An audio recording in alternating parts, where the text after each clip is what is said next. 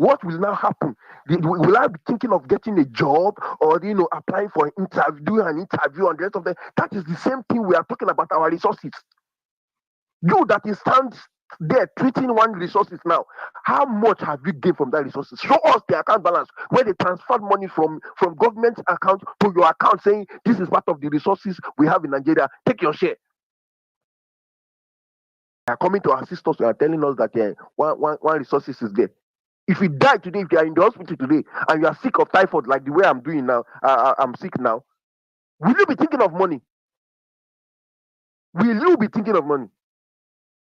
So please, let those who are closer to the government read that statement, digest it very well.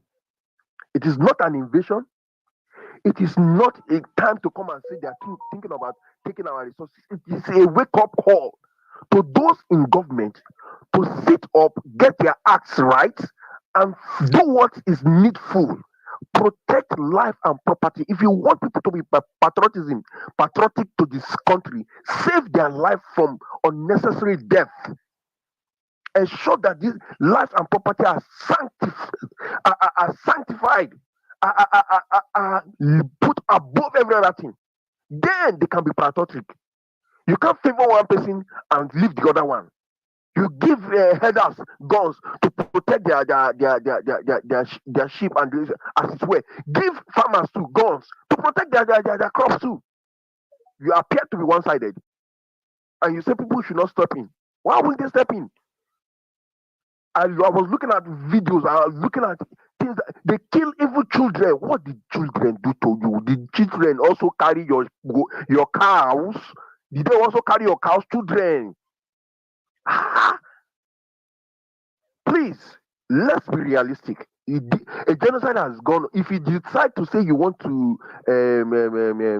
not agree that a genocide is that one are your cup of tea. That is the reason why they will come, because they have seen that each time we bring up this thing, you try to bring a counter propaganda to say it is not happening. Of course, it is just not to appear on the radar of the international community that there is a genocide is not going. That is why they have not proscribed them as terrorists.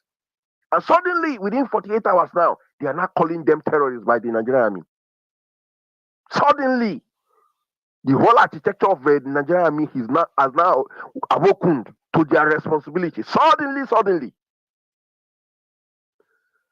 Well, posterity will show, posterity will tell. If what you are doing, what I am doing, most of them have even forgotten that they have actually tweeted a long time ago. I see one person now telling us that he started tweeting that it will not be well with you, Peter Obi, if you don't come out and speak up.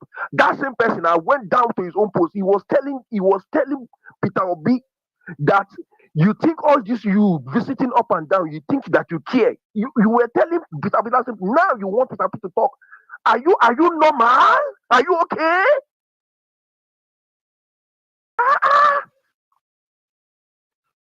It shows the level of our humanity in us.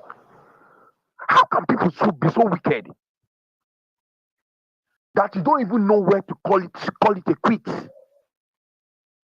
You kill people today and you kill the children, kill all of them.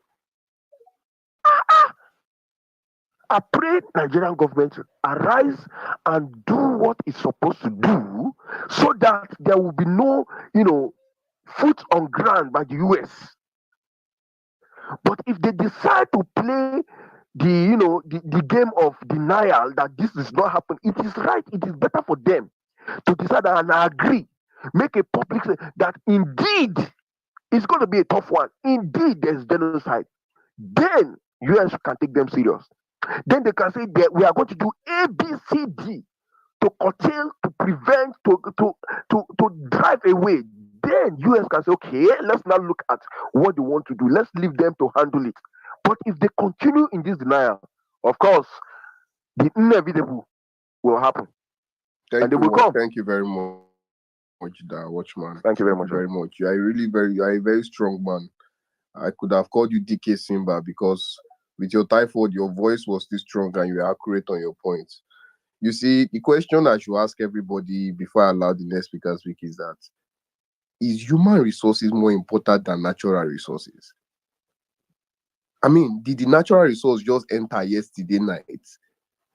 I mean, these things have been there for years, and we cannot see the same thing rather than excuses. I mean, how will you come and tell me, oh, Saudi Arabia have less population, that's why Qatar, you cannot compare their population? Various excuses. And excuses are always valid for us in Nigeria. I don't know. Excuses, there can be excuses. Even the FIFA situation now, you can see the excuses, specific purposes, you speak English.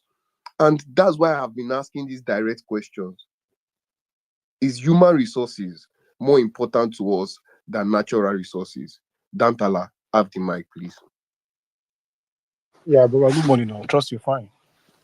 Yeah, one of the reasons why I have to request for Mike was when you're talking about the failed or whether acted bishop that Tinubu invited to his declaration of a political campaign 2022. If you remember that experience very well. If Tinubu actually did so, you think that was a big deal? That was not a big deal. The big deal was 2 weeks ago, Tinubu had a meeting with a Nigerian citizen who is an American citizen too. His name is Bulus Massad. He was born in Lebanon. Tinubu is the architect of propaganda in Nigeria. You see, Tinubu have never...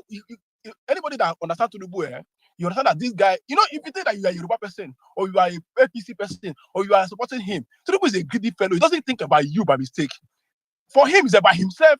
It's like that guy will get 99, and you want to take your one that belongs to you. He doesn't care about his 99, but he cares about your one that belongs to you, because for him, it's about greed. Now, what does it mean for him in that sense? Tinubu invited Bulus Massad to Nigeria. The guy was designated a name called advisor, envoy, U.S. envoy to Africa and Arab, right? So I don't know where Arab is here. So he said Arab. So what it means is that every Arab country is where this guy is advising this thing to. So when I saw the news that Olusegun advisor to the president on social media, on new media, or whatever name they call themselves, was one of the person that heard this particular tweet with his this other man that is very bigotry. What's his name? If you remember his name right now, I don't keep his name because it's not necessary for me, right? All these guys put their MSF, like if you don't need to go anything, you don't need to agree with me. Just go to the Olusegun stuff. You will see the news. He was there. Now this guy, they heard this news for some time, and you just need to say, U.S. envoy. So there's no the guy was even speaking first of all. I said this guy cannot be speaking this way, and I have to go look at the guy. So when I tested the guy, I went around the look for this guy, his family, his children, what he don't do in his life. I took my time to study this guy because I know that Tinubu cannot do anything right. So I was not surprised by my answer, but I was like, Nigerians actually don't do things on their own, right? They don't even do little search of this person that Tinubu or who Tinubu. Anyway, that's just who he is, right? That's what I point that to you, right? Tinubu is the architect of propaganda. 2012, we went outside to protest on fuel subsidy, January 1st, 2012.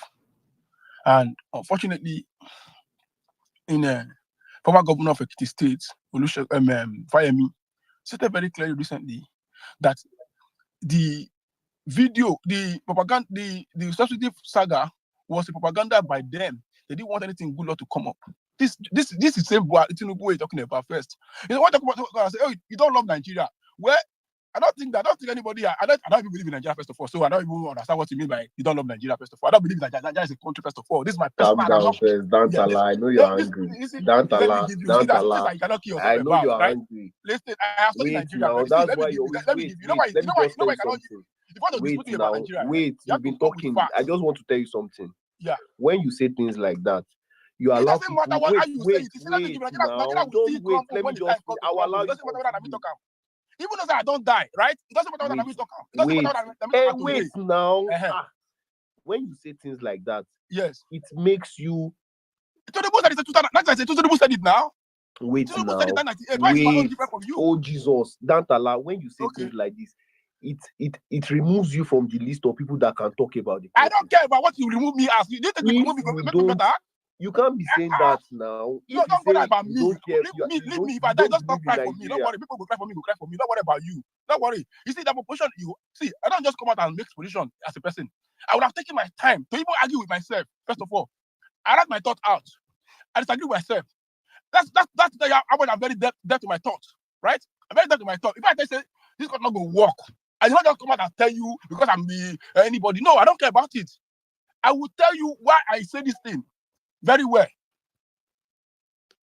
Right? I will say why I say this thing very well for you. So don't think that it is personal or I hate anybody. No, I don't hate anybody. Carry on. But it just makes no, not worry, my brother. Not worry, my brother. Not worry, my brother. Lose right, interest because not if worry you're not in not worry Nigeria, about it. Let me give you more. Let me give you more. Let me give you more on this Tinubu environment, right?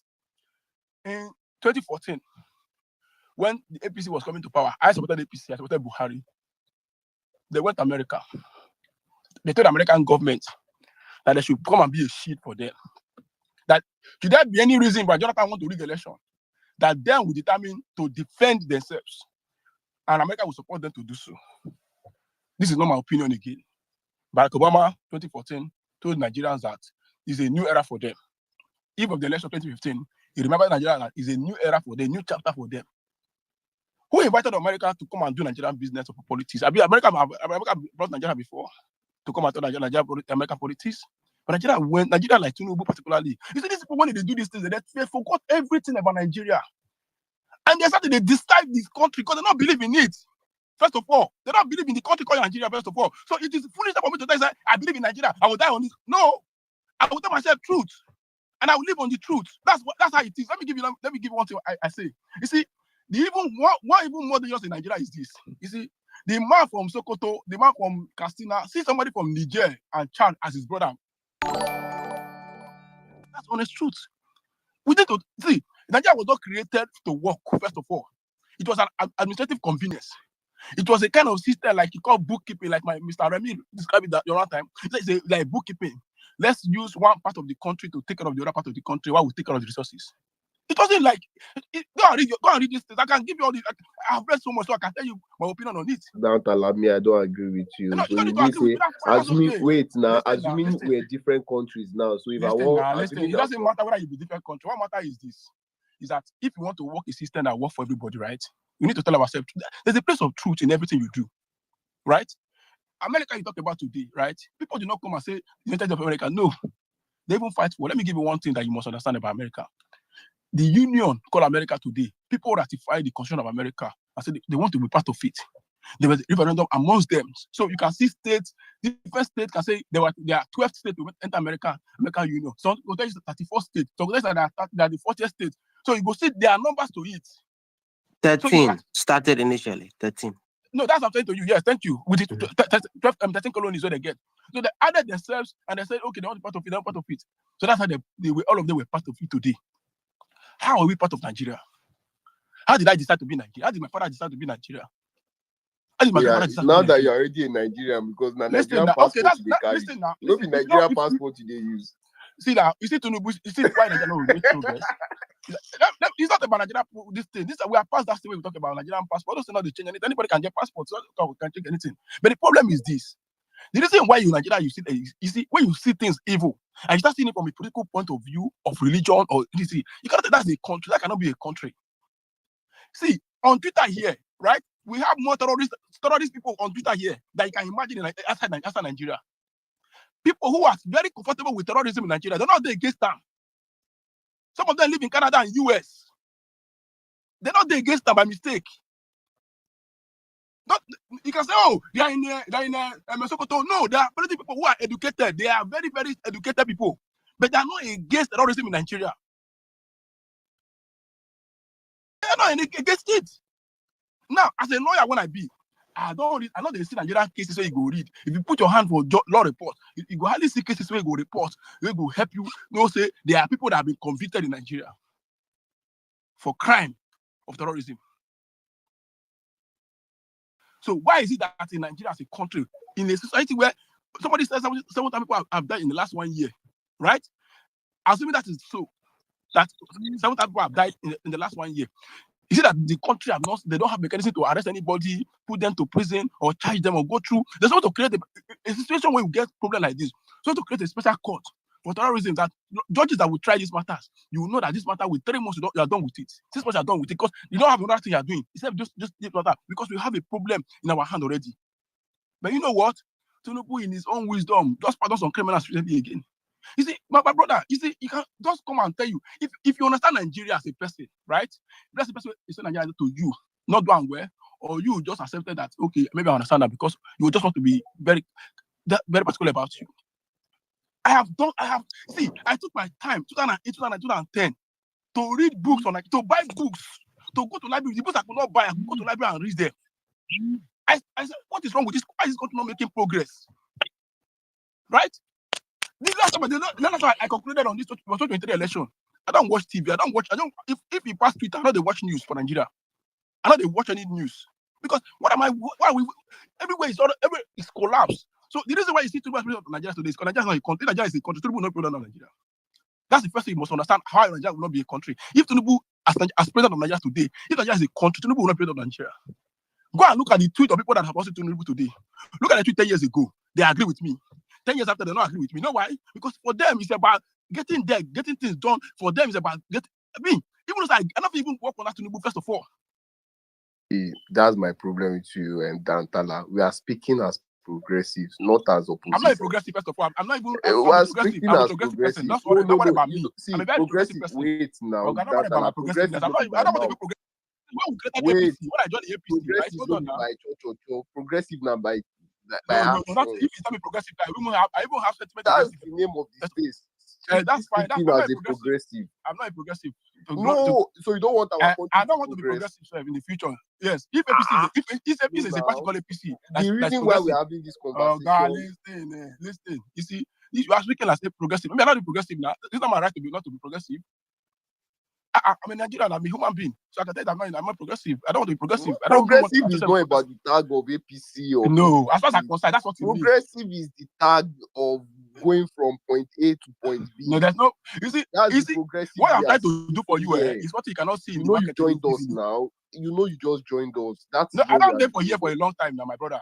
Okay. Because I request for Mike. I don't there for a long time, right? Okay. So let me tell you something. We are speaking strictly as progressives. Like okay, what does it mean to be progressive? Where we are. What does it mean to be progressive? You have to understand what it means first of all. Oh Jesus! Oh Dantala. I understand. I'll be honest to you. Sure, you wake up this morning like this. Does it make any sense to me? Progressive means like progress. It's gotten from no. Now we don't want Tinubu. They use every day. Why did they use every day? No, not be that Tinubu one we did for year. Okay. Not be that one we did for year. Okay, what does it mean for year? Guys, give me an 100 now. What am I saying? Not be that one. We are not doing Tinubu's own year. Please give me an 100. I beg you guys. Hold on, Isaac. I beg. Isaac, hold on. Right. You know, he said I asked for it and I got it. Right. Let me give you. I'm not against whatever it is for me as a person, but we need to tell ourselves truth sometimes. On Twitter here, you can easily know where somebody is going. Only one guy, whether they call Mustafa, and the guy live in Sokoto, the part of Sokoto that is very terrorized, the guy came on my space when I hosted 2 days ago, and he said very clearly that people that are doing these things, they know them, and government is aware of them. The guy said it on my space. Let me give you, don't need to know all the answers, but you need to be honest with even your ignorance, you need to be honest with it. My problem is this: Nigeria is not going to make progress because we're not honest. We're not honest ourselves. First of all, when you say things bad, you first of all say I'm as an Igbo person. First of all, say I'm as a Christian. First of all, say I'm as a Yoruba person. First of all, say I'm as a Muslim. We cannot make any progress with it. We cannot make progress with it. Okay, now you want Trump to strike us like this? Is that where you are? It's not whether he wants Trump to strike. Whether he's not the one commanding U.S. We're not fighting now. We're having a conversation. No problem, my brother. We are just talking. Let me speak. Let me leave it at that because you don't already conclude on my thoughts, right? No. Come on now. You will tell me where you are coming from. Where I'm coming from, I know they fight you. I swear. I just want to hear where you come from. We don't have a country yet, right? If you say a country where people are being killed every day, you say that cannot be a country. Nigeria is not at war. But Dantala, let me ask him a question. Yeah. If my friend, if you have to choose from your worst enemy helping you to stay alive than the one you claim are your brothers killing you. You see, they're pointing a knife to kill you. They bring out a knife. The knife is close to your neck, and your worst enemy, let's say your worst, America is that worst enemy, let's say, and then that person is to keep you alive. Would you choose that enemy to keep you alive, or would you choose your brother to kill you? Thank you very much for that question. I will answer you. Now, if you've been following this space, I am just playing devil's advocate. I know where I stand. I don't have a problem with Trump coming to attack, but we need to give the space a structure. Let's know where everybody stands. It's not a question direct that, do you want Trump? No. I just want to hear your own perspective on the issue. It wasn't a question of, I want to put you on the spot. My brother, try and get where I'm going. Not be at this level at my age where you will put me on the spot, right? It's my opinion. I have it. You know the ones that I can be. I can go to a space every single day, and I hold this my view. I cannot stop me by holding my view. What you can do to remove him on the space. That's what you can do. That's what you fight to don't fight today. No, let me give you. No, you know why you talk like this? You know, you not get to a level where people, when somebody really close to you die for because of Nigeria. You're not get to a level where people just get kidnapped and you pay money. Well, you said you've been on this space for a while. What are you saying like this now? Listen now, because you know you are speaking. You're speaking like you said already. You're playing this devil advocate, right? Which is fine, which is okay. I'm not against it, right? So playing that it's not bad. But what we are in tell Nigeria, us your view. Do you feel Trump should attack or not? That's what the question was about. I don't feel Trump should attack, right? It's a call for us to self-consciousness. It's a call for us to look inward as a people. Right? We have been very political with everything, with the death of people. It has been a way of life now. It has become a culture. People will just see it as a way of life. Nigeria has spent more than 6 trillion every year. In the last 10 years, we have spent more than trillions of naira for security alone. Insecurity has become a way for people to make money. Right? People who have been chief of staffs become rich, overnight rich, because for them it's about making money for them. Chief of military heads, they become overnight rich because for them it's a money-making machine, not actually about service, right?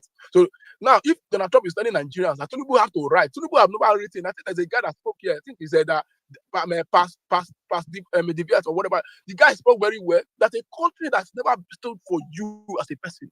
And today I will say, don't stand for you, or you must stand for them because you want to be patriotic. I don't believe patriotism first of all. As far as Nigeria is concerned, it doesn't define who I am. That's what it is. So at what point we're going to look at ourselves and say, how do we make progress?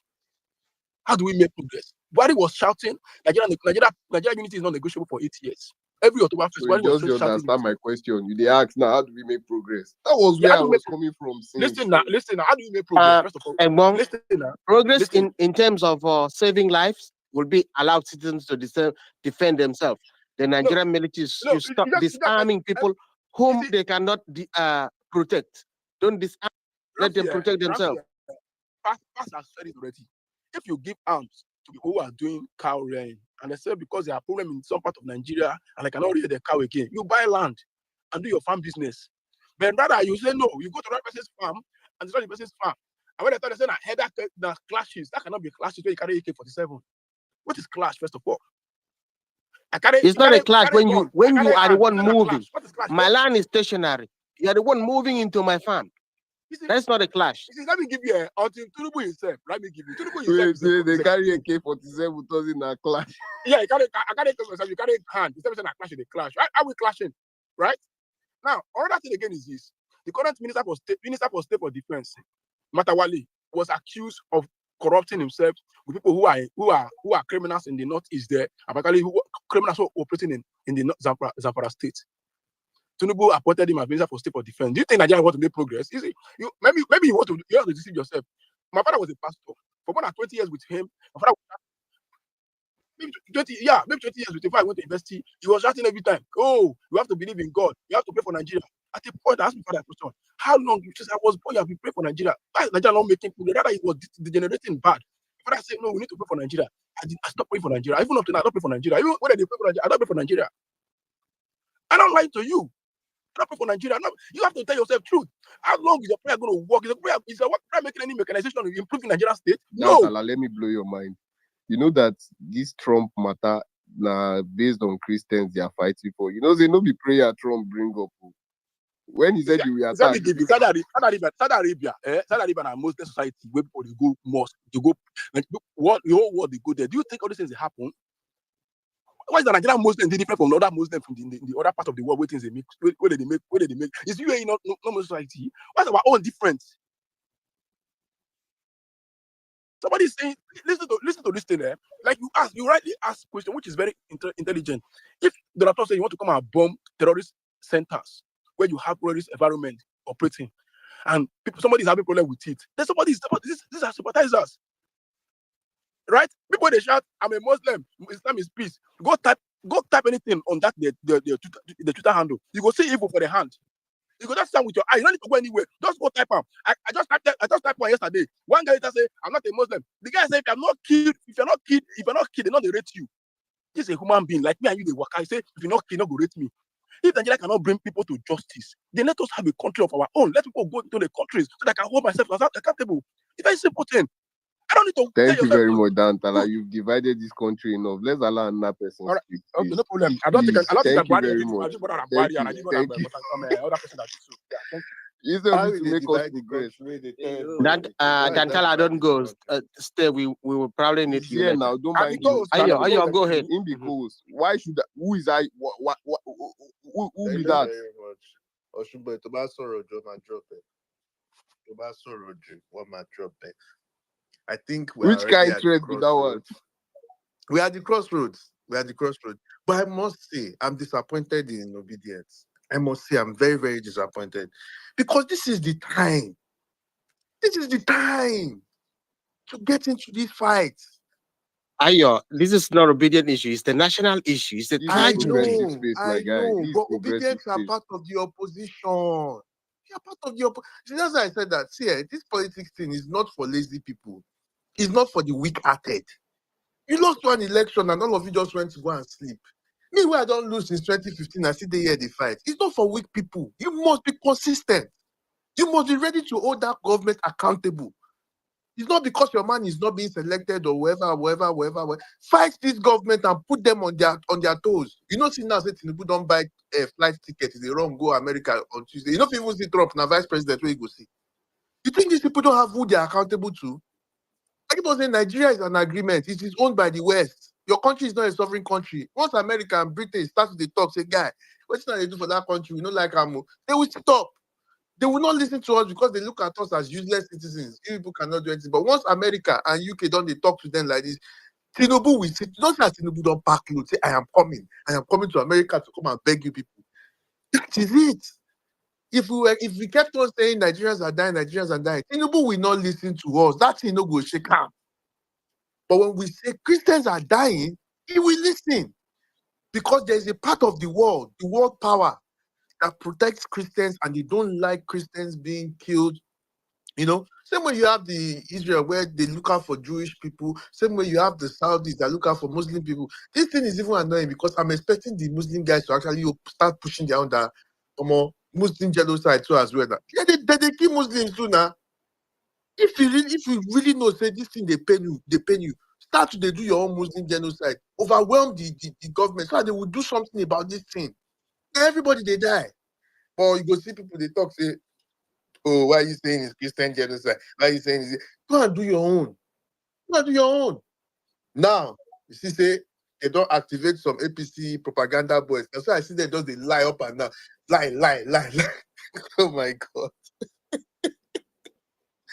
Oh, APC don't suffer.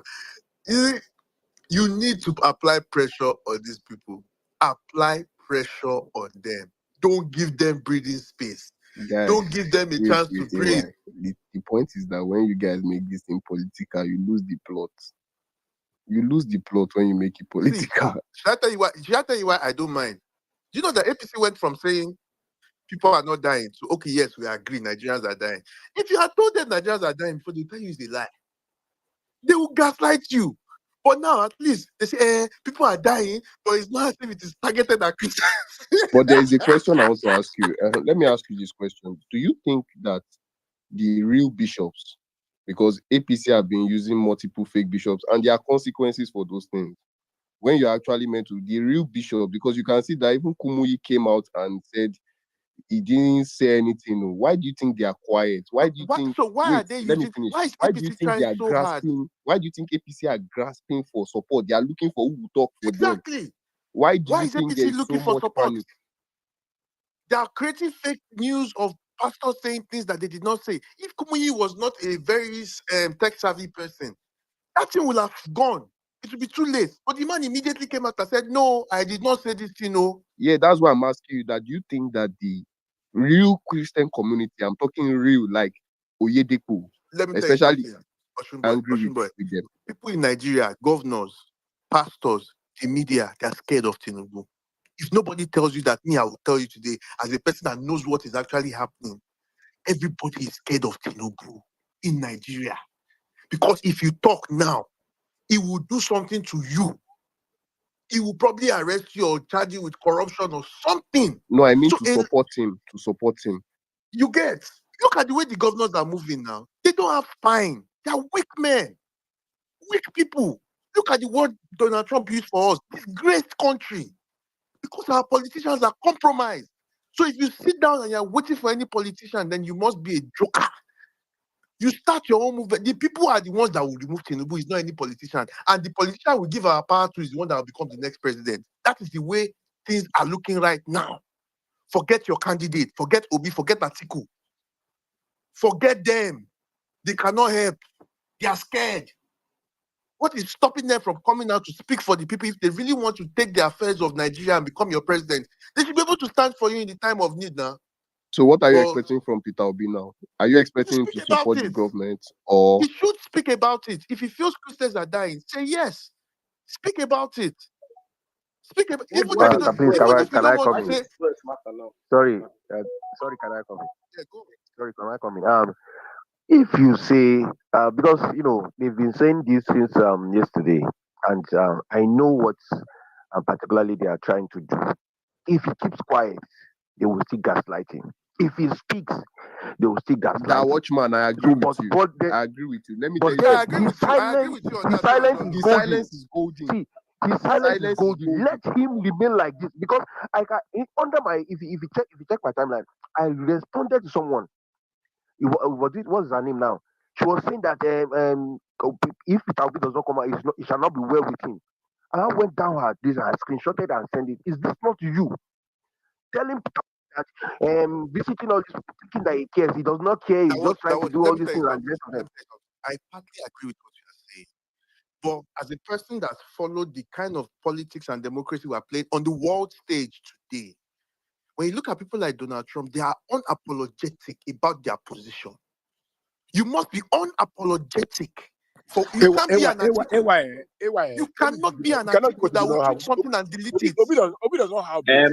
Ewa, you need to understand, it's not everybody that has the power And at that all is why I costs and said, can if say, you hold on, let don't me have finish. that kind of Ewa, capacity, calm down. It's not everybody that would play politics with human lives. It's not everybody. Everybody's not a brutal criminal that would deal heroin to make money. Everybody's not like that, right? So if you want somebody that's like that, go and look for that person. Right? There are people that actually and that value is human why, life that will not that is why bring it I into have politics. told you. That is why. What was my statement there? It was the watch that I was talking about. Oh, let's leave movie that. I said, look, me, all these politicians, they are nuisances to me personally. Hate me all you want, I don't care. All of them are weak men. If you really want to become the president of the now, let me land, Oshunboy. Let me land with this one, please. If you really want to rule Nigeria, you cannot be an article that would post and delete. It's not possible. Tinubu tweeted it in his time that Christians are dying, and he's the one gaslighting you here today.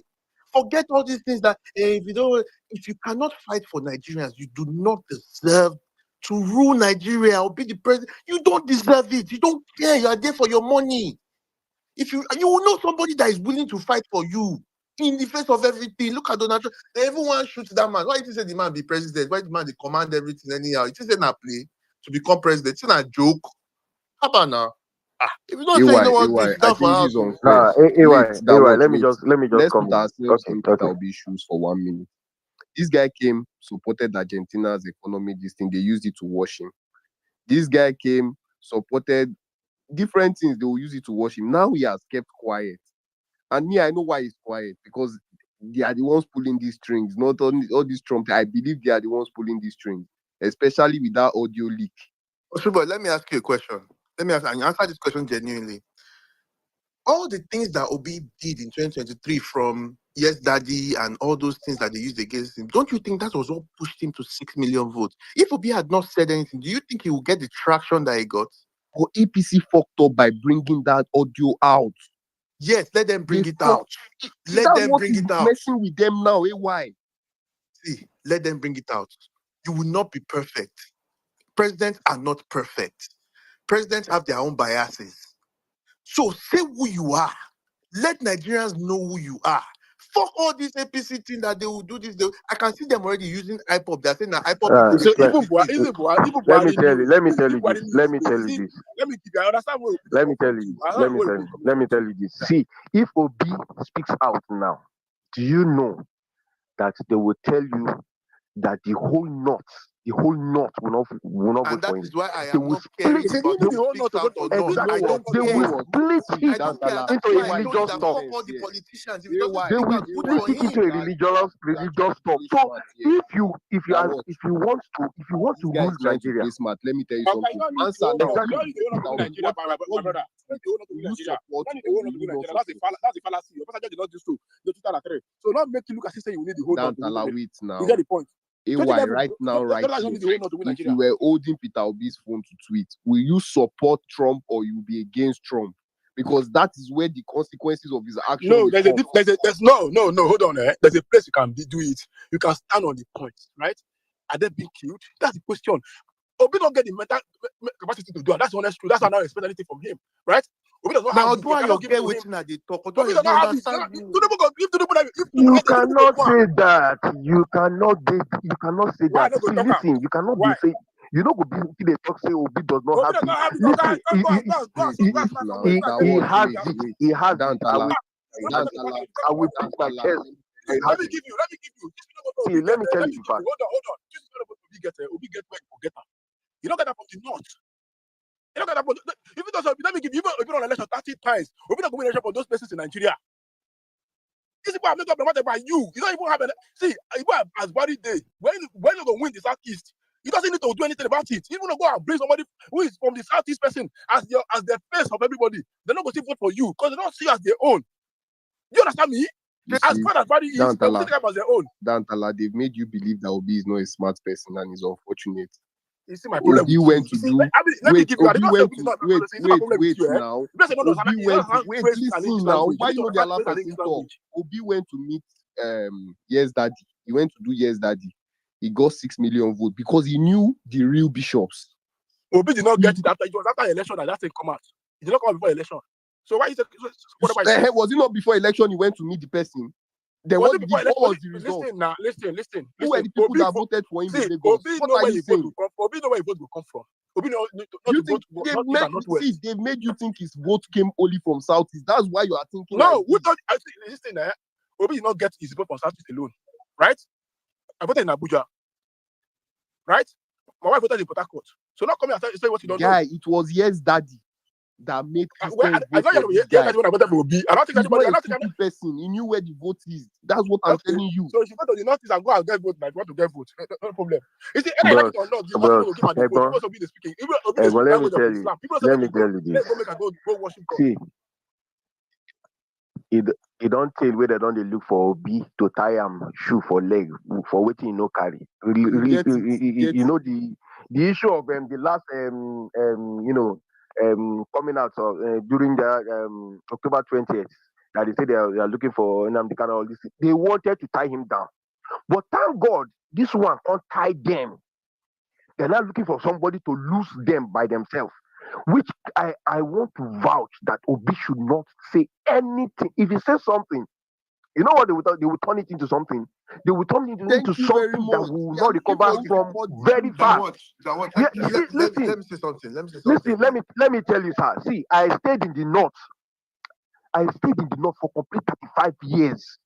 We did not even reach this one. They go tire for your leg. I agree with you. So don't come and tell me with now. Let me calm down now. I never talk now. You don't talk since now. I just want to tell you something. I agree with you.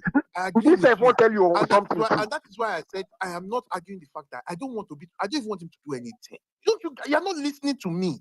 I don't No, care. you said he's a bitch that you speak now. Come That's on. what I am telling you now. Me, when I started this thing, these Christians dying, if you guys pay attention, they called me Islamophobia. Nothing with them no call Bros, me. did you know that Peter Obi has been saying this thing nothing about with them death, no call me. But did that about stop dying me? of Christians for a very long time? Did that? Did you know he has been saying, if you look at his tweet, go down to his tweet. I Do you know he has been he saying does this not thing have and to I'm say visiting anything. them? Like you said, he does not have to say anything. Exactly. So, but then why do you want to put him in the spotlight No, first? Why Agreed, do he you has want him agreed to be in between? that See, what Why he do you want to has the be problem agreed. here. Should I tell you the problem here? Should I tell you the problem here? You are just feeling Take the bad problem, that I sir. am speaking about your man. I said I don't care. No. He has agreed with you already. Let us move on. Exactly. I have agreed with him already. That okay, look, I don't care, and you are still upset. And I am telling you that look, if you want to be president of Nigeria, from my own point of view, you must be able to take tough decisions. You must be able to speak for the people you are trying to lead. No matter what they are going to call you, that will never. If God has ordained you to be the president of Nigeria, whatever steps you are going to take, you will be the president of Nigeria. Tinubu was not scared to type that Christians are dying. He was not scared to go to America and go and meet them and say, come and help us remove this guy. So Ayo, when you're a people are funny here, man. So you think God ordained Tinubu to be president? This guy did God has ordained but is he Tinubu. not the president? But wait, It's not the president. anytime Are you Bros, bigger than God? Will you tell God who he will select to be president? Will you tell God who he will select to be If a thief come to your house and steal your car, you say it's God that bring that thief to come and steal your car, right? We cannot be saying things in two ways with our two mouths. You will need to stay one place. You need to. The thing that happens. Are You you need to a one place. Christian? I'm a That's what- Christian. Are you a Christian? I'm a Christian. So I'm everything a that happens in Christian. your life, don't you believe that it is God that has ordained that whatever is happening to you? Do Bros, you think you have there's- control over anything? you have control. You have control. If you want to wake up now, you want to wake If you up have now and control, go and drive your car. Yeah. See, God has given me the spirit of Ayo, to get Ayo, wealth. stop digging. Ayo, stop digging. So the What is 200 this people now? massacred in Telewata under Tinubu's watch was God's will. Then, Isaac, which people they speak first so that we're able to bring people in. People want to speak too. Do you hear me? Oh yeah, that's true. So just give people You number. make the line. But let's realize that we are talking as progressives, and we are already driving away from the topic. We are talking as progressives. We want the country to move forward, not as APC people. We want the country to move forward. Our people have been complaining. After God, now government. When you complain to government and some people are tearing their ACL, they are tearing their leg and they are not getting rewards. At the end of the day, we will go to God, and God has brought Trump. We tell Anyways, Jesus, and we have, so- and if they don't act fast, as he said, act Yeah. fast. My premise about changing Nigeria, I'm speaking progressive. I will have to speak truth. Truth is the only thing that can help Nigeria right now. That's honest truth. It doesn't matter how it is. Truth is the only thing that can help Nigeria. But that's it. Attitude, are you there? Attitude, are you there? Attitude. Okay, Ramsey. Please, I want to ask a question. I don't know if I Just can hold on, ask please. just Let Ramsey speak. Then Velele will speak next. Then Anang Igbo man. Anang will speak. Anang, are you there? Give me 100, please, if you are there. Okay, so Anang will speak. Then you come and ask question, Mr. Pass, please. AY is full-time skill here. So, Ramsey, are you there? Ramsey not there. Okay, Velele, can you hear us? Yeah, I can hear you. Yeah. So, let me just because I won't go abuse this space. He's talking about how we're going to share the content, and at that place I want to just talk a few things within my life. And one of them is that I honestly believe that. Right now, right, I'm beginning to believe in Ayo's prophecy that P2B is destined to be the most important thing in the whole world. Because honestly speaking, man, the amount of time we spent talking about this guy, somebody would think he's not a normal human being. I don't even. Is he Jesus Christ? What the like, bro? People, literal human beings like him with brains and hands and legs were massacred in Yellow Water. Nobody talks about it. Nobody spends long spaces about it. I think recently, neurosurgeon was, killed. No space, nothing, no discussion, right? But it's P2B's opinion, P2B's shoes, P2B's clothing. Hey, who God has ordained to be the most important thing ever created in Nigeria? Who am I? What I actually wanted to come and speak on was, speaking as a progressive, I'm I'm worried about the Muslims of this country. And the reason I'm worried is because if I go into the accounts of the Muslim, the northern Muslim, speakers, and I search for Muslim killings, and I search for, for example, the most important thing in this country, P2B, I see that they are more concerned about politics than about the death of their brothers. So that makes me sort of like wonder if these killings of Muslims, is it a joke? Again, this is not about, I'm not trying to lower anybody's life value, but this is what you sort of like me to talk about.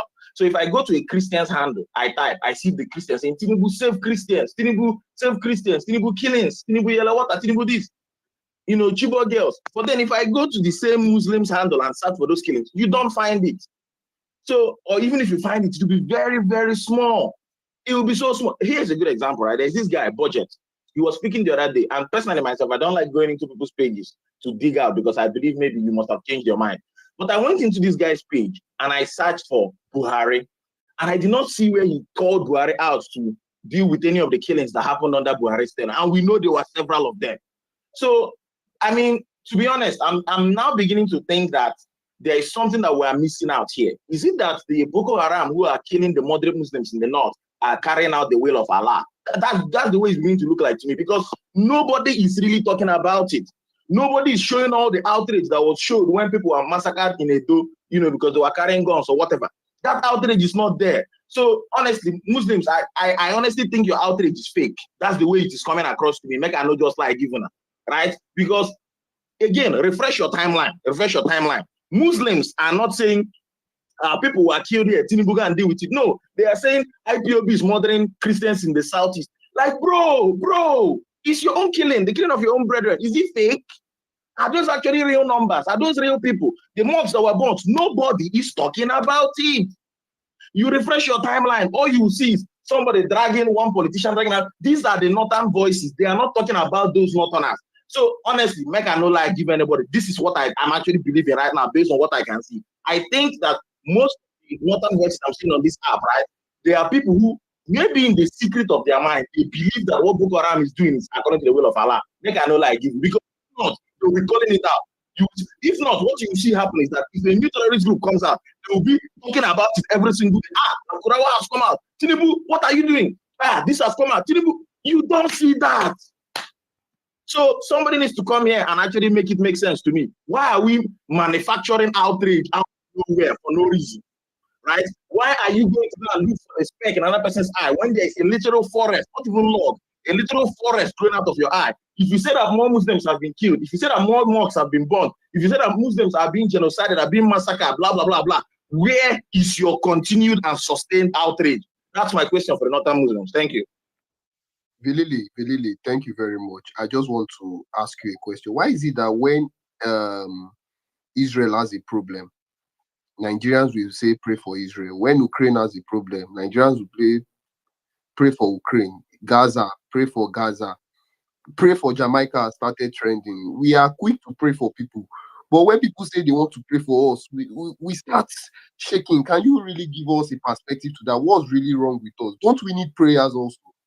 Don't we need concern also, especially with all these cases? Well, I think the average Nigerian does not value their life.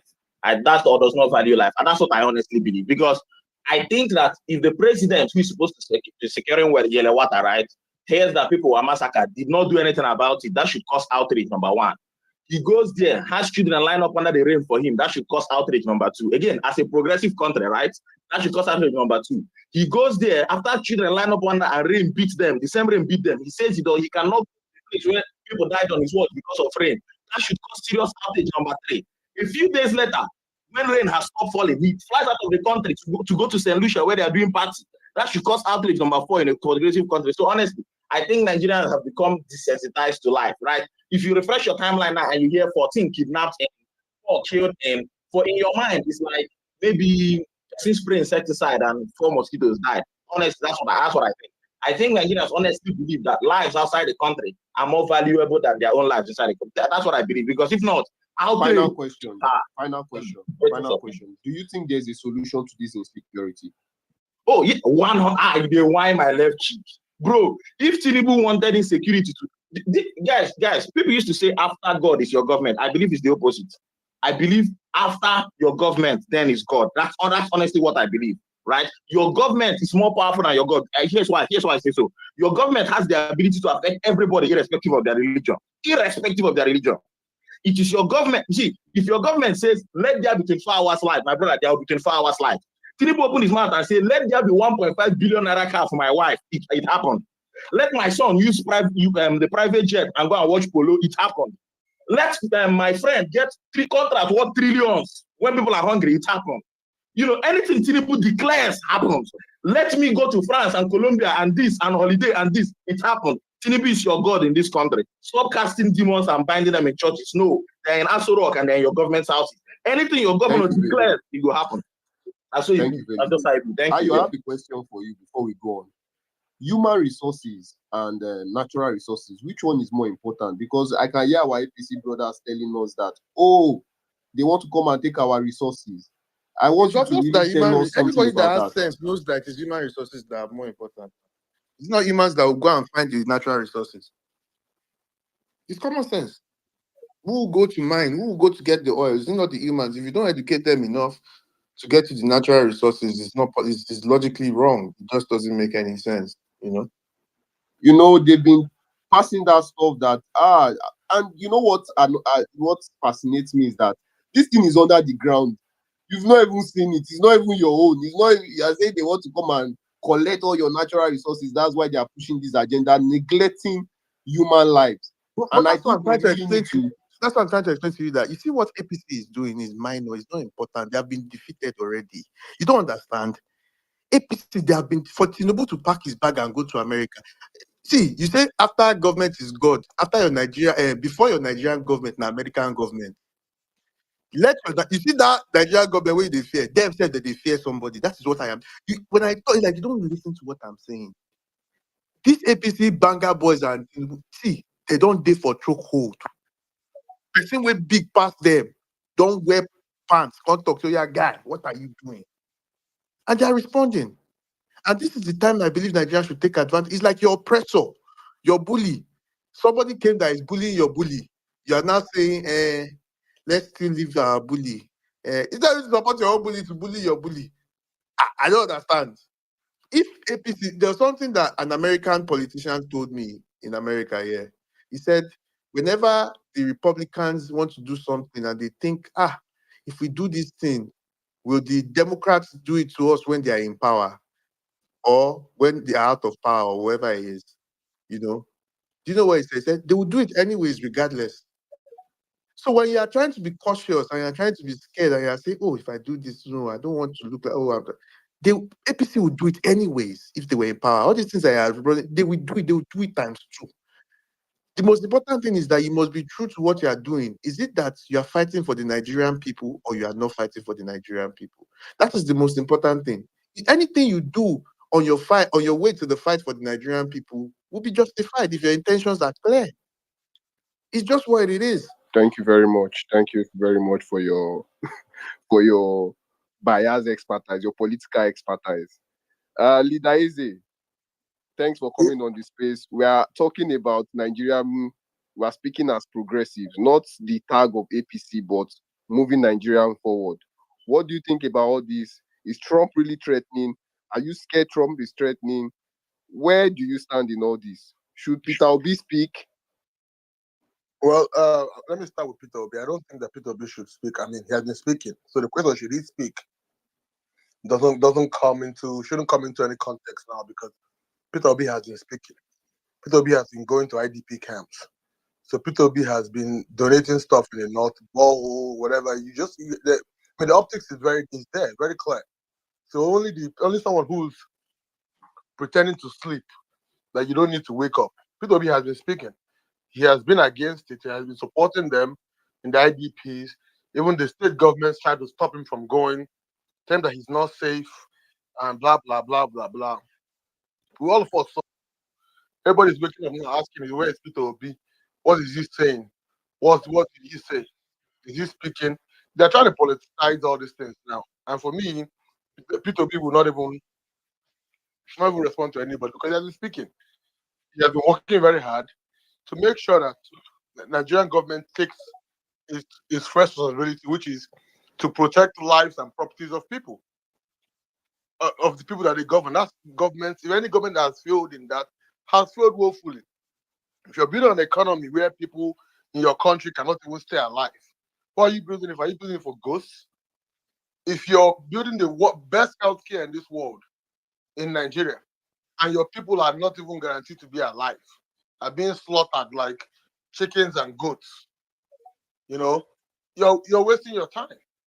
So the first primary reason of a country, of a government, is to make sure that they protect the lives and properties of their people.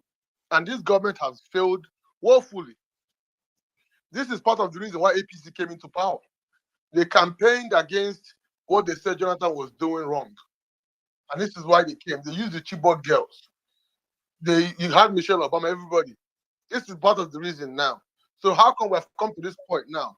And I ask all of you Nigerians, is Nigeria safer, more secured than 2014 when APC came on board? Is Nigeria safer? Are we better? The answer, you have the answer for yourself. I'm not talking about economy, I'm talking about security-wise now. Are we safer? The answer is no. So now, the real issue here for me is I do not want the US to come into Nigeria because I don't have any recollection, any history where the US went into anywhere to solve problems and they left the place better than they met it. So I don't support the US, but I think this should be a wake-up call. For me, I think this is supposed to be a wake-up call for Nigerian government to wake up to its responsibilities. This is the time that Nigerian government, in order to stop the US from coming to Nigeria, it's now time for them to do their primary duty. So this is where I see it, and this is what I want to see from it. So also there's a conversation you were having with the other guy about not saying certain things about this and that. The reality is that if Nigeria wants to move forward, we cannot be hushing ourselves up when people are saying the truth. Well, as unpleasant as it sounds, as unpatriotic as it sounds, we have to say the truth to ourselves. If you look at the apartheid that happened in South Africa, how were they able to solve it? They didn't just say, everybody go and deal with your wounds and let's move on like it never happened. They had a reconciliation committee and they spoke the truth, and everybody there had were able to move forward, as a nation. Sorry, but the thing in Nigeria is that we don't want to say the truth to ourselves, and then we shut ourselves down and say patriotism does not fall on a sheet of blank papers. You don't have to be patriotic. We're not because we are Nigerians or because we are Americans or because we are Russians. Patriotism has something for you as a citizen. You're patriotic because you know that if somebody comes try to crush and kill you, your country will defend you. You know that if another country is coming to invade your country, your country will fight and lose their last breath. That's what Ukraine is doing against Russia, even though there's not balanced power. You're patriotic because you know when you have an accident and you die something happens to you, your government will come and make sure that you don't die. They'll try to save you. They've given you clean water. They've given you good roads. They're giving you good schools. They're giving you good health care. The future is promised for your children. That is the idea behind patriotism. But Nigerians don't know this. Or maybe they know, they claim not to know. Nigerians just think that you swallow patriotism because you are in that country or born in that. That's not how patriotism works. It's a given. You protect me and I die to protect that thing that we all believe in. That's the core reason why people are patriotic. That's why you see people flying their flags and dying for their flag. Because they know when they die for their flag, it will not be a wasted death. It's a give and take. But people think that we should just be patriotic just because we're this, we're that, and they tell you, you're not patriotic. No. What has Nigeria done? I ask all of you, what has Nigeria done for your future that should make you patriotic? For example, if Nigeria is fighting a war against America, for example, and America says, come and fight on my side, and I just go, who are you going to fight on their side? You fight on American side, what are you going to be a benefit? For Nigeria, what's going to be a benefit? Why? You know, so when we talk, I'm just talking about different things so people just understand. I'm not saying you should not be patriotic to Nigeria. I'm saying that we have to ask our government to give us reason to be patriotic. Not saying leader. give us, Yeah, I agree with you. But let me just ask you this question as you wrap up. Don't okay. you think our natural resources is important to us than allowing Trump to come and destroy? I mean, look at cases like Iraq, Afghanistan. I mean, you've heard all those cases. So don't you think they are trying to protect us? They are trying to protect us. So don't you think they are trying to protect our natural resources than align that Trump has as an agenda? Okay, I'm not a fan of Trump. That's number one. But number two is that, you see, I have to ask you this question. Just you answer this question for me, then I'll answer your question for you. Please, can you tell me the benefits of our natural resources to you or the common Nigerian?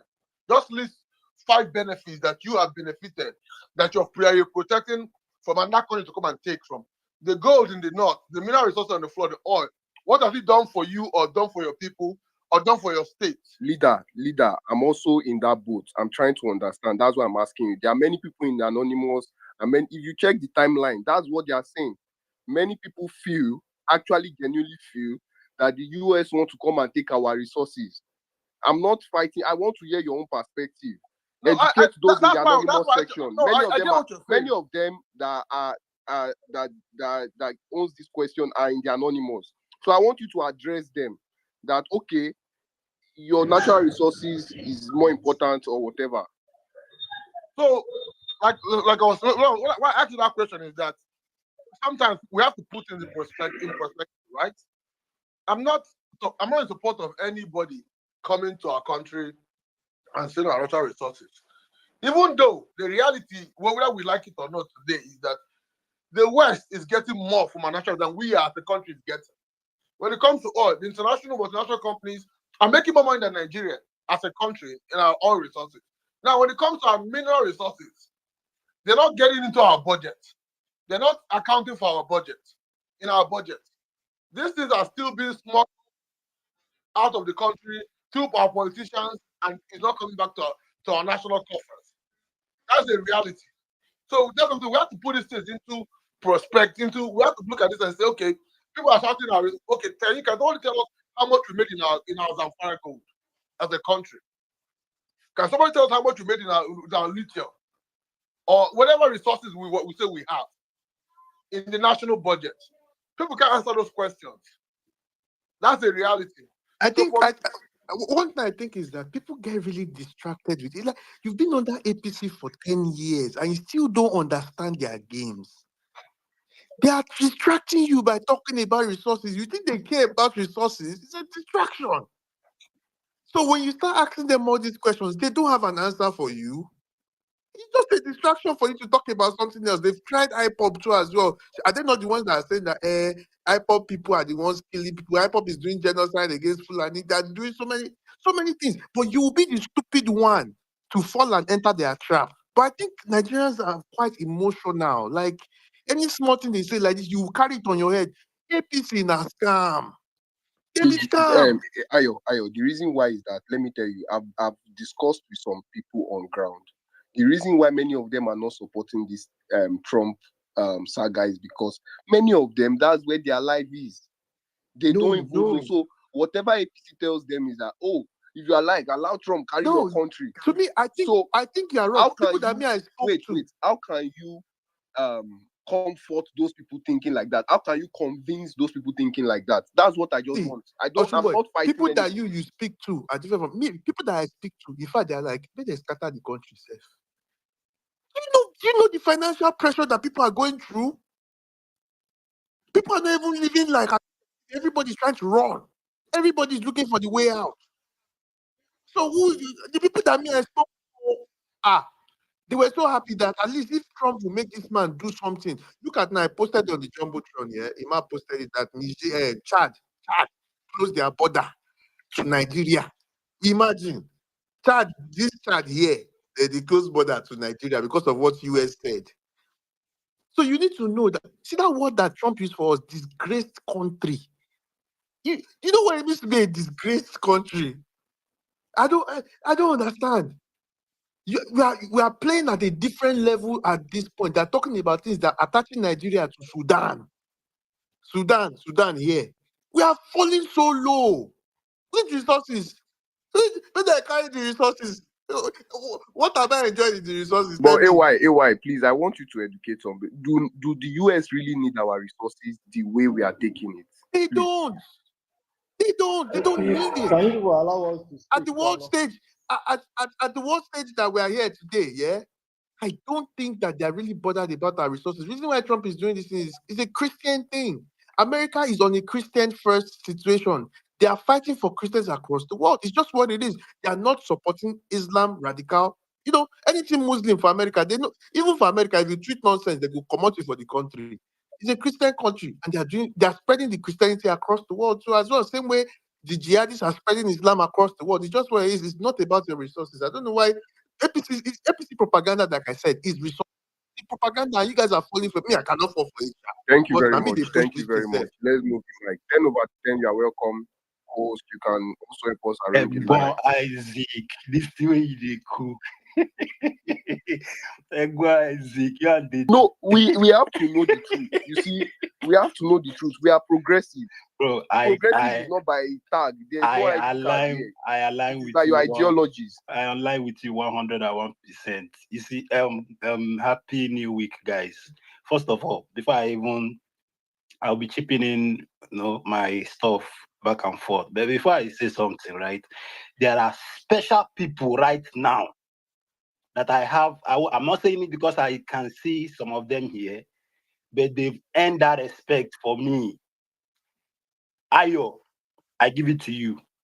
Although you can be crazy when it enter your head, right? But I give it to people like you. Another person again is Odun Ayo. Dantala, right? Let me just leave it at these two people first. Yeah, thank you very much. I know where you are coming from. I think they were the ones that started. These guys have stood their ground. Another person again here that reminds me, Papa V. Papa V, despite how crazy a lot of us feel Papa V is as a person, Papa V hasn't stopped saying it the way it is. So all right. I give that credit to these guys. But quickly, Isaac, you see, on a serious note, it's just unfortunate that you're hearing people making a case for the leaders that have looted them dry, suppressed them, took advantage of everything there is that should make them a better person or a better set of people. What APC is doing right now, I'm not surprised. This reverse psychology that somebody is coming to steal your... Okay, let me even... Since we are exactly, Isaac, we are progressive now. You see another thing again, as a progressive that I am now, Trump is envious of Tinubu's economic achievements. Nel Fund that Tinubu did, Trump does not like hearing something like that. Trump is envious of the GDP growth, the inflation numbers, the investment in foreign direct, and then whatever you have. From Trump, they envy all those things. Trump does not want to see Nigeria grow under Tinubu. As such, he wants to destroy it. That's what Trump... So Trump get agenda. Trump knows that Tinubu they help us grow this economy. He's securing our lives. Trump wants to come and scatter the whole thing. I don't know, say people will crazy past me.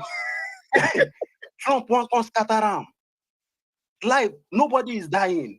No Christian, no genocide. Trump just wants to take advantage of something, laugh on something, come and kill us. That's what he's doing. Tinubu is performing excellently well. And you see these Western leaders, they don't want to see leaders like Tinubu. They don't want them. They don't want us to live under leaders like Tinubu that mean well for us. That's why you see Trump trying to invade, threatening left, right, and center. Should everybody want to be mad? Let us Kuku be mad at the same time. I hit the mic. Thank you very much. Thank you very much. So let's go to the line straight up now. Abuja Mayor, do you want Trump to really intervene in the genocide matters of Nigeria, particularly for the Christians? Thank you very much, Abuja Mayor, please.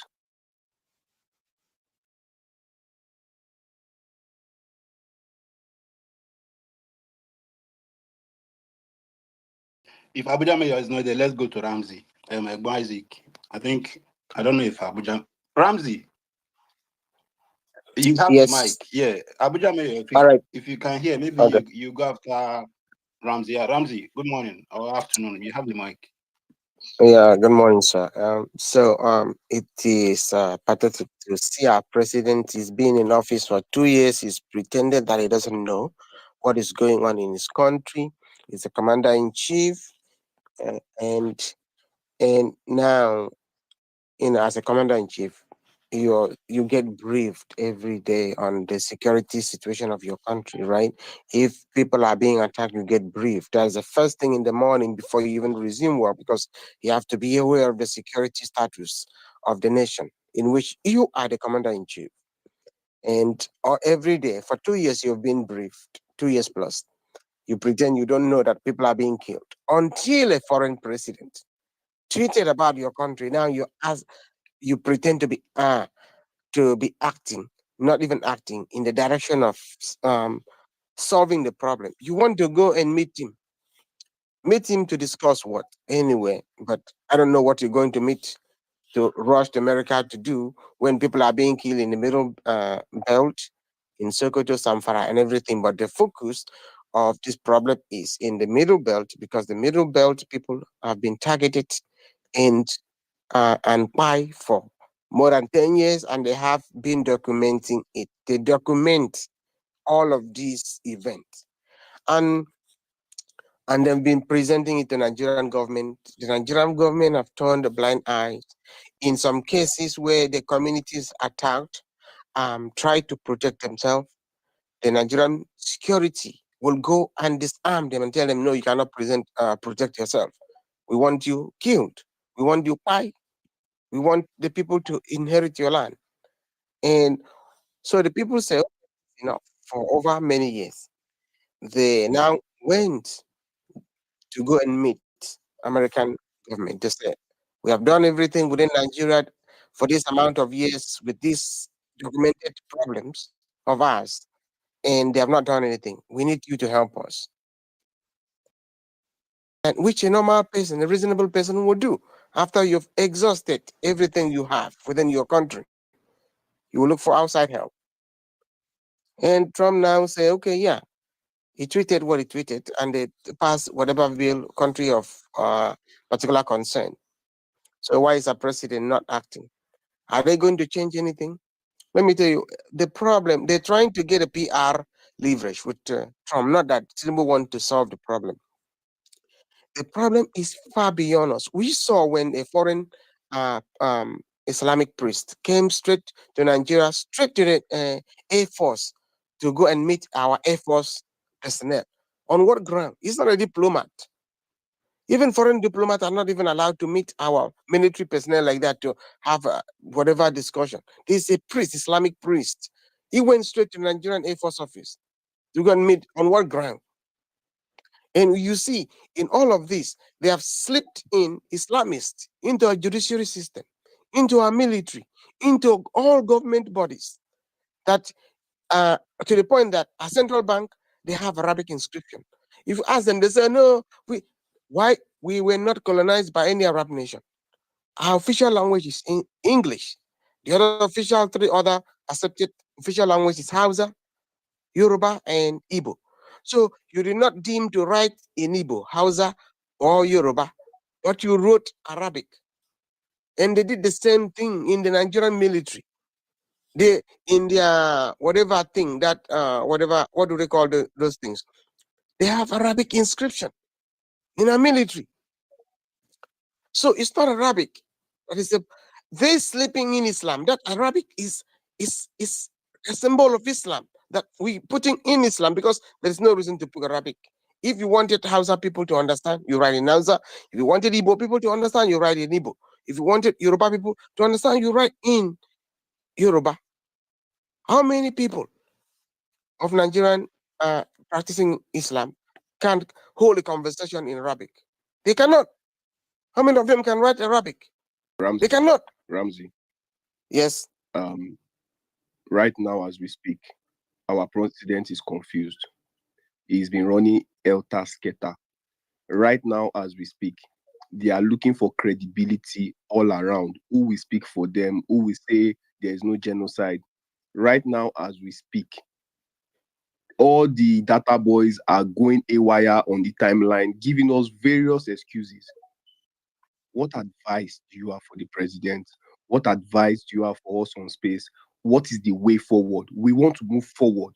What is the progressive talk right now? Like, what can we do? Help us. Thank you very much. What we can do now, the first thing the president as the commander-in-chief can do is to give a command. He's the commander-in-chief of the Nigerian Armed Forces. Give a command, to the Nigerian military and security operative to fish out all the people that they know because they know them. They're on TikTok. They had a press conference to fish out all of them, arrest them, and for prosecution, and have military posts in every of the communities that have been attacked, and remove all the people that have been replace them, get them arrested, prosecute them, and have all those people returned in IDP camp, return to back to their homes, take back their homes, and the government should allocate special funds to each. I'm not saying allocate to a committee, allocate to a special military. They add to the community, take money straight to the people. Federal government, central bank just pay straight to the families so they can rebuild their homes. Do not pass the money to any other person, straight from central bank to the people. And it should be personally supervised by the president so that they don't divert the money. One of That the is the things solution. El-Rufai complained of recently was that bandits are being paid. There's also accusations of him also paying bandits, in which he defended it on Channels TV. I agree. But as progressives, strictly speaking, Ramsey, help us. What do you think?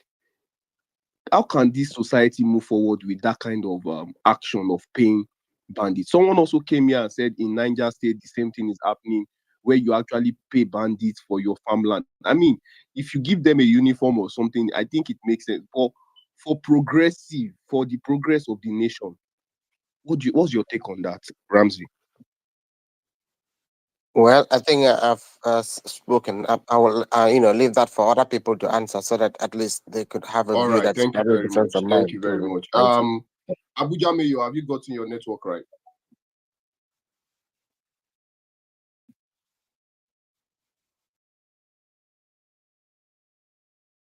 Abuja Mayo, I don't know if the network doesn't want you to speak or I can't hear you. I just saw his hand up like a few seconds ago. Abuja Mayor, can you hear us? He's been here for a while. That's why I'm even calling him. But He's raising his hand again. Abuja Mayor, if you can hear us, we can't hear you. Maybe you should drop and come back. Yeah. Allow Tobechukwu go, please.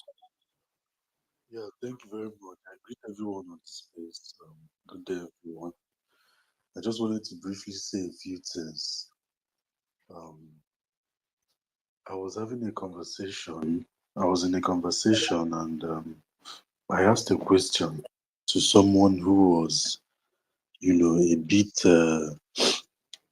on the fence, and genuinely, someone who was genuinely unaware, or would I say confused, and on the fence at the same time about what's going on. And I asked the fellow,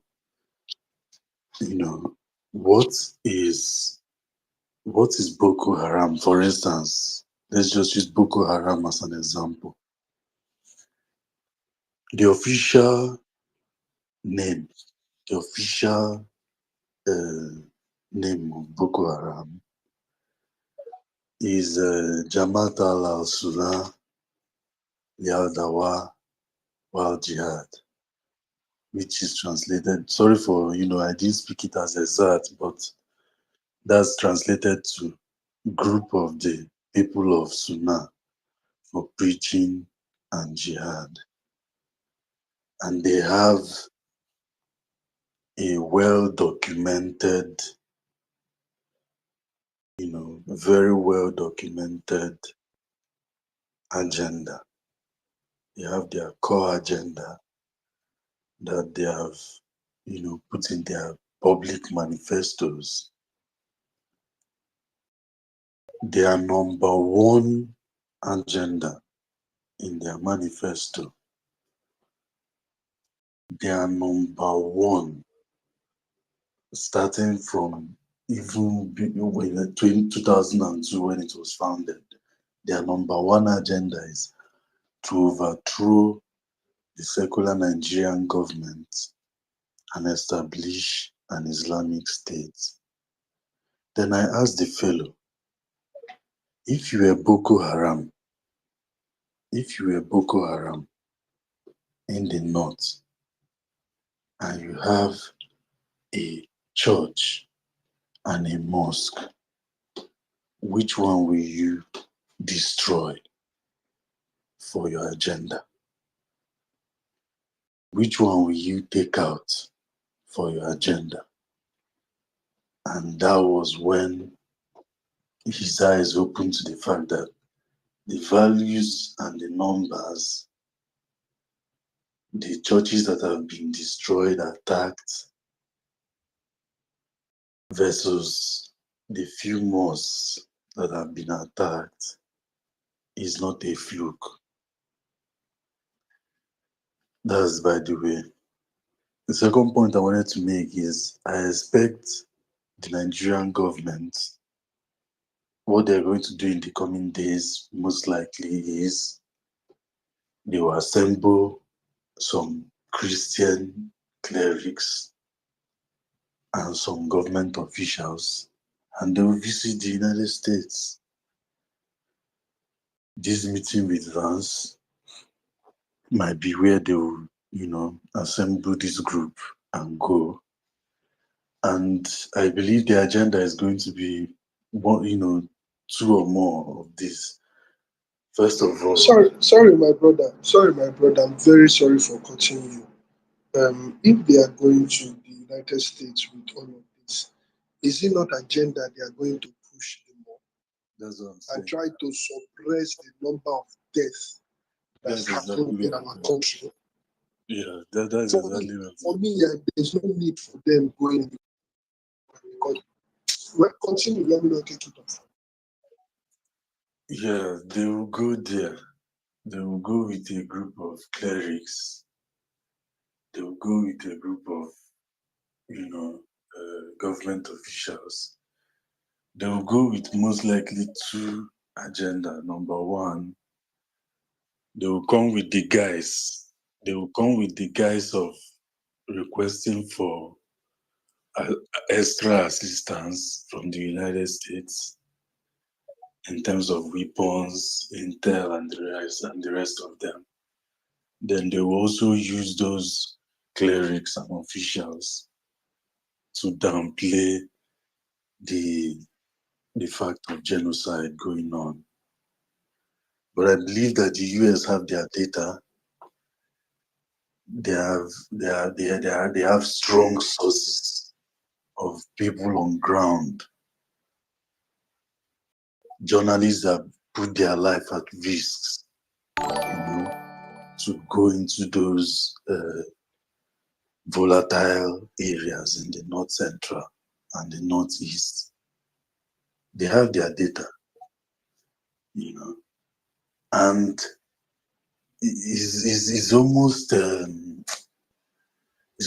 sad, when I think about this, because a lot of Nigerians don't understand that even if this government wants to end this, even if this government goes to the United States, for instance, and achieve some, respite and get some assistance, we don't have enough manpower. We don't have enough military in Nigeria. We don't have enough military in Nigeria to handle these insurgents from the Sahel. These insurgents from the Sahel, is heavily funded. They have enormous inflow of arms from the fallen Libyan government and from the Middle Eastern battles that are no longer, that have started, the long Middle Eastern battles that have been fought and won, and those that have been. We have approximately only 230,000 active military personnel as of today. That's in a country of over 900,000 square kilometers. That is approximately one soldier to over 500 football fields. One soldier to over 500 football fields. Now, Tobe, to round up, I just want to ask you a question. Should Peter Obi respond or you should keep silent? What do you think? Personally, I don't really have an opinion about that. Whatever he does is his decision. I see some wisdom in his silence, and whether he speaks or he doesn't speak, the fact is that we have an existential threat to the Christians in the north. So people shouldn't really politicize it. This is human lives that we are talking about. All right. Thank you, Tobe. I just have to tell you that as a progressive, I actually believe his silence is politicizing this issue. Why should he be silent? Why? When the government I can't believe you is calling messing up. yourself progressive. Let me finish, please. My progressive brother, welcome. When the government something is going on, PO is always the first person to respond. Atiku will respond.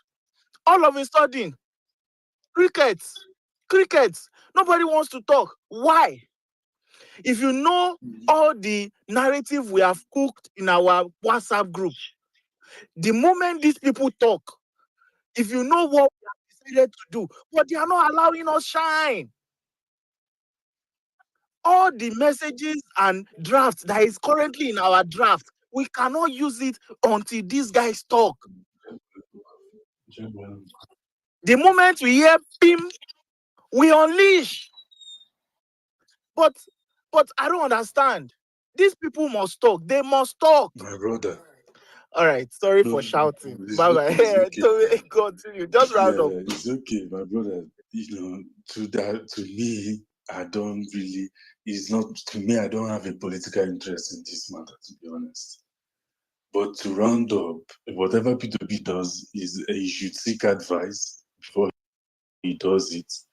He shouldn't rush, because if you have a situation where there are some northern Muslims who don't fully understand the scale of what is going on, because they are not as hit as their Christian northerners.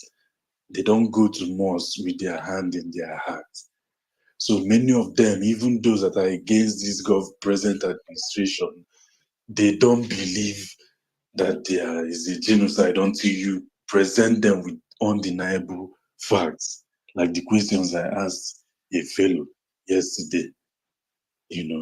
So they should be treated with caution until. All right. Yeah. Then to round up, the point I wanted to make in rounding up is this: Nigeria needs to get to the point where we either make the military service compulsory to some level of to some age grade one, or we make the military very attractive as in other Senate climb, where someone that is in the military has dignity and is not being vexed by the country and then meeting it out on the public, receiving 50,000, from suffering and smiling. it should be made attractive to draw our young men and women into the military.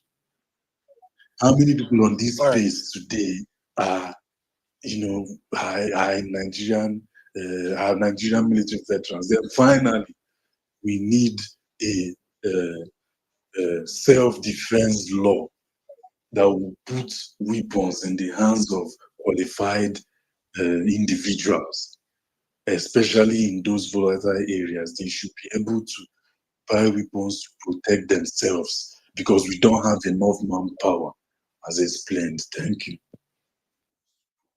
Thank you. All right. Good day, guys. For Thank those who have you. been here, please hold on. Hold on now, please. Sorry. Stafford, I beg, let's take stock. Who on the space has spoken? There's a lot of requests, as you can see. So, are there anybody that has spoken that can make way for others to No, come up? many of the speakers right now are new speakers, but our fellow New progressive speakers. brother Okay. Omologo was brought up specifically because I want to hear how many of the This is a resources progressive space. Yes, yes. the resources that Trump wants to take. I want to know the one that concerns him the most. Whether it's the lithium factory that they are just opening, that he doesn't want Trump to come and take all the lithium, or whether it's the new Dangote refinery that they don't have any shares in, that is a private investment. I want to know which one is scaring Omologo. Thank you very much. This plagiarism, All right. how did they call it? I So you thought I people are was saying next. our thing. Okay. Can I Who do a gave quick people submission, progress? please? I don't know, Coast. Sha, it looks like Sha is itching to speak. Have you called him to speak before? He's also been here for a while. Is he supposed to go next? Let him go, but for many of the people that have been speaking have actually been speaking for. So it's just good if we just hear someone who has something divergent, then we have something to really like talk about. You get? Yeah, I agree. So before any of you guys go, I just need to say that for those who are just joining, I don't know what you have heard whilst I was working. I don't know what people have said on this space, but I want to put this on the record. This space, or me opening this space, was not to shit on the government. It is to show solidarity to Akombi. I need to say it clearly that this is not to shit on the government. It is to show solidarity to Akombi, because an orange-haired man who thinks he's the king of the world cannot call this country disgrace. The country led by His Excellency, the Commander-in-Chief, Asiwaju Bola Ahmed Tinubu, the Jagaban of Bogu, the Tema of the Atlantic, Dipe Simba One of Anambra State, Asiwaju of Yoruba land, the Lion of Bodilon, Leader of the most populated black nation. Black nation, the most fertile nation on earth. Please, this particular space is a show of support, solidarity. That is why we are here. That is why I have see the topic strictly as a progressive. So I assume that everybody's here on this speaker session. We are all progressives together. Because why else would you come up? Why else would you come up? So as a progressive, I also have to be honest, right? Truth must be told. Like I said earlier before I left, I am particularly embarrassed with the way my president has handled this situation. I actually believe more could have been done. And there's this Nigerian thing that you don't do anything until it becomes a big issue, or somebody somewhere outside put mouth. All of a sudden, we dey see tweets everywhere. And by the way, I saw a post by presidency saying Muslims are like 50 some. Let me not put them wrong. 1 second, please, guys. Let me go to my page. I think I just posted it now. Because I have always, the margin was a bit closer, but so the Muslims are 53%, Christians are 44% in a country that has not actually done census in over how many years? Just cook up numbers. But interesting to see because I actually thought the ratio was not that, wasn't that, big. So I see why there's a lot of pushback on this. And very interestingly, I guess maybe that's why some of these areas are saying, please, we need help. Imagine when they are having that conversation in the White House and people are saying that, there's a genocide against Christians. Trump will probably be like, but it's a Christian nation. The last time I was elected, I saw a lot of people, happy in Nigeria and the Christians. He said, no, no, no, no. Those are just 43% of the population. The actual major population are Muslims. Oh, but there's a way they balance it, right? Where Christians and Muslims share power. Surely the vice president is the president a Christian? No, no, he's a Muslim. Okay, okay. Surely the vice president must be a Christian. I'm sorry, Your Excellency. He's also a Muslim. Oh, wow. Wow. Okay. We need to defend our Christian brothers then. I don't know. I don't know. I'm just speculating right now. Maybe this is the sort of conversations that when they saw that the people leading the are Muslims. And maybe that is why they are deaf to the tears and the cries of these Christians. Maybe. Maybe that is why it doesn't concern them. Maybe that is why instead of going to the UN to speak and basically ask the world to come and help you with this problem, you rather focus on another country. And that's the thing. That's the thing about Nigeria. It's about our big hearts. We have big hearts. It doesn't matter if we are dying at home. We still find space in our hearts to accommodate people dying elsewhere. Such a big heart. So I really, really hope that my president, the president of this great nation, would at least for once show that he actually cares about, put boots on ground. Don't let this orange head man to now start threatening us, a sovereign nation for that matter. Like, how can somebody be calling a country as big as we are, as prideful as we are, a disgraceful country? My God. What other demarketing is that? You see the way we progressive, they always gaslight opposition that stop demarketing the country, stop demarketing this. Like it looks like we are the ones even responsible for this demarketing. Progressives will tell you that no be today now. Shebi called it a shito. So what's there?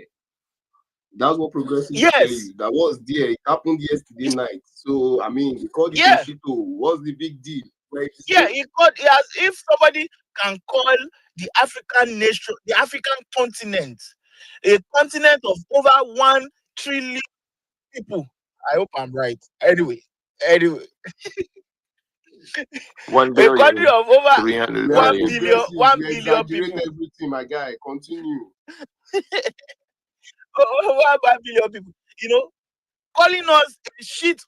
Like, my God. So how much more a country who is currently, doing all this nonsense? But anyway, I have to really commend my progressive brothers. We are not going to let this narrative war sink us. I see that there's a lot of division even amongst our ranks, but we need to stand strong.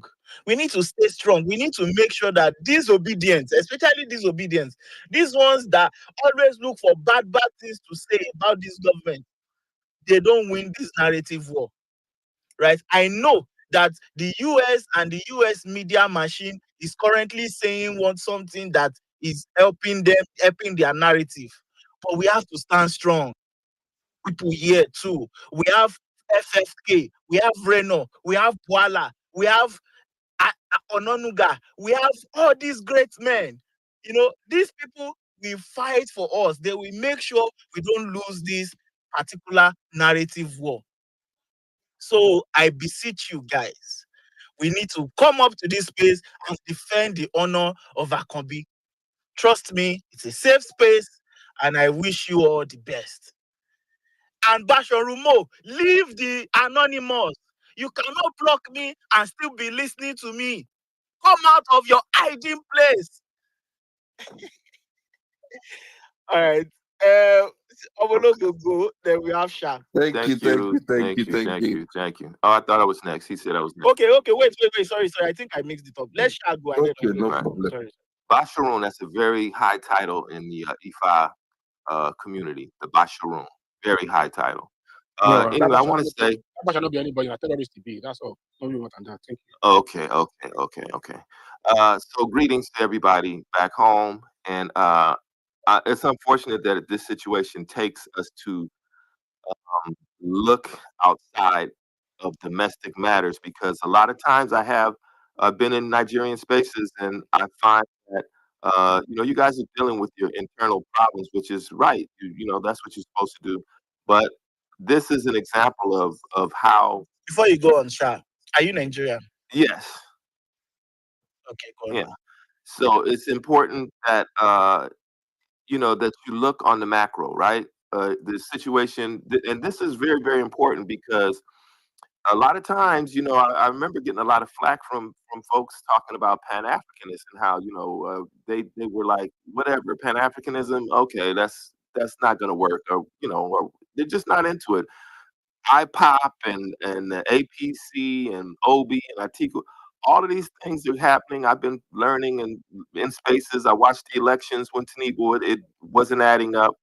Uh, Tinubu's all those great things, and he's a heroin addict in Chicago too. On top of those great things that Deji said he was, but I also first heard about him through Hyundai and his activities in Chicago. So now, I'm sorry, I need to mute you, Sha. I can't say I those don't things. think you know. I don't think you know the space you are on right now. This is a progressive space, and we will not allow you to shit on our leader. And by the way, nobody cares if this guy. I mean, all this story about being a drug, whatever, all these things broke out before the election, and he still got 8 million votes. So why this continuous cry, tears about being this thing? If it was this bad, by now Trump would have done something about it. But you know, it looks like our president is actually the prize here. Everyone wants his attention. Everyone wants his attention. And like one of my progressive brothers said, he is starving Trump of that attention. So, Sha, please, and please, let's focus on the matter at hand. Whether he's a drug dealer or he's not, has no particular standing on this issue. Thank you. Okay,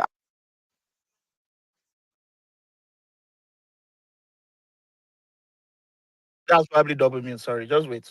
okay. I will avoid saying things that are true about him to avoid being shut down by you. And I just want to bring attention to this, right? So the Russians built the Jakarta steel factory, and what happened after that is that to me, that was the first situation in which, this is talking about 78 and 83, 1983, in which the first big free for all grab all, corruption happened in Nigeria. And I think after that, Sorry. Throwback. We're not doing throwback. This is okay, let me Let's talk bring about it. issues right now. But I'm gonna Okay, let me ask you let a me take my question. time, because people have had 30, 20, 15 minutes, 10 minutes to build their arguments and say their shit without being interrupted. So why are you interrupting me? Because I'm going somewhere with this. I'm gonna get there quickly. Okay. So allow me Is this not what they're doing? so allow me. So okay. So here's what's happening. So I'm in the United States, and we're seeing how Trump is moving. And Trump is not going to Nigeria over Christianity. You all know that. He's not there for Christianity. Uh, but my thing is that someone said solution based, right? Solution based is, to me, right, and we're getting to progressiveness, is that you don't have the military. You don't have the military to effectively fight Boko Haram. However, you can unite with the AES, and you can help other countries to go in a positive direction, i.e., work with Chad, work with Cameroon. Cameroon is not in a great situation right now, but they're trying to work through this whole get Paul Biya out of there. Did you know that? Did you know that? Why are you AES. interrupting me? I want to build. Let me Hold on, build. it's not. I'm actually not stopping. I just wanted to engage. Sorry. So this AES that you mentioned, did you know that they have been disrespectful to our leader? No, I don't. These same And I people you don't. want us to work with, No, did no. you know that they actually have been very, very disrespectful? They've oh God. Okay. Like, Well, I did saw you hear what there was this story that was broken from David Hundeyin, for those who know him. David Hundeyin, Niger literally locked their airspace against our president. President had to go and do long journey Well, didn't you turn the come power off? to come to Didn't Nigeria. you turn the power off and was going to invade them? Then you turned their But these power are the same off and people you had an you want agreement us to with go them and meet. because Sha, these Anthony are the same Blinken people you came want to us to go and meet. Nigeria. The Secretary of State came to Nigeria, and after that meeting that he came to Nigeria, Tinubu, who was head of ECOWAS, decides he's going to invade, or he's threatening to invade. He cut the fucking power off in Niger, and then there you're talking about, well, what are they supposed to do? Yes, they said they're gonna don't come in our airspace. What are they? That's what a puppet fucking does. I'm sorry, I gotta tell the truth. I'm gonna speak the truth. But this is Right. the same AES you said you should partner Right. with. Yeah, you should. And I go you for Motor, should, wait till right? you talk. And the reason that you should is because they are your brethren and sisterins. You are African people. You're not Christians first. You're not Muslims first. You're African people first. And the time that it is, which I was trying to build up on, is that the world is recolonizing Africa to take all the shit from Africa. Because the only reason the United States is in, the only reason the United States is going into Nigeria militarily is to try to get the first of all is to subvert the progress that's being had by that Dangote refinery, and the Nigerian situation is starting to turn. They want to stop that. I believe this is my personal belief. They want to stop that, and they want to go in and get resources, just like they went into the Congo talking about peace. They were there for peace, and then Bezos from Amazon and this other billionaire were able to get good deals in there, so they went in there and did some business deals under the auspices of peace. And the same thing that's the same thing that's going to happen to Nigeria when the United So States go in basically, there. we should Now you not done trust. fucked up We my should not trust. submission because you're asking me questions. I was going to talk on all of these things, and I had a That's whole fine. That's fine. That's fine. role of That's fine. going there. That's fine. Now let's get back So to so the point is not for us to reel out and talk for 20 hours before we get our points across. yeah. Well, I think we already get your point. Your point is do not trust the United States. no, Do that's not not my think point. United States. No, Do not think United that's States not my is coming point. here That's to not my come and point. solve anything under the No, guise of peace. that's not my point. They are only coming here because of specific reasons, specific resources that they think they can gain from us, and that is why they are coming. That's part of it. Yeah, Rather, that's a part of be it. Pan-Africanist, focus on your brothers, your neighbors, be friends with them, No, try and no, mend all the no. broken I don't need your fences friendship. and partner with them Yes, instead yes. of what? Now, to my last point before I leave again, 10 over 10. Do you think this was how the Nigerians were feeling when Nigeria threatened invasion? Do you remember when our president was also in his own fashion saying guns are blazing? In fact, Deji, Do I you don't know what you're think talking about. Nigerians were panicking like Deji, I was this? going to ask you. No, So remind me, Shat. Do no, you think because Nigerians because were the Nigerians are opening up spaces left no, and no, no, right, crying, no. The saying, Nigerians, oh my the God, the North, almighty Nigerian is about to come right, and right. invade us. No, Help, the Northern help. Nigerians that are part of the political parliament or system was not having it, and that's why people wasn't able to do that. It was the pressures from the Northern Nigerians, who are the same as the Nigerians.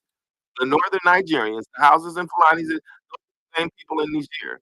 So they were not having it, as well as the other peoples of Nigeria was not having that either, because they know that it was some bullshit. Okay, so the point that I'm making Because it is was about something that Shah that said. Africans need to unify. No, let me land. Let me land this. Give me a few seconds and land.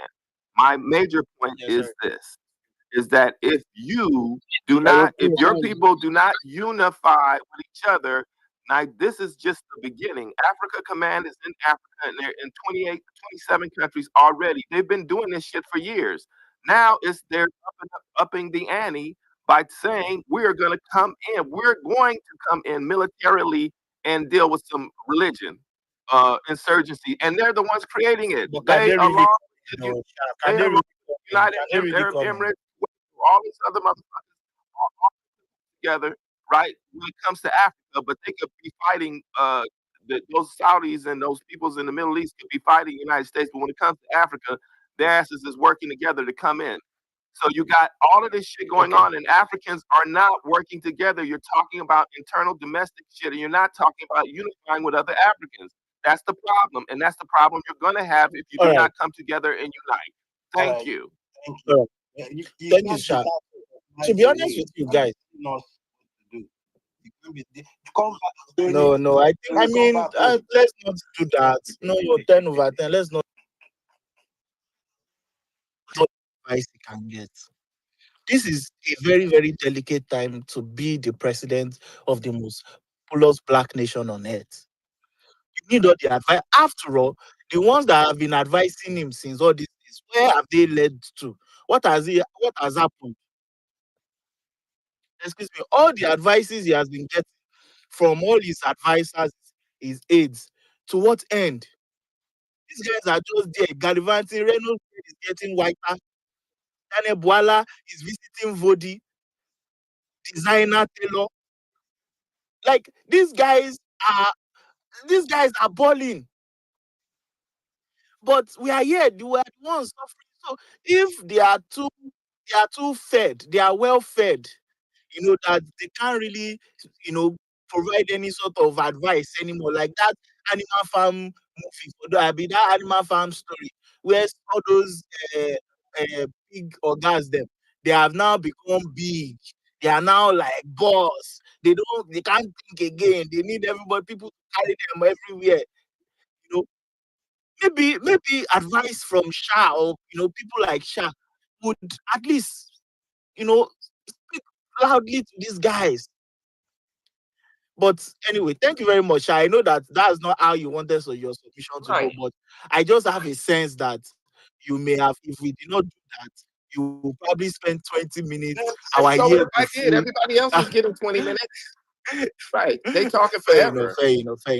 Guys, there's a lot of this is not a progressive space because you're stopping people from speaking the truth. We get that a lot. It's not progressive. Don't worry. You are not the first person to say it, and it will not shame us. We call ourselves progressive so that we can mask whatever you think we are. That is how we roll. Okay? Anything where they your mind say we be, don't worry. We are still progressives. Anyway, thank you very much, though. Omologo, please go on. How you doing? Good morning, everybody. Thank you so much. It's not morning here, bros. It's not morning. Good That's the afternoon. problem. If they blow us, afternoon we turn to morning. Are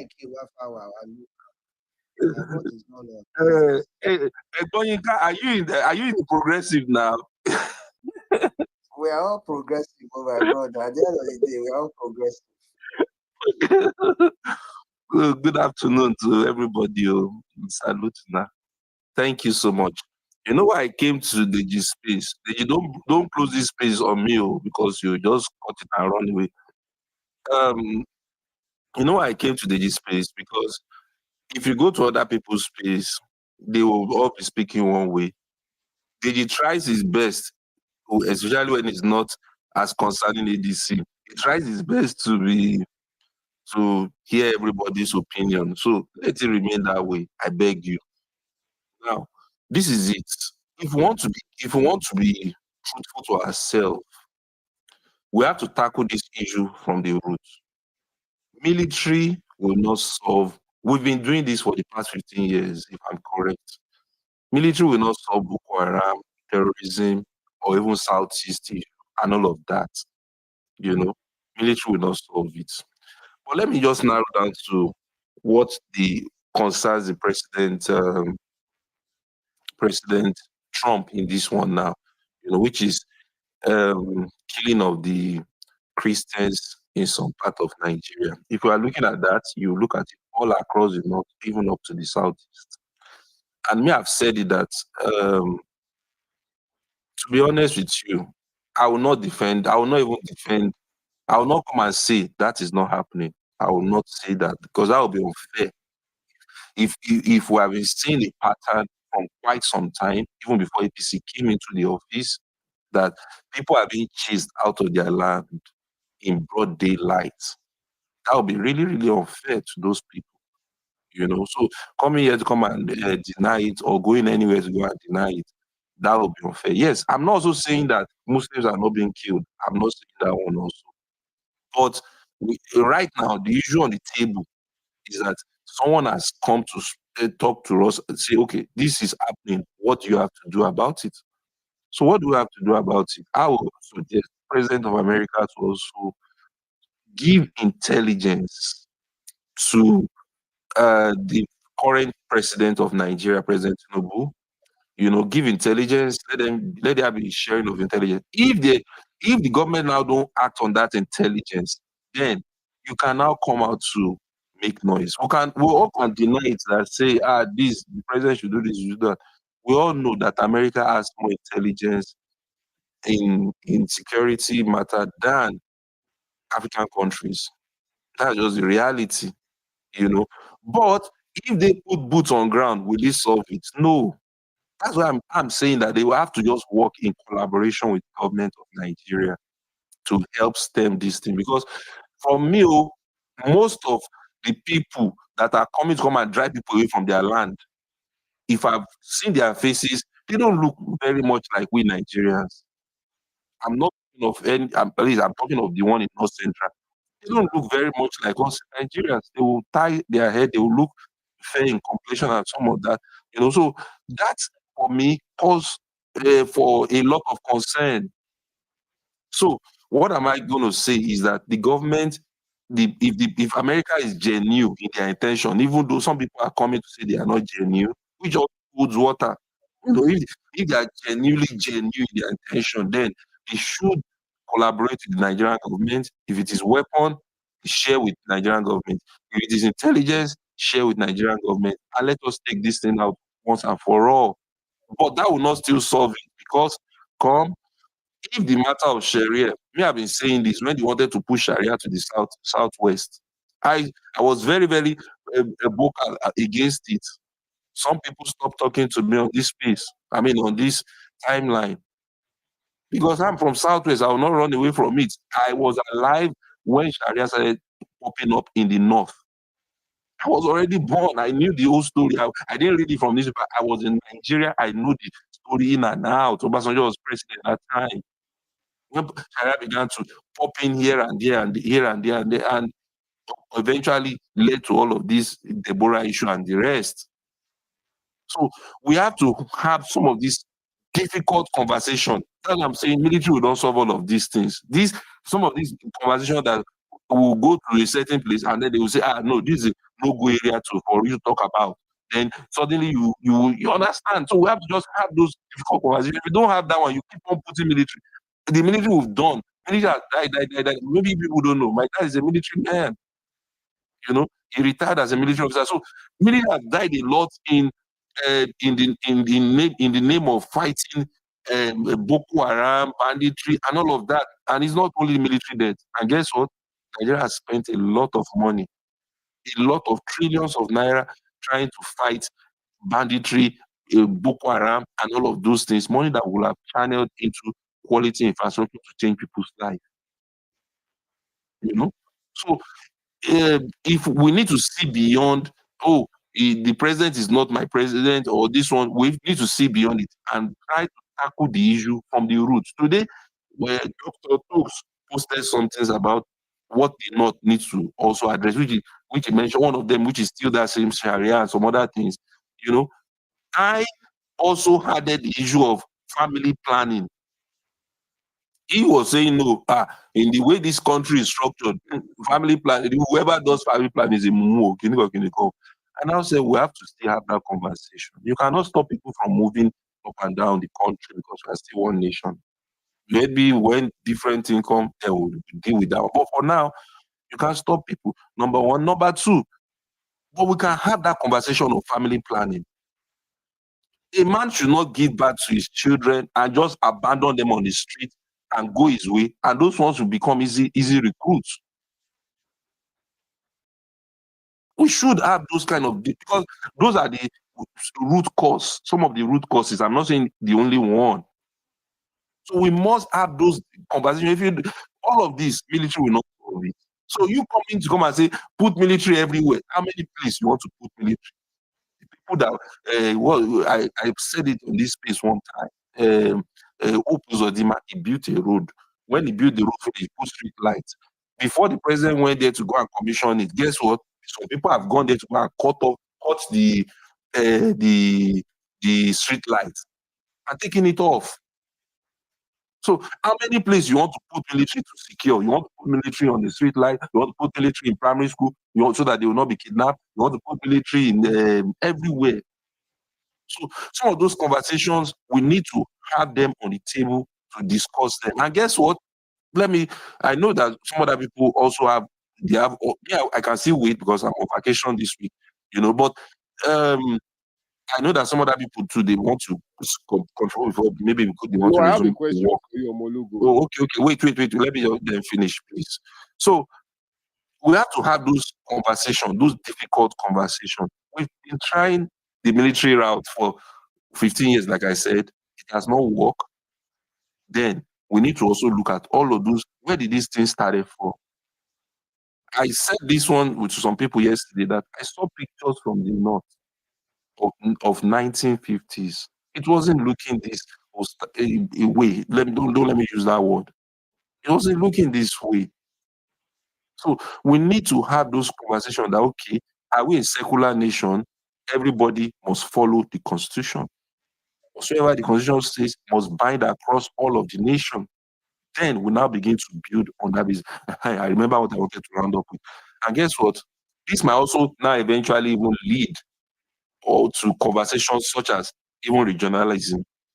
It might have been difficult for the President Tinubu himself to push it, going by the resistance he got when he wanted to push tax reforms from a certain quarter. So this one now, if it comes forward and says, okay, let us go regionalism or something, I'm sure everybody will want to sit up and not just look at it from Rounding up, sir, please.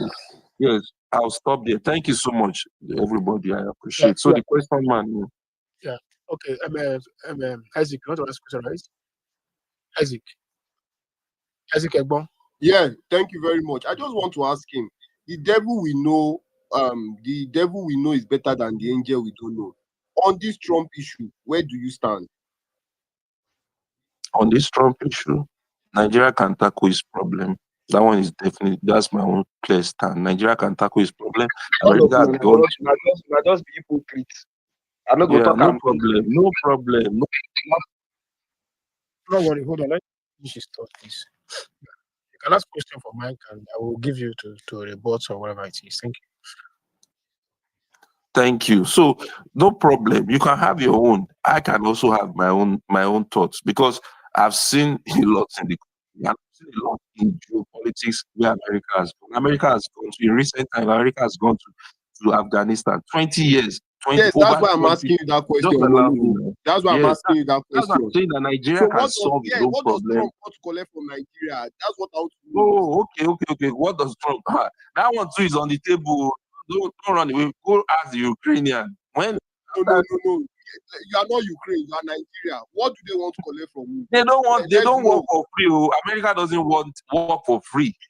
Ukraine, they already signed off. Is it 60% of the resources, natural resources of Ukraine? So nothing is free.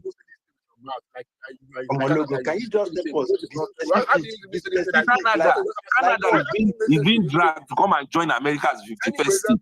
So we know all of these things. If there's nothing free for America, they don't do anything free. Ukraine has signed out 60% of the resources to America. Does it make sense to you when they talk? Is it not true? Is it not true?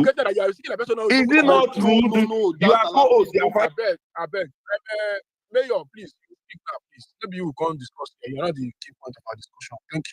All right, thank you. Thank you. Can you I have Mayor, a explain? please. question for him, please. Oh, No, please. no. Just Hold quick on, question, I please. beg. Don't let that guy Please. look as No. Very quick question. He wants to answer. Let me speak, please. He has spent 11 minutes already. Talking with no get ahead, please. Although Let's do you know, see my hand is raised, Abi. All Or right, No you worry. thank intend you. to We'll close call or you mayor. crash I this beg. How space? you don't do yes? Thank Mayor, you. not here. Thank Why are you fighting your speakers? Is it want to thank crash you. But the Thank you. space? Although just honest with you, Mr. Mayor, please. Thank you. Thank you, everyone. First, I want to let me comment before I will start taking questions. The first thing I observe is, when we are talking about this issue of Trump and the Nigeria issue, it's just that it's unfortunate that our leaders don't listen to us. The same thing that Trump is saying is the same thing that many of us have been saying for quite a number of time, but they don't listen. They think we are cloud chasers. They think we don't know what we are doing. They think we don't have jobs. They think we are just lousy people. We are seeing all these things, and we are telling you guys that, oh, this is a problem. This is a problem that we should address. This is something that we should do. The likes of FFK, the likes of Reno, they talked about these issues before. Even during the time of Buhari, they were talking about this issue. But now, all of them, they are quiet. So until Trump now says something now, Nigeria is now running a task. Tinubu is running a task. Nobody is sleeping. The whole place is catching fire. So it's very bad. It's very bad that we have leaders that are not listening to the citizens, that are not listening to the people. It's very bad. And this is something that we must consider.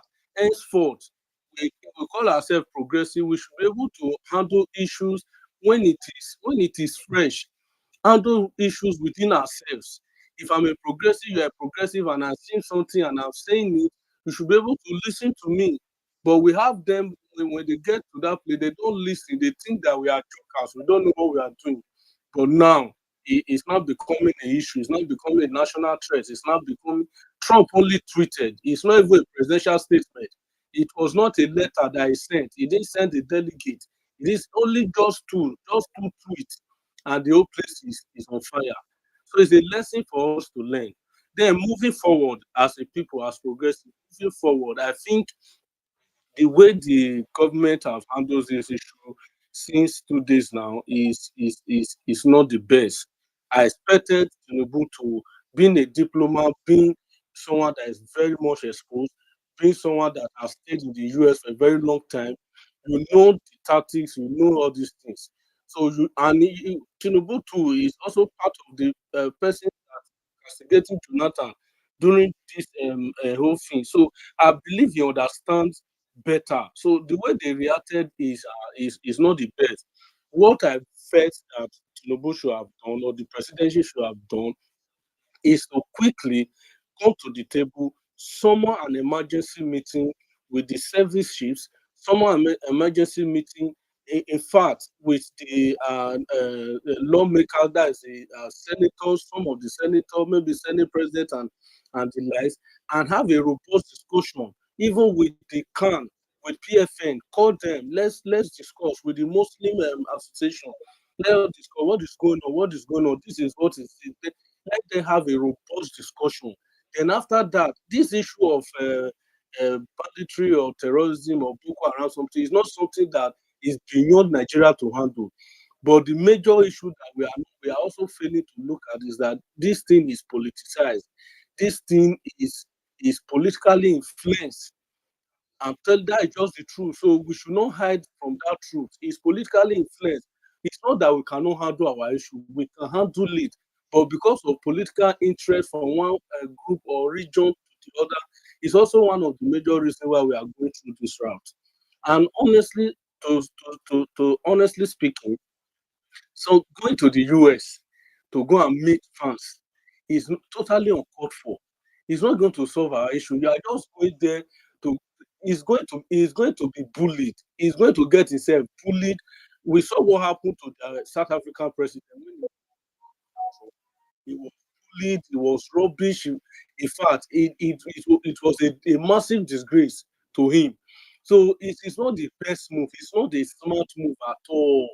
It is not a smart move at all. So I don't see any reason why the president is going to the US for this issue. I don't see any reason because what Trump does is that get your country together, handle your issues the way it ought to be handled. It's not. I'm not even seeing it as a threat. I'm just seeing it as a way of okay, do what you need to do. To understand? So we should not. I don't know the way we are taking it in a way that is not is uncalled for. Honestly, that is my own personal opinion. That is just my own personal opinion. Thank you very much. 10 over 10. Yeah, Isaac. Don't you think that even this Trump's conversation about coming to attack terrorists, we even scare the terrorists? Why are APC people more scared than terrorists? I've not seen terrorists panic. Now APC people dey panic. Funny enough, right? An average terrorist self will even feel relaxed, knowing that the president or the government is helping them make a case why they should not even be invaded. You get the point? Terrorists will Bro, just be relaxing. After all, the bro, God president bless will not allow them to bro, come God and bless you for that thing you just said. I just I posted something on the Jumbo Show. Why are these guys hypocrites? Do you know that if Jonathan had not conceded defeat in 2015, Nigeria would have been an history by now? Do you know the level that these guys went to make sure that Jonathan left? And I'm surprised the same people are coming here to sugarcoat it, to make you look as if there's one thing you have that America needs. Let me shock you guys. There's nothing you have in this country. It don't finish. Anything you think you have, they don't stop and finish. Stop being hypocrite and being a liar. Because your family member never died. You guys are talking. See, let me tell you something. You talk, you know talk. When America will come, you'll be snoring and sleeping. You will not know. You guys should just know. Go and ask Iraq. America has invaded Germany, Singapore. I will list them for you. They are better countries today.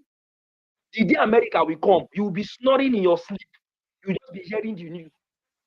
You guys can come here and try to defend the nonsense, the impunity that is going on because you are talking about resources. Whose resources your papa don't die, your grandfather don't enjoy.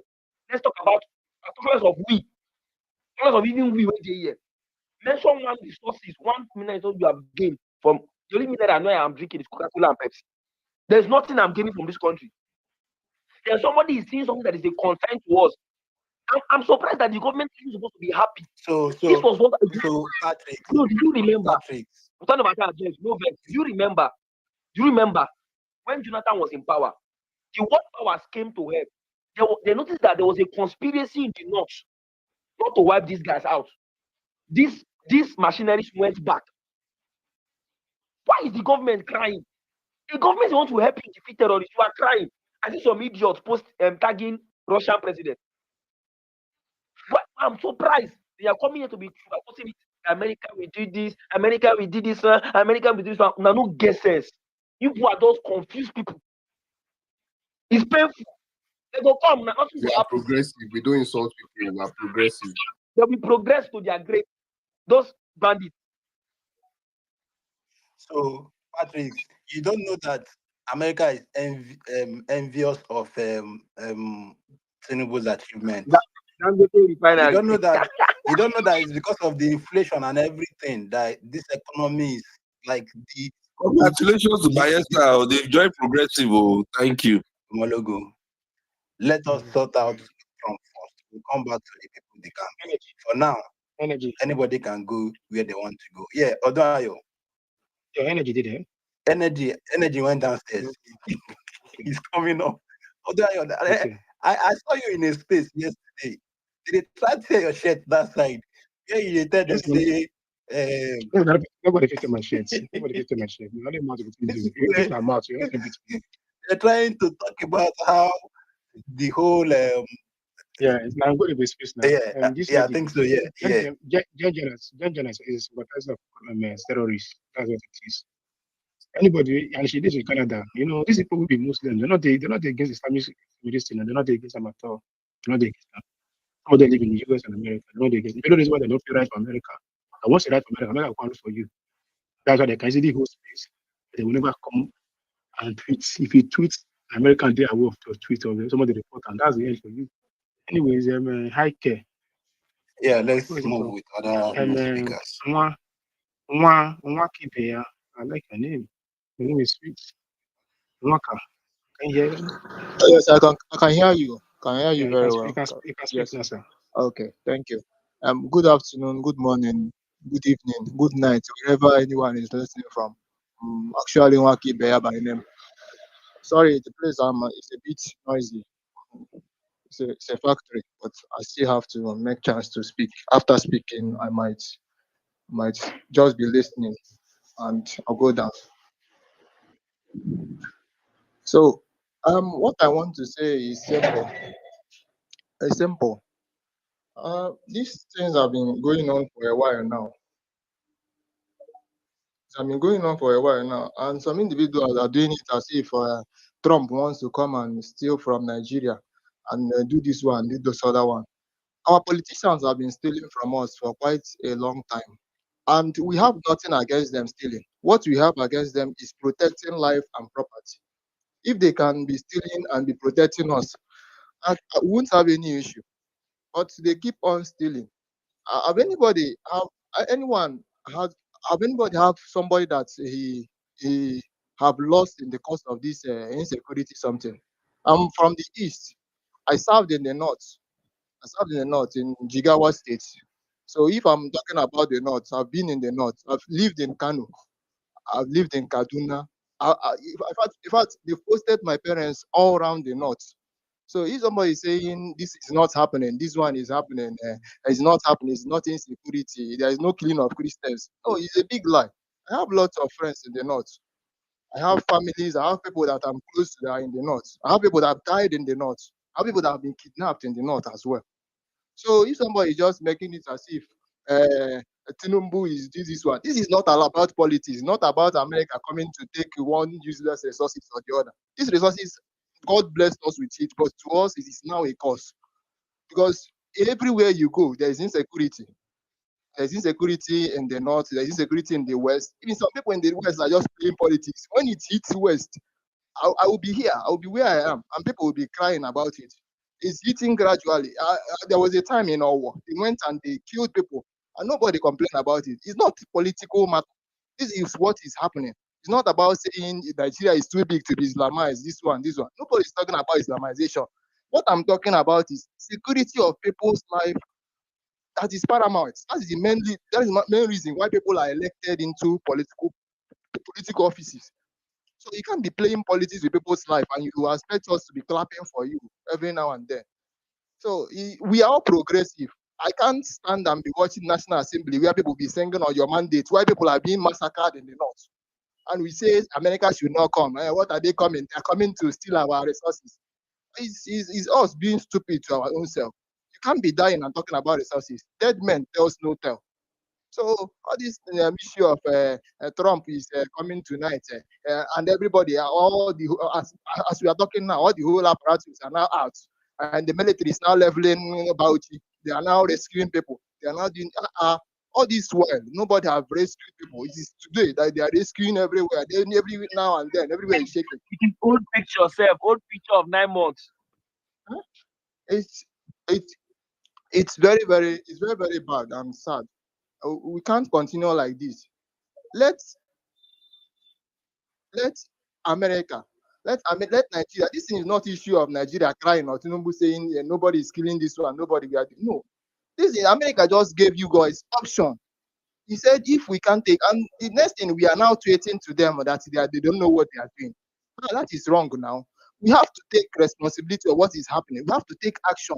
What I expected the presidency to do is to maintain, and I have to push his military men to work. His advisors have to advise him rightly on what to do. Not telling the American government that they don't know what they are saying. You know what America is. Before America will tell you this is happening here, they've actually have a lot. They will have a lot of information about it. So you can't just tell them.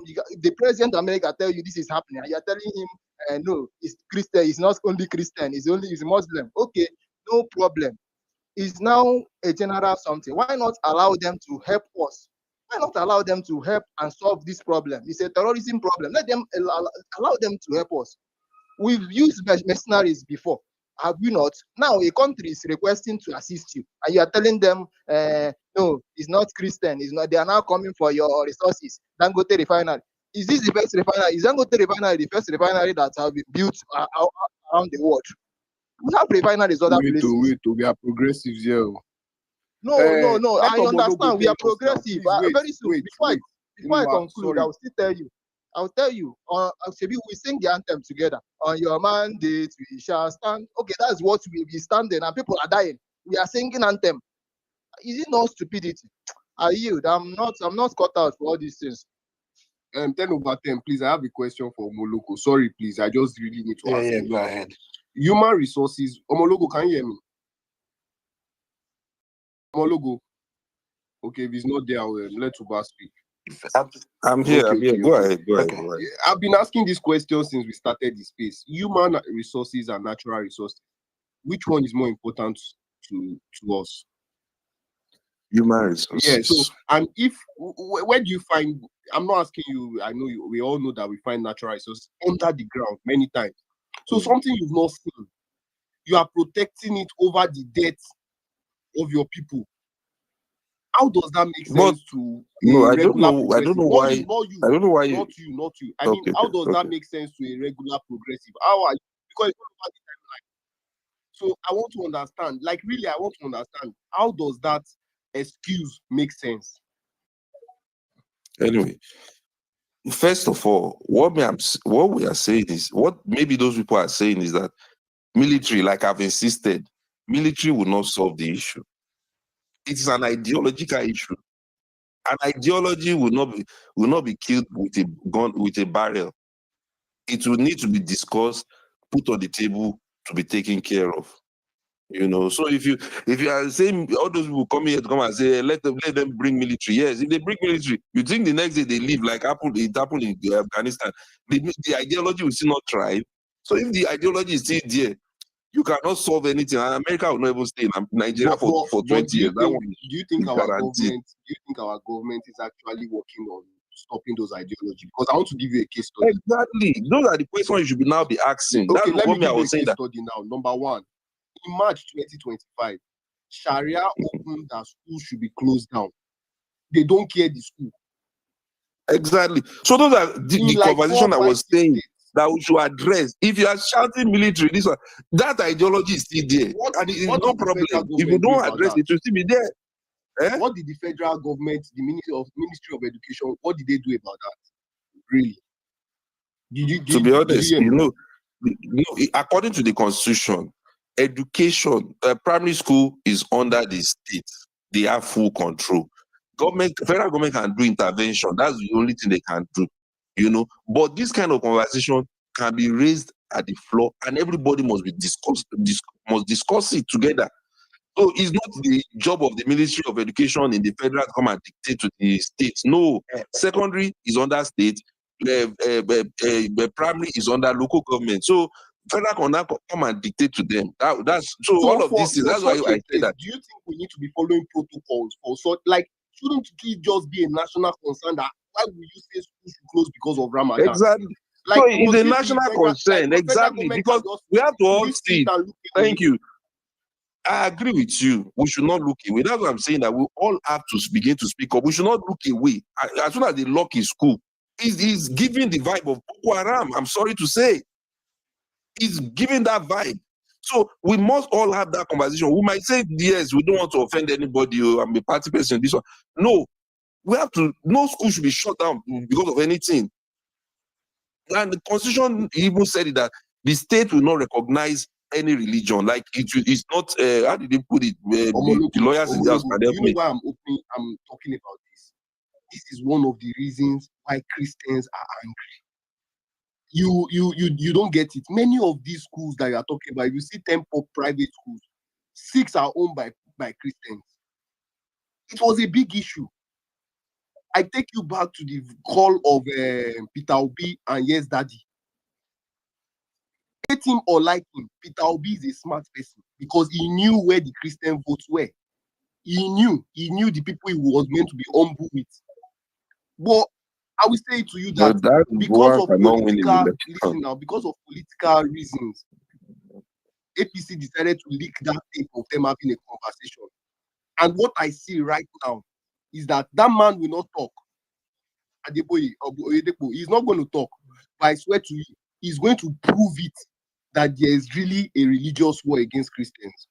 Because the coincidence of this case coming from a senator from Texas, and his mentor is also from Texas, Kenneth Copeland. You should know Kenneth Copeland now.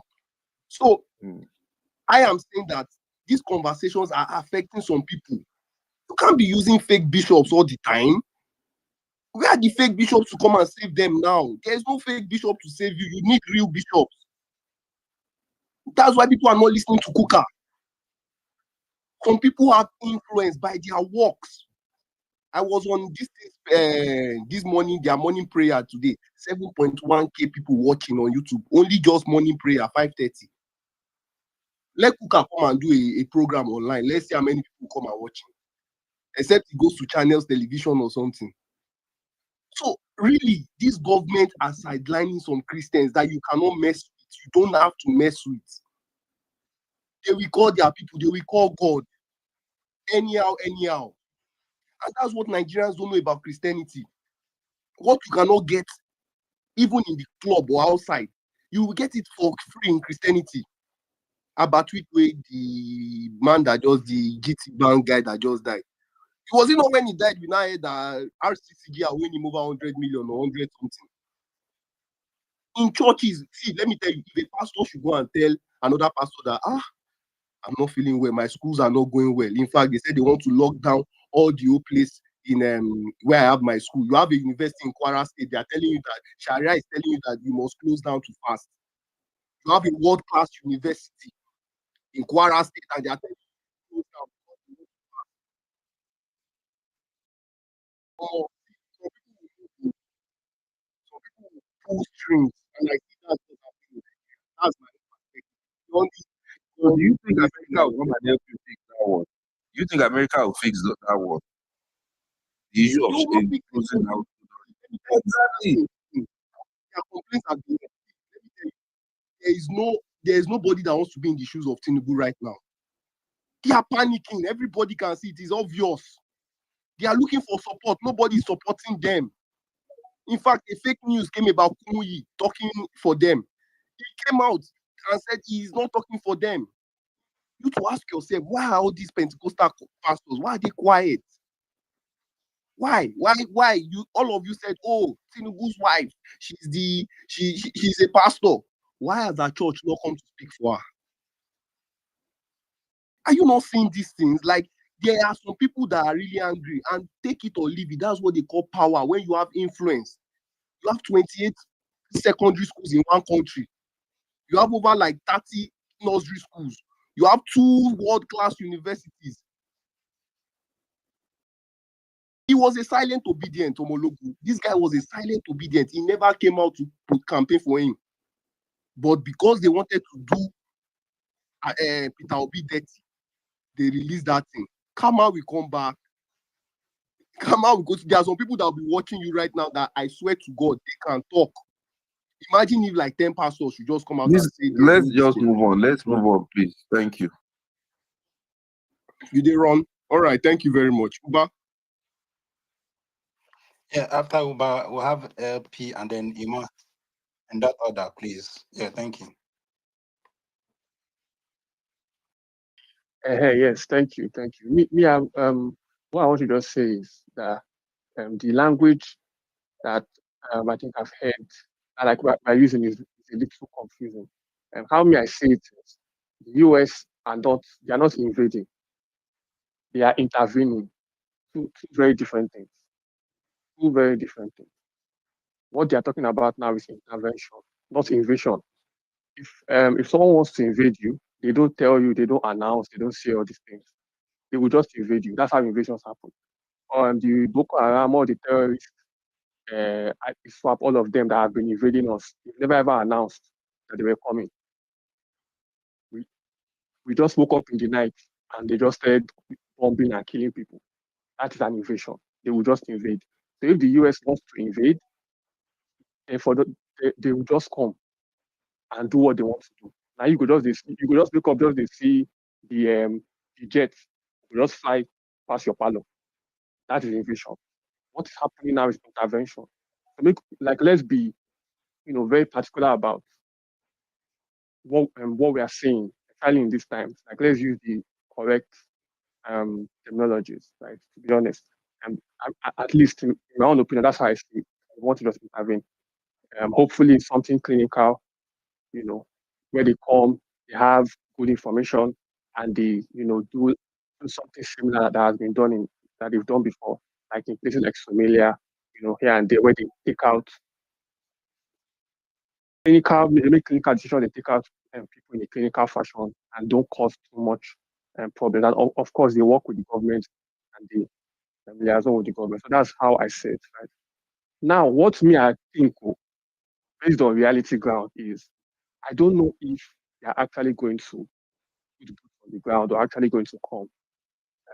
Reason why is I don't know if they want to risk their people, losing their lives or losing like a leg or a hand for us.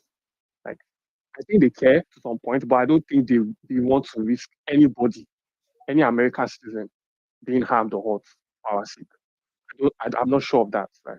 That's why I feel like they're probably just doing it to pressure the government, and then over time, maybe they swing into action and do something, right? Or maybe even we, the Nigerians, are able to make some kind of political decision. Like, maybe this gets us to do something. So they are trying to pressure us from there, and maybe they will put some sanctions here and there, mostly economic sanctions that would also pressure us. But I don't know if they will actually come, just like how they came in, they pulled through for Kuwait, right? When Iraq invaded Kuwait, they like pulled through. They really like helped those guys, right? They even pulled through for, I think, that Serbian region, Kosovo, right? They pulled through for them. Like, basically, they saved so many lives, right? The refugees that were there during the crisis. So I don't know if they're going to do that for us, but I would hope and I would like that they actually do.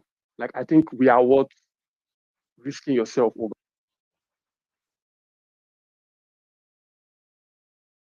for decades now, right? We are worth putting, like, risking your lives for. We are worth fighting for. So this is how I see it. But yes, like even to be honest, if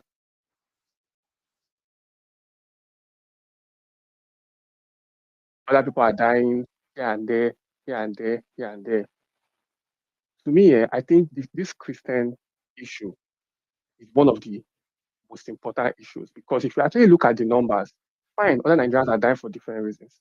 People would mention people in the southeast, people would mention people in the people even in the south, right? They will mention some Muslims that have been killed. I think there were some Muslims that were going to, they were passing through Jos, that were also butchered, right? By Christian extremists, actually, right? So there are, like, all these issues exist. They even have the tribal ones that have happened in Benue. They all exist, right? But what I think is, if you honestly, right, look at the rates of these happenings, you calculate the death tolls, look at the numbers, this Christian thing it is very, very valid. Like, the numbers are way, way, way more than any of all those other things that people are using to come and trivialize this. Way, way, way. Like, I mean, 2 days ago, I checked the number for the Southeast, the IPOP killings. I checked the death toll. The death toll for the whole IPOP killings, all the whole years that people have been shouting IPOP, IPOP, IPOP, IPOP, IPOP, IPOP, IPOP. The whole death toll is not even up to like 2 days of attack in some of these parts of the north. 2 days of attack, 2-3 days of attack. All the years of IPOP operating, they've not killed up to some 2 to 3 days attacks that have happened in the north. So when you look at these numbers, right, you can't make, like, this issue is very, very valid. You can't make any comparison that can water down this issue. You just cannot. In all honesty, you just cannot. So I think we actually have a valid and a just cause, and I hope and actually, like, something happens with the US or something happens with anyone, and we actually get the help we need here, at least for the Christians and for Nigerians generally. Because actually, if you help the Christians, you're helping the Muslims too. I've been saying, if you remove the terrorists, people are saying this, they are killing Christians, killing Muslims, killing everybody. if you remove the terrorists, say they will not also, the other people that they are killing that are not Christians, they will not also stop killing them. So stop killing them now. Like, I don't even understand. You said these people are killing you. They want to come and take these people out. They are saying no, no, no, no, no. Are they really killing you or not? Which one? And we can really know, we can understand. And as for the Sharia, this is my last point. Like Nigerians have an article we are looking at it, right? We should also share it. We a secular country, there shouldn't be Sharia law, this thing should not happen, right? It's a barbaric law, all of that.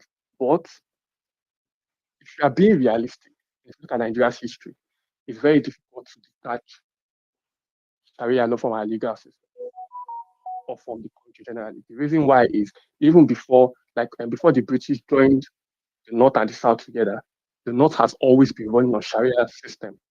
Like even more than 100 years before the British even joined us together, they've been running on some kind of Sharia legal system in the North. So you can't just say because the British joined us together and gave us some kind of constitutional thing, and then we've been around now for over 60 years, then they should just drop what they've been doing over a century before the British even came to come and join us together. It will not. It's going to be very difficult. Like you can't just say, oh, we have a constitution, oh, common sense. Those things will not work in a realistic setting. So if we want to continue this country, we have to figure out a way to marry the two together. Or we have to figure out a way to see how we can work with it. I mean, in Indonesia, for example, we don't have Sharia law on a countrywide basis, but then there's a particular province, Aceh, that they have Sharia law in Indonesia. In fact, the government was fighting them for years and years and years. So it's kind of like a war. And then over time, the government lost. It just lasted. It just took too long. They kept on fighting. They never stopped.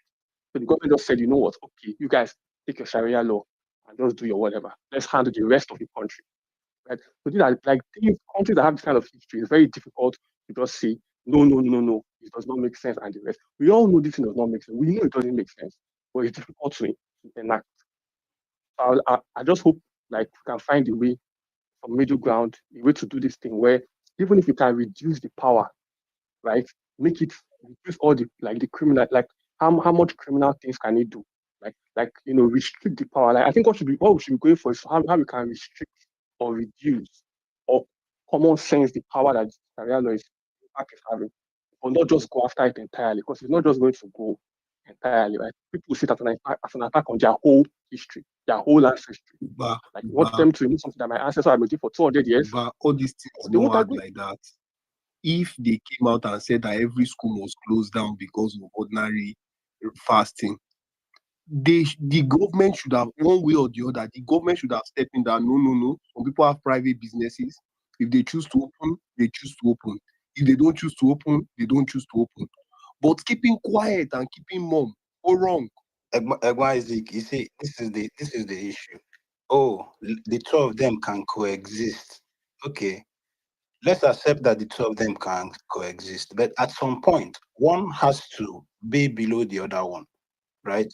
So why then would you say whatever Supreme Court likes, whatever they want to do or say, they should say that you must kill the person?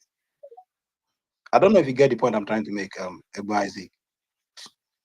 I didn't get you. Say it again. 100%. What's the The blasphemy law, that blasphemy that the pastor who the one that is still ongoing, where lawyer for the state or wherever came out to say whatever this Supreme Court likes, they should decide that they must kill that person.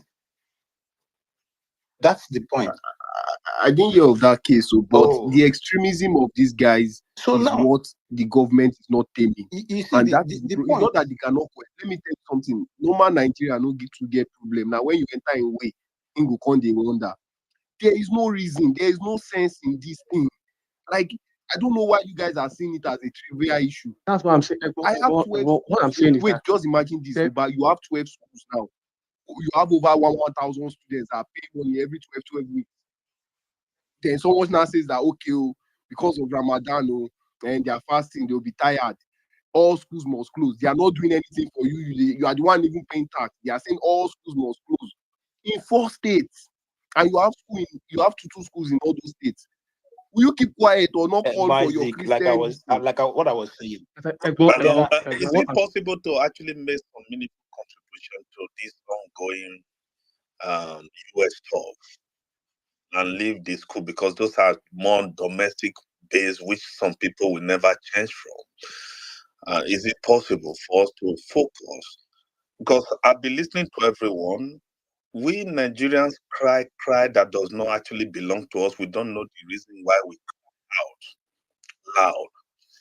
When few people are crying, everybody are crying. And when they stop, everybody stops. I think we are now in the 21st century, that we should be more intelligent. And people know Nigerians are smart people all over the world. But when it comes to domestic affairs, the way we contribute, analyze issues, I don't know whether there's a forces behind it that make us not to see or be smart enough to handle issues, or is it fear that maybe if I say something, people will come and attack me? You say it, you will die. If you fail not to say it, you will still die. Death is inevitable. You see, this sometimes I'll be asking myself questions for the past few days. Why is it that America's planned intervention becomes like an attack to Nigerians or Yoruba Hausa, or an attack to Islamic religion? People always bend the narratives. I've been seeing the way people cancel everybody talking these days. Nobody has ever said something for the past 10 years that these guys have been killing Christians. And I could remember the one of a little girl they tied with explosive bomb to explode. And when they die shouting Allah Akbar, they say, oh, Muslims still died. They don't really care. It's all Muslim Christians that are dying. People that are not afraid of death, they have their own ideology that when they die, they go into heaven to get this or get that based on their belief system. And everybody just try to follow their own crafty narratives to make it look as, oh, terrorists it does not belong to any religions. They can come out. We all know the root cause of all these things. People should stop painting things in a different way. Amudu Sheriff and others, the Chibok girls, people know about how they were imported. Even the Saudi Arabia has sent list of FG. They gave that here. People know that terrorists, those sponsoring them were in Buhari's government. Nobody talk the way everybody are talking now for the past few days, because Trump said, okay, I'm coming to wipe them out, the terrorists. It becomes as if, oh, it's coming to attack Nigeria resources. I'm from Niger Delta. I'm not benefiting from the resources. Look at the poor water drinking, what they drink in Niger Delta. Nobody is benefiting. What about the gold in the north that few people are mining? Who is benefiting? What is resources? And FG is borrowing more than countries that have no resources. Corruption is growing wax every day. We are just talking. If it takes Nepal, few of them to rise up against justice, and people are too scared. One person told me, he said, oh, Nigeria, you leave them. If you shoot one gun, everybody, the whole street of Lagos will be empty. They are too fearful. They talk too much, but they are brilliant. I said, okay, Dantala, you the one speaking. So, no, these are things that we should talk about. Yeah, honestly, I thought I was the one that was supposed to speak after. It's LP that is supposed to speak. Please, I don't know. We This hear guy the man. just We should focus on why is it that people are crying for Americans' intervention. We should focus on that. That's what we've been saying now, but you kept you just take over the mic and just. Doctor, sorry, hold on a second. Dr. Oscar, I thought you were going to even say something different from what we Do you understand? this morning. We've been literally As saying smart as you exactly are, the same thing. that was The what thing, you wanted the to only say. thing is, give me 1 second. The only thing is that you are so smart to take advantage of the time that didn't belong to you and made the same case, the same point that a lot of us have made. So it's fine. Yes, but I disagree with you that we will not be making the same point. And if you think Nigerians are fearful, Nigerians are speaking out. People are speaking up. In fact, if Nigerians were scared, the news, the news that is going on now probably wouldn't have been going on because people have summoned that courage to voice out and make their concerns known to people that will listen. That's courageousness. So yes, at least you've had your time. Let's move to Oji. I can't It's see my LP. again. It's LP. Okay, LP, sorry, I beg. No vex. LP, go. Then we'll go to Oji. In that order. Thank you. Then you wait on. Oduayo, yesterday I was with you. So before I start, I will greet you specially. I like your war yesterday. I was in that space where you were fighting out. So it was nice. Now, let's start. He said we should speak like progressive. Now, this our president, the current president of Nigeria right now, I thank him because he was the one that brought this Christian genocide force to America to their notice in 2014 when he tweeted it that they were Christians are being killed and all those things. So he did a very good job there. I give him that, and he continued on that rhetoric. Now that he's in power, and I noticed that he didn't even carry on say that okay, he campaigned on it to bring in Buhari. And when that thing still continue, he still continue in that trajectory. And that killing still continue. And he is in power right now. They are not doing much. Now, people complaining about foreign boots coming in. Do you know that during that Jonathan time, Britain were in Nigeria training our soldiers to fight Boko Haram? There were some British soldiers in Nigeria that their boots were on ground. Because when they noticed that foreign mercenary was fighting alongside Boko Haram then, many British soldiers came in, and from even Israel, Jonathan was using them to walk alongside Ejirika.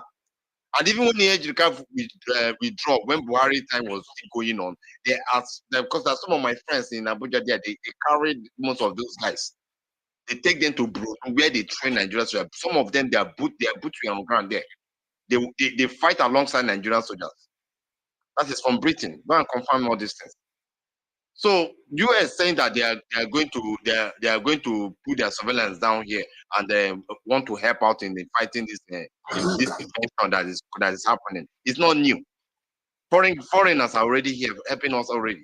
Right, long time ago, they've been doing it. So if they are coming in either surveillance or intelligence here, because with that intelligence part, they have also offered that to Nigeria, which we did nothing about it. Because sometimes we use these lies. We call it propaganda. We keep on running governance with propaganda. We know how our strong man Jagaban entered power. You can rig you can do the rigging, but you cannot rig the governance. That is where the thing is very difficult. Now you are in the governance. You when they were even doing the campaign and all those things, using all those fake bishop and everything, all these things we are sending messages far.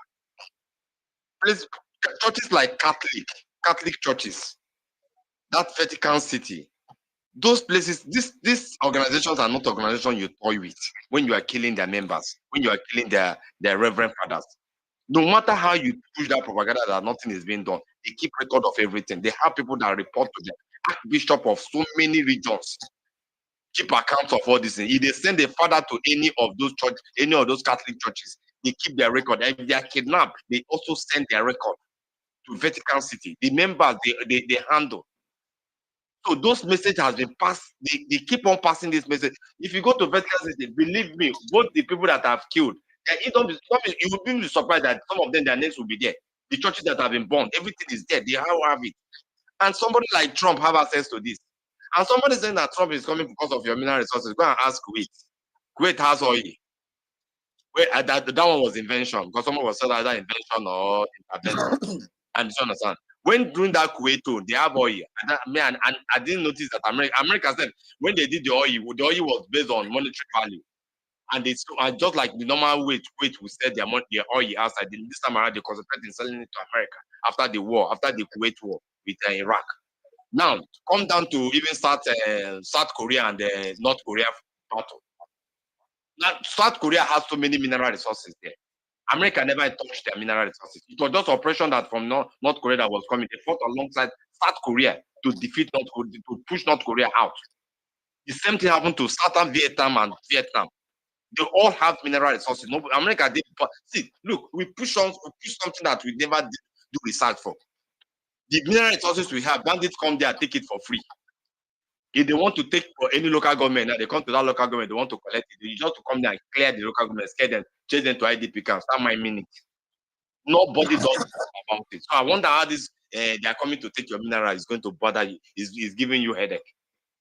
And when they are coming, they say they are coming for the killer henchmen, the people keep persecuting the Christians. That's who they are coming for. And believe those people, both the Muslim, both the Christian, both the other people that they say the thing is affecting them, we know peace. It's not only the Christian that we know peace. Everybody will enjoy from the peace. So if you believe that they're killing your people too, when they come, that is because it's Christian that pushed it to their knowledge, and they are coming because of the Christian. Doesn't mean that you people will not enjoy the peace of the region too. And if you believe that these killer henchmen are not your people, then keep quiet about it. Don't come and start pushing that they are going to invent there, they're going to do this, they're going to whatever. And when people are saying that if they are going to put boot on ground or that invention or anything, depending on the gravity of what they meet on ground. If they come here, they do their surveillance and the need for putting boot on ground, of course, we will do it. If it is to use airstrike, they will do it. Depending on what they meet on ground. It depends on ground. It's not by what thing. And if they are, and definitely they will work with Nigerian military. They're not going to do it alone.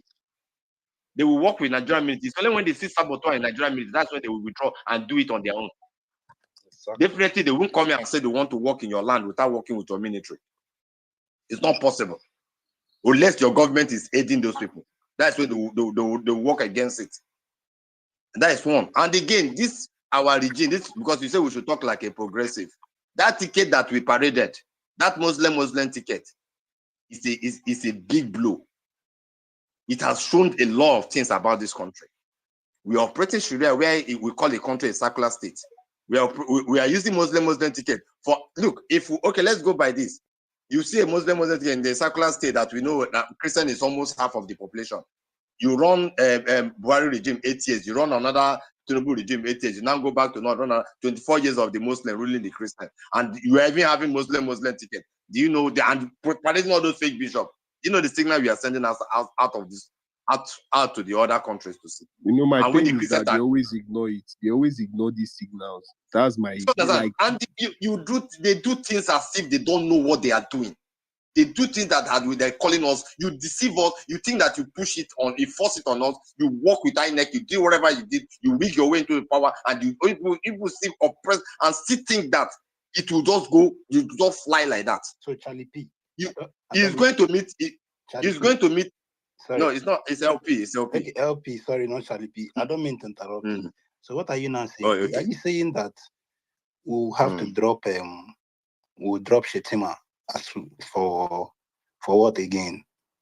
Is that what you are suggesting? That this our 2027 that this our VP now will not use him?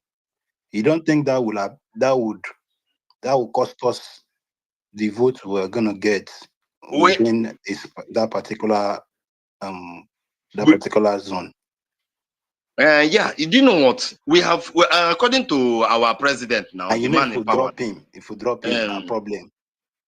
No, it won't be problem. Look, just you know our president and the man in power now. He's going to rule for the first 4 years. We have tested his ability and everything.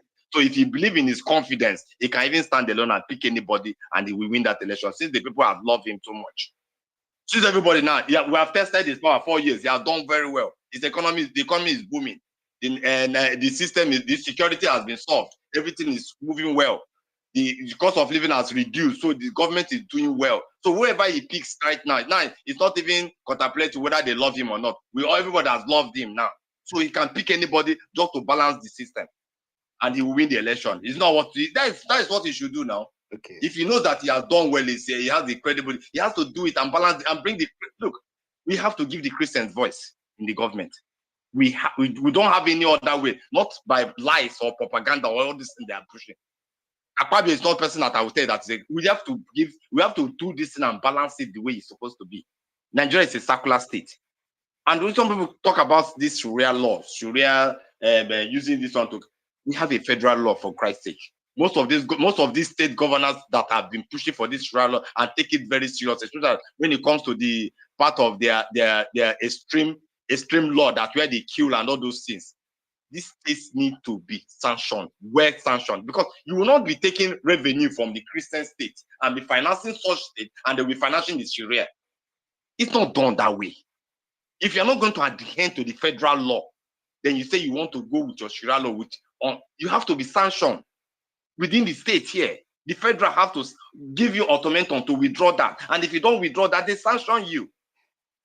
It might be your allocation coming will be withdrawn. Do your sentences return back? LP, last one before you round off, so we can move to Oji.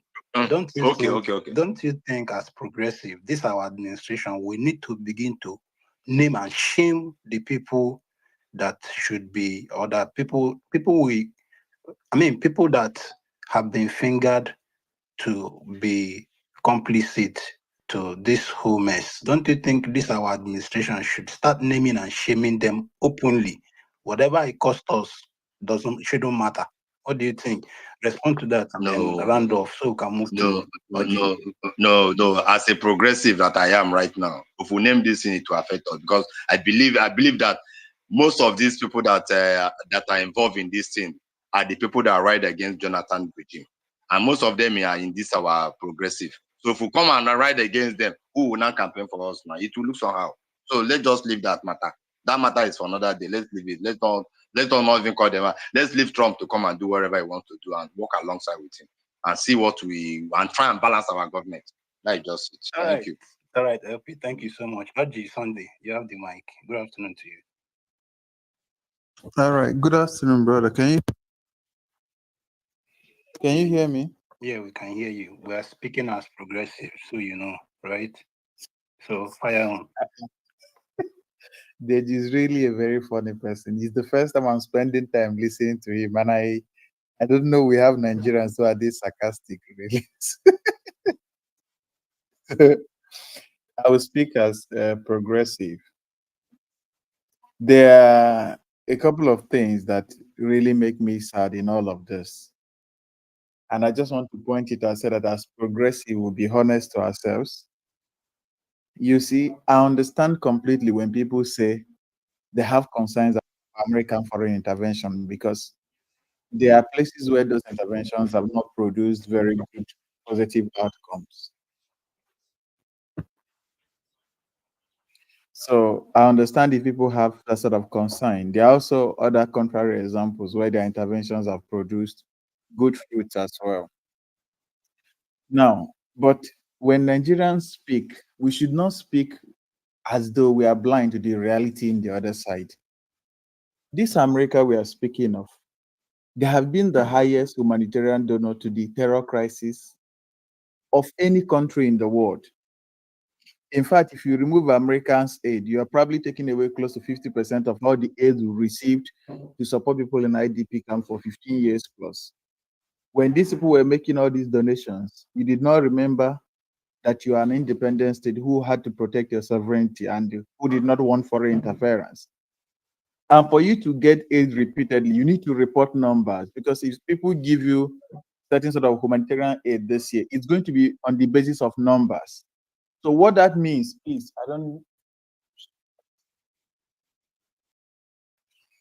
So what that means is that for you to get aid over 15 years, you're also taking back humanitarian numbers to Washington or institutions that are affiliated to the West. You have to tell them how many people have been killed and displaced, and how many IDP camps, how many people are at the threat of facing malnutrition and hunger if they don't give you aid. You have been doing this for 15 years, begging money all around the world through different agencies and so forth. You did not remember you are an independent nation that don't want foreign interference.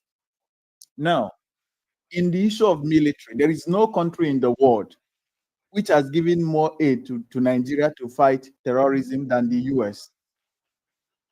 when you were going there to beg for different weapons, both the ones that are aid and direct purchases, you did not remember again that you're an independent nation. In 2020, this is on one part. So those people who are talking about interventions and other, I mean, you should be honest with yourself. When you go about borrowing from institutions that are largely financed through America's own wealth, tomorrow they will go out again and borrow. All the money you borrow in the West, think critical of those institutions and you will link them back to US money. These same people who say they are so conscious of this, they're activating this emergency patriotism. When they fall sick, there is no single hospital in Nigeria that can treat them. They will leave Nigeria and go to US to treat themselves and go to UK. They don't remember independence. They have no universities where their children can school in Nigeria. And they don't remember patriotism when they send their sons and daughters to schools in US. The fact that we're talking about Tinubu and Chicago stuff is another issue. Now, the other side to this hypocrisy is that remember the narrative. This narrative was originated by the same people who are in power because they needed it to get into power. There was no person who made the post about Christian genocide first, other than the president. A post he made in 2015 that clarified it. He used that word clearly there. Then, 10 years later, that word cannot be used. It's a taboo for people to stand on the same narrative you began. It was this under the same set of people who are in APC today who went to Washington, to paint the country black because they needed to be in power. All of those things you were doing, you did not remember your patriotism. Now, when the US gave them a list, when the US gave them in 2022 a list of 6 persons who were linked to financing terrorism, there was no single person in that list who is in prison today. There is no single person in that list who is in prison today. And then you say you want to handle your issues yourself. When you want to handle your issues yourself, you need to ask yourself, in all these opportunities you had to prove that you are serious in dealing with your issues, what did you do? 6 persons, 2022 to today, nobody is in jail. We did not see any public broadcast of this name of these 6 persons that were given to us. It was through the aid of US intelligence you got the name of those people who are financing terror. How many of them are in jail? How many of them have been convicted? Nigerians are not stupid. Now, let me give you a small contrast. Remember that there was an issue of coup that first the government denied, and after denying, they began to reshuffle the ministry. Did you see the quickness of the action the government took? Within less than 1 month, the entire Nigerian military apparatus were reorganized because the life of the president must not be touched. And under this same man who has that kind of urgency and capacity to do things with this lightning speed, 200 will die. And the other time people spoke about Bennett, they said that he left all his busy schedule. Imagine such an insult. So 200 and plus people died. You say that we should be grateful that he left all his busy schedule he didn't get to that place. He didn't get to that place. We are not a serious country, and I keep saying it. I mean, Nigerians individually are very intelligent people. They work for big agencies. I have a lot of respect where I work. And I know other Nigerians, but you see, when we discuss our issues, I don't understand how this makes a lot of sense to people. And you tell me you don't want, when people speak up, you say it's a foreign intervention. No, you want to be patriotic. What sort of mad, stupid patriotism is that? Patriotism, what is the correlation between patriotism and saying that people are dying? What is the correlation? Or is it that you don't understand what patriotism means? Patriotism means speaking truth to your country, even when it's not convenient.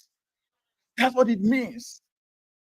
This sort of, now look at this, when this issue was raised, what did they do? They activate all machineries. Or it should be P2B people. It must be, look, does that even show you the government is sensitive? Look, pay attention to the fight in this past few days. The fight is not that they're fighting to stop the killing. No. They want to alter the narrative. That's what the government, they are not even saying, okay, we'll work on the problem. We want to fix it. They are not running around to fix it. All they are running around is to make sure that the narrative, they are in control of it. If you say it's a Christian genocide, it doesn't. You don't win with that narrative. If there are 3 genocides, does it discredit the other one?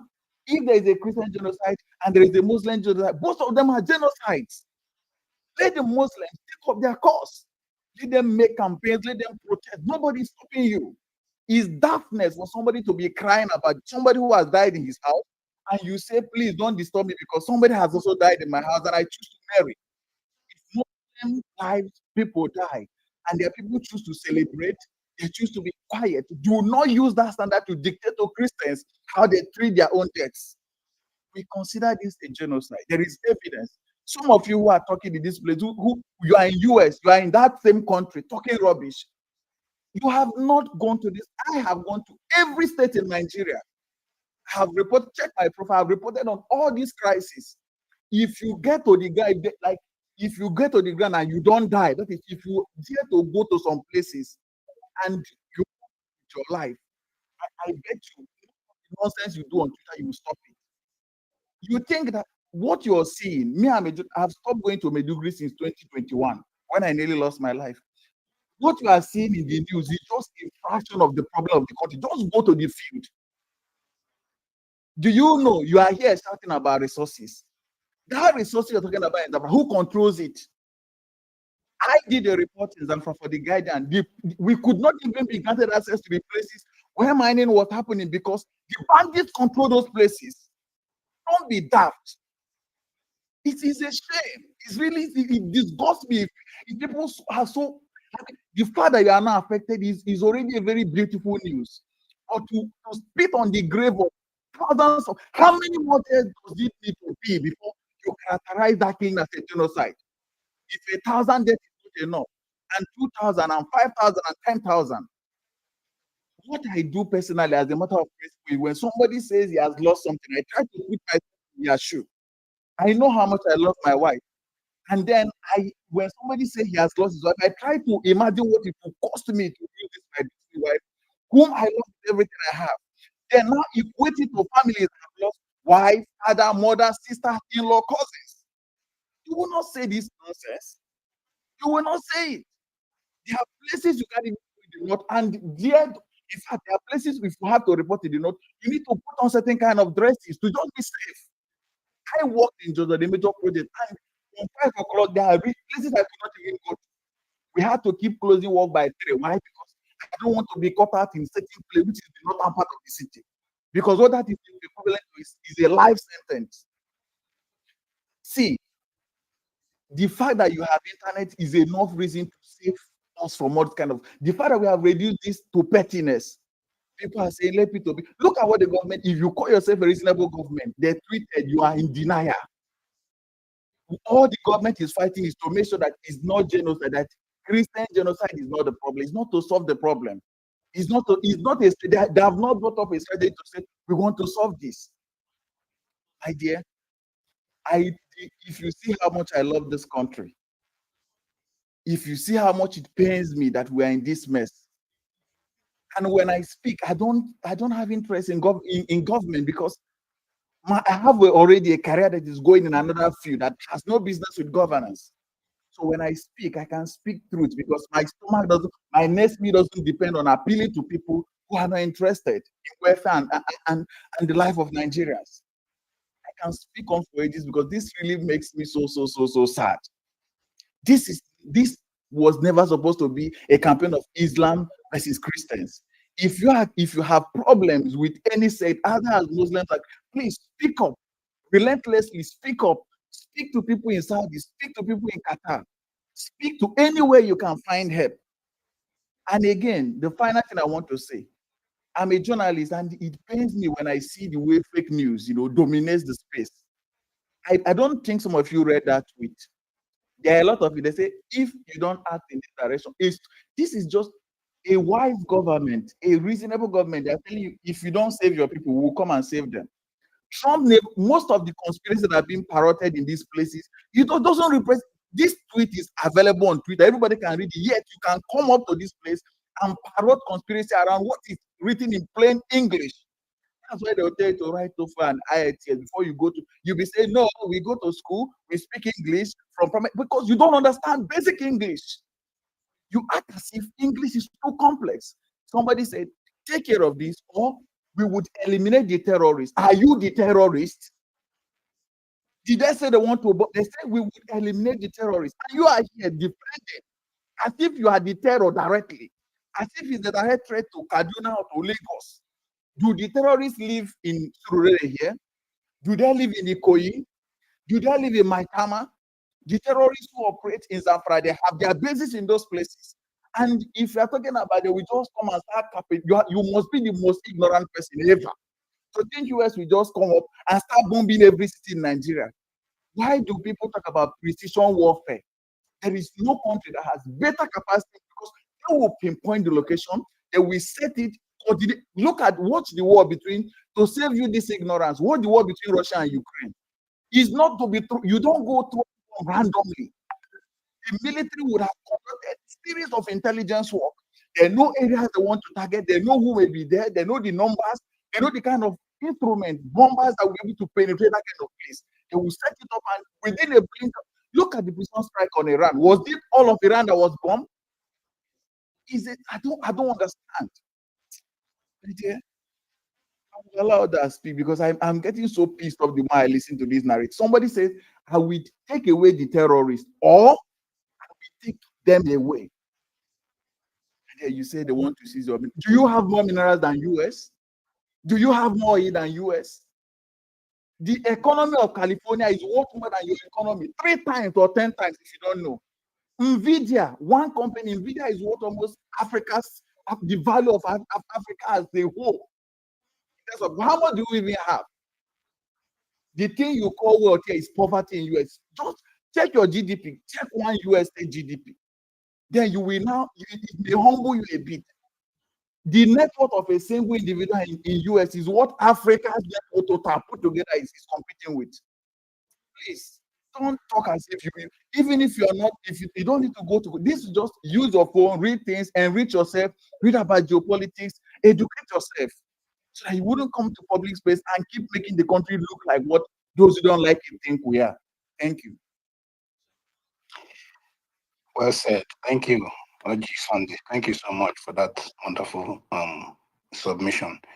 I just posted on the JT the amount Nigeria has received so far in foreign aid. I mean, aid from the US.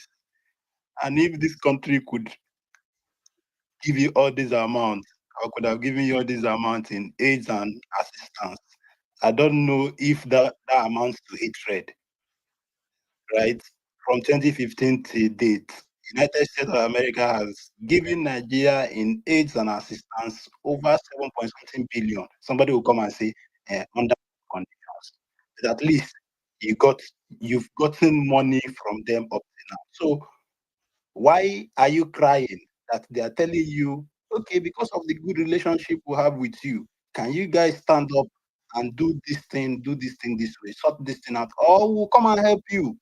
All of a sudden, you're coming to say, oh, they don't like you. They don't like you. They gave you over $780-something million in 2020. Give me 1 second. In 2024, right? Over 1 billion in 2023. All of a sudden, they don't love you. Now they are plotting your downfall. They want to destroy your economy because of Dangote refinery. Can they come? Blah blah blah. Anyways, we know the hypocrisy. Let's move to the next speaker. I think the new set of speakers that haven't spoken. I'm the last old speaker here. Let me just hold on a second, bro. Hold on a sec. Yeah, you can go. Then we'll go with you quickly after you're done. All right. Thank you. I want to speak like a progressive. As a progressive, I'm very angry with Asiwaju. But it seems that he doesn't know how to pick the right people around him.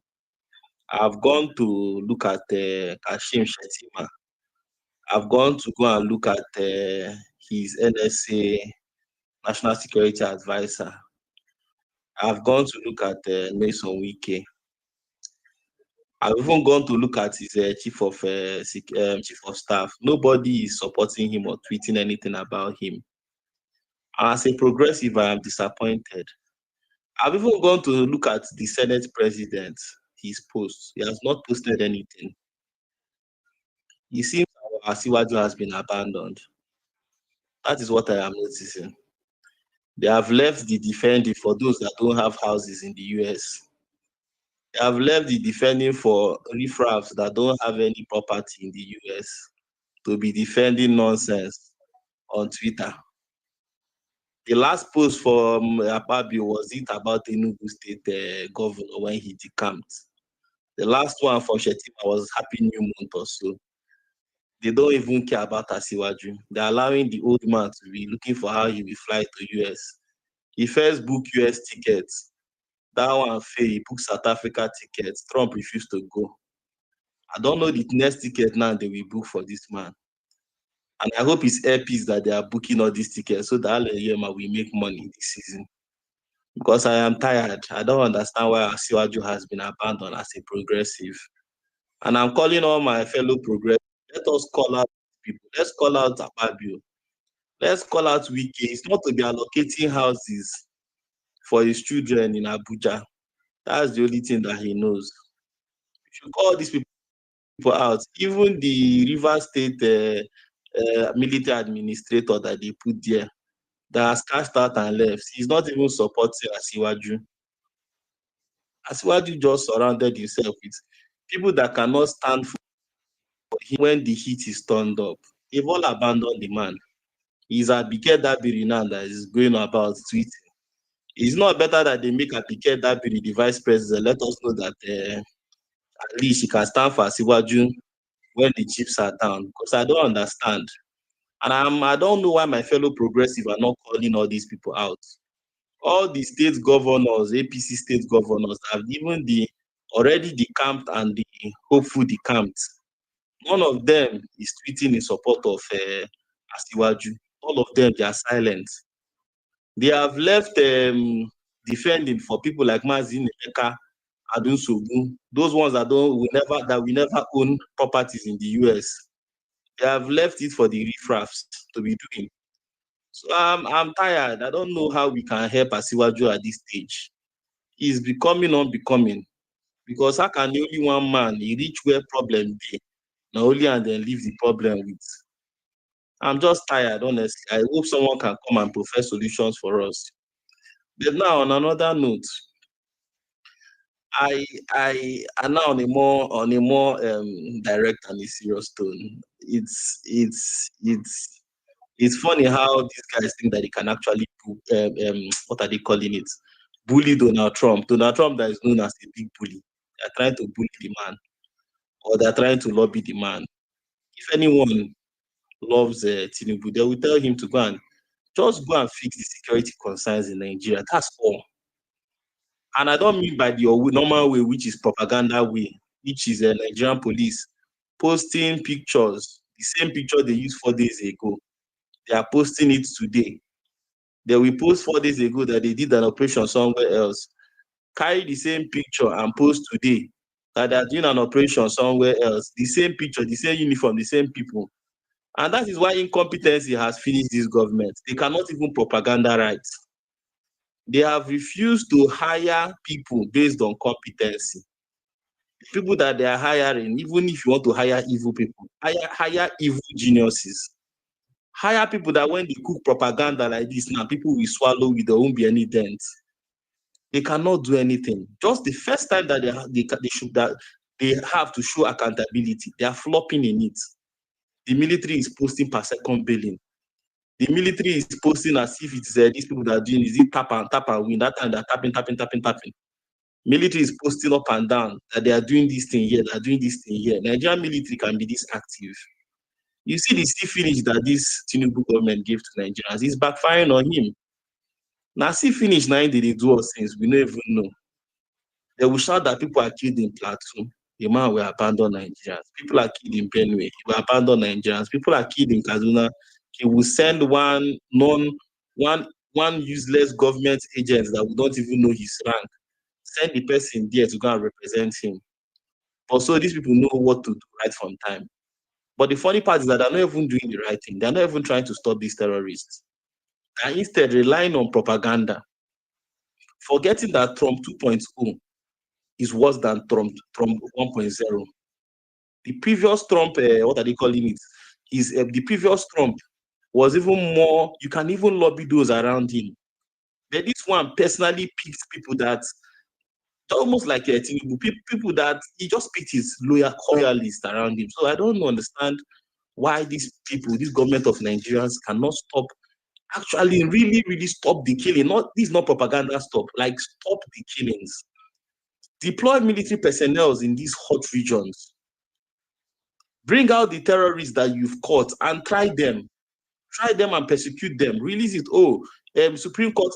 How many times have we ever read that the Supreme Court has found 20 terrorists guilty, and yet they've charged them with maybe something like firing squad? Instead, what we are hearing that a farmer that decided to protect his farm from headsmen and kill the headsman, that farmer right now has been sentenced by the courts. These are the type of things that the US government have, the kind of reports the US government has seen on their table and decide to liberate the country. But as usual, Nigerians are very useless. We are turning out to be one of the most useless people on planet Earth. They start cooking agenda, and some Nigerians are swallowing it. They want to take our resource. Your father knows the resource. Your grandpapa knows the resource. Your grandmother did not see resource. Your mother did not see resource. Your children will not see any resource.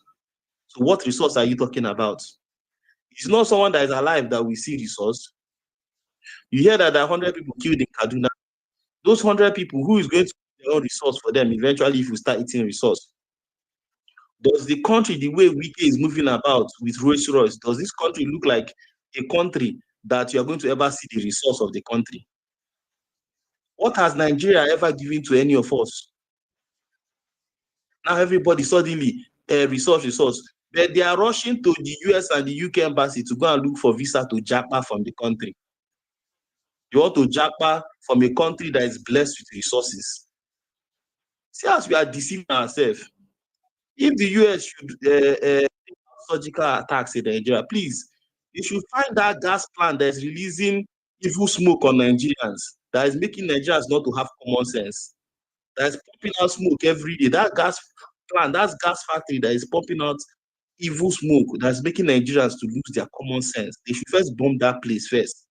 Let Nigerians first get consciousness of the life and the value of their life first, before they then start going for the terrorists. Someone said he's going for terrorists. Everywhere has been tears. They have paid bot accounts. You will start seeing accounts that you've never seen before in this life. Now imagine if when they kill people in, let's say, Plateau State, that this amount of outrage happened in the country. Do you think that they will kill other people again? If they kill people and people say, no, this killing has to stop, you are seeing 5,000 likes, 10,000 retweets on about 50,000 posts. The whole internet blows up the way it's blowing up. My fellow progressives are blowing up the internet now. Do you think that these killings would have continued unabated? We need to become serious in this country, honestly. You do not need to be in a kidnapper's den before you have common sense.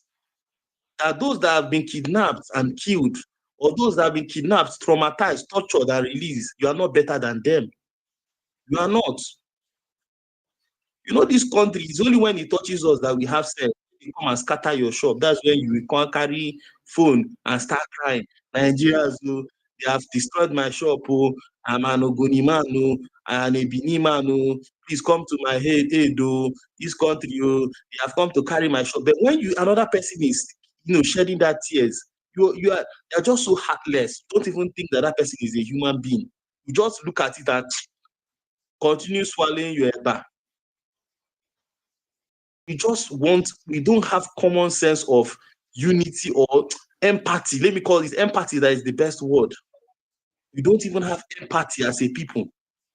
And that's why Trump called Nigeria a disgraced country. A disgraced country is not really about our leaders. The country is looking as if nobody has common sense, nobody has cognitive function, functional cognitive function. Nobody can place one-on-one into two. Nobody even knows what is right or what is wrong. What the government of the day since they came into power, what they are more interested in is which governor will decamp into APC. Let them wear Agbada and welcome him. Have they improved the lives of Nigerians education-wise? No. Health-wise? No. Infrastructure-wise? No. Business-wise? No. They are planning Tinubu is planning to tax people's income, paying influencers to go and learn how to push narrative, how to tax people's income in a country that has resources. A country that is protecting their resource from America to come and carry it, you will pay 25% very soon. And we are here protecting Nigeria, one big institution that the US is eyeing. That's we are now Canada. After they calculate, after they count Germany, they will count Nigeria. Then after Nigeria, maybe they'll then count other countries or UK and others. We need to look at ourselves and ask ourselves questions if we want to be taken seriously. We need to really sit down as a country and ask ourselves, are we even moving forward? Are we moving backward? Because this nonsense hypocrisy will not help us. One person will just come, enter the kitchen, cook one propaganda, bring it, and Nigerians cannot decipher the propaganda in time. And I saw one YT come here, they tell us about Pan-Africanism. Tinubu should go and work with Burkina Faso. He should try, let the man not chase him away. Do you think they are looking for useless people to come and join them in that areas? So we need to sit down and ask ourselves questions. Tinubu is alone for now. Akpabio has abandoned him. His vice president has abandoned him. Even the speaker has abandoned him. Nobody is even supporting him at the moment. It is these useless people that feel that they will never own any property in US. Those are the ones that are coming to tweet nonsense. But don't worry. With time, Trump will get to you. Guys, I hear you. Thank you very much. Yeah, thank you, Ike. That was nice. Let's have Okwute. Papa V, I just brought you up. So let's have Okwute, if you can hear me. Yeah, go ahead. Yes, good afternoon, everybody. Yeah, good Can afternoon. I Yeah, be go heard? ahead. We can hear you. Okay, I am making my submission in line with the topic. Say, strictly speaking, as a progressive,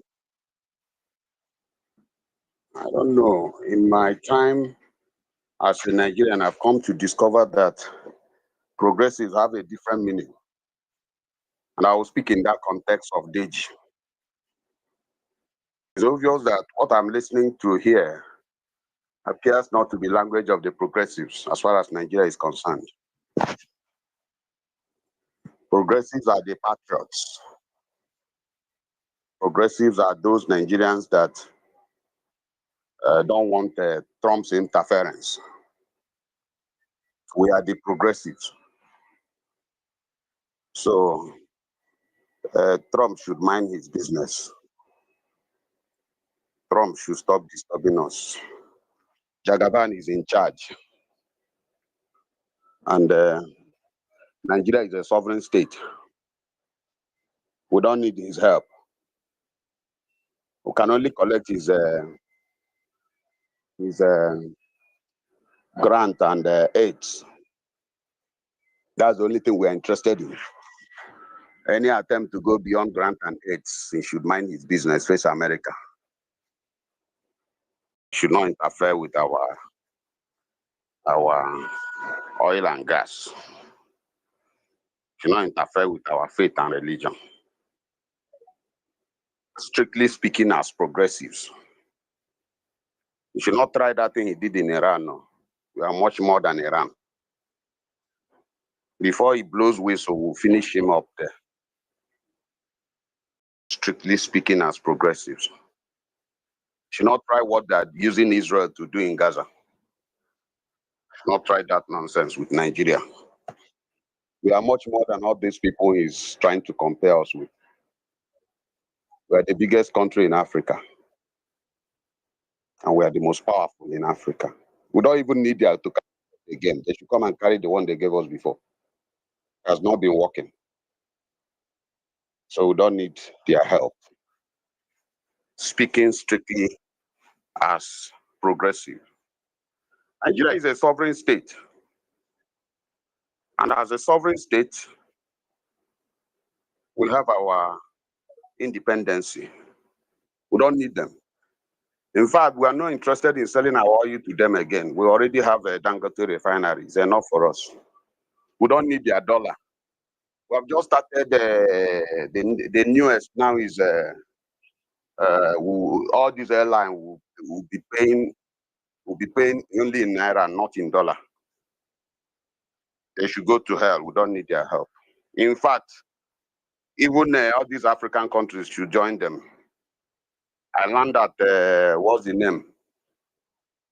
Chad just closed their border. We don't need Chad. We don't need Chad. We don't need Ivory Coast. We don't need Mali. Ghana, They should all, your currency is stronger than Ghana's one. they should all go to hell. We don't need them. Chad has Chad just closed their border. Nigeria is trying to push shoulder with us. We'll close border again. We don't need Nigeria. We don't need Mali. We don't need Chad. Strictly speaking, as progressive, who is laughing at me? Many people here are not really progressives. All of you are. We are progressive. Fire on. We are progressives. All of you are welling wellers. Like my brother Adeshina. I think it was in his time that I stopped hearing with the welling wellers. So my brothers and sisters, we are not, you people here are not the patriots. I see many of you here are the people that don't want the progress of this country. I'm speaking strictly as a progressive. I don't need Trump. And he should be very careful in meddling with our affair. Because if he doesn't take time, we would even enter America before he even attempts to come in. I hope my point is very clear. So I yield.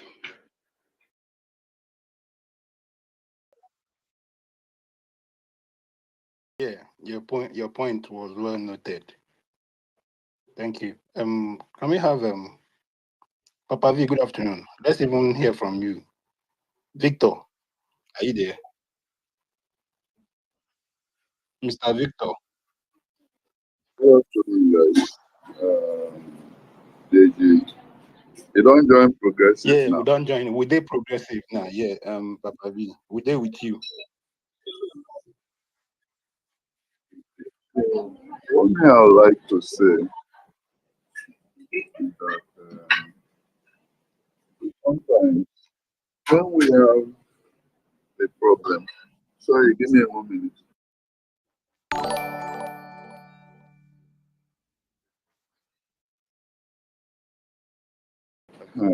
Thank you. When we have a problem, we have to do three things: identify the problem, diagnose the problem, and look for the resolution of the problem. However, if we don't want the problem solved, it's also okay to see if we can just blame somebody for the problem. But if we want the problem solved, the best thing and the first thing we need to do is identify the problem. Now, the problem we're dealing with today is a 26-year-old problem. Because if we want to face reality and do problem identification, this problem started since 1999 when some states in Nigeria decided that they don't want to run by the Nigerian constitution. They want to create a different penal code that is different from the constitution of Nigeria. And that gave birth to a group of multiple groups who think that, oh, now we have gotten what we want. We want to run an Islamic country, Islamic state, if we can run the country. And what brought about Boko Haram was some politician in Borno asking those people who have been there since 1995 doing their own thing, just like we have Maharaji in Southwest on the expressway doing their own thing. And the governor went to them and said, come and vote for me. And these people said, no, we don't participate in your politics, or we don't believe in the system. We want a Sharia state, an Islamic state. And he said, yeah, vote for me, I will give it to you. And they voted for him. He became governor. They appointed one of them as a commissioner. And then the problem started when it was time to give them what they wanted. The kind of Sharia and Islamic state that they wanted, couldn't give it to them. And what did Nigerian states do? The governor and the police, they murdered them. And that's the source of the problem we have been dealing with today, if we want to identify the problem. Now,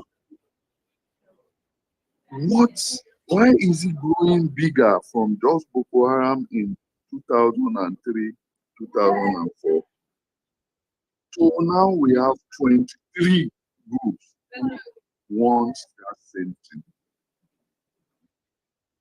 That's because the people who have run our government, either at the state or the federal level, have refused to act decisively. Now, the problem has gotten big. So, if we don't want a solution to the problem, it's okay to choose who we want to blame. We can blame somebody and then be okay. But the danger in that approach is that we will end up being divided, because when you blame me for a problem that I didn't cause, you will dig in and say, you too, you have this problem, you too, you caused this problem. And that's what's happening right now. And that's where we have been for 26 years. But if you want us to be there for another 26 years, that's also okay. Because you need to understand that we don't have leaders who have courage. At least that is clear to everybody. Because every problem we have had in Nigeria has grown bigger. We have changed 5 leaders since 1999. None of them have solved the problem. The problem has only grown bigger. The people's ability to blame has not changed. And maybe it will not change. And maybe that approach is the problem. Because if you look at the same America that we are up in arms against today, that steadfast or Israeli or any of those resolutions will go to their Senate and their Congress and pass across the aisle, because they know how to separate their problems from their politics. And that is what I would like to advise. Because if we continue like this, have you noticed that all the Muslim leaders of opposition, they don't want to touch this issue? Why are they staying away from the issue? Even the Christian leaders who want to touch the issue, why are they staying away? Because it will affect their votes one way or the other. And that's a danger for the democracy we want to. But if our purpose is just to blame and insult and abuse other people because they are not with us, it's fine. Thank you. Papi, Yeah. you have a Thank you, question for him, Papa V. Kenova. Sorry?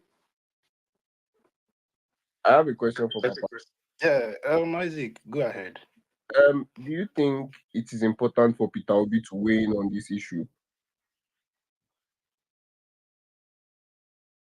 Or how important do you think? I'm not Peter Obi. He will make his own decision by himself. He's the one who wants to rule Nigeria. So either way, that will either affect his career or dwindle his career. So they are all weighing what it will do to their career if they win. What I'm asking is that a lot of progressives have been shouting and begging on the timeline, even to Gege Mojo, and I don't think it's ordinary. I don't think it's a coincidence. See, let me tell you something. If you offend person, you know the person where you offend. I still am standing on the point that Yes Daddy video is the karma causing all this. I still believe it. And that's why you can see everybody is running elter skelter. The person that was really offended for me is Oedipo. And Victor, except say you talk, you want to say you don't know. You know how powerful that man is. He never said anything. He never came out openly to support. But because they wanted to do this man dirty, because of Peter Obi, they go release that video, that audio. It really touched on the man's integrity. And me personally, I believe that statement that was made, that it is a religious war. That's what he's trying to prove. They are going to prove it to the end that yes, Christians are really being persecuted. He doesn't need to come out and put his face. He doesn't need to shout. But if you are looking at the optics from when Abiyoye came to talk last week, from when he complained about those in Kwara that are forcing him to make them wear hijab to school, Christians, especially if you see the way the message has been going, Christians are really going through something. And they are speaking. It is really Christian. It's not really about ideology. See, some people have been offended. Papa V, you can't be carrying fake bishop up and down. There are some people that their name is for them. That's why you can see that pastors are not talking. It's not a coincidence. And you can see that the presidency is looking for who to speak for them. To the extent that they went to go and carry Wale Adefarasin. Who is Wale Adefarasin?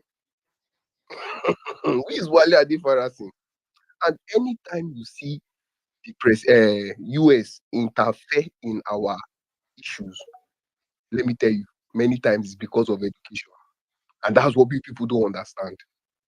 The last time they came during that Boko Haram 300 and something people, it was because of the students they took from school. That's why they said bring back our girls. That's why everybody was interested.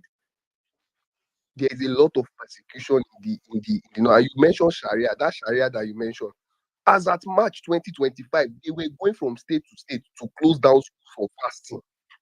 Why are people running away from that conversation? The president, the ministry of this thing, they did not do anything. They were watching. Now you are not expecting those same people to come out and say no, there is no genocide. They will look at you and face your problem by yourself. I don't think the answer is in Washington DC. I think the answer is here in Nigeria. They should talk to the real bishops. See, I've been saying it since morning. Go and ask people that play chess. There are 2 bishops in a chessboard for each player. That's 4 bishops. Bishop moves diagonally. They are crazy. You cannot even play the game without having a bishop. Go and ask people that play these things. This chess game of Trump talking is a Christian agenda, is a religious war. As they put it out, the Christians are trying to prove that yes. And I think they are the ones pulling the strings on that. And that's why Peter Obi is quiet. Thank you.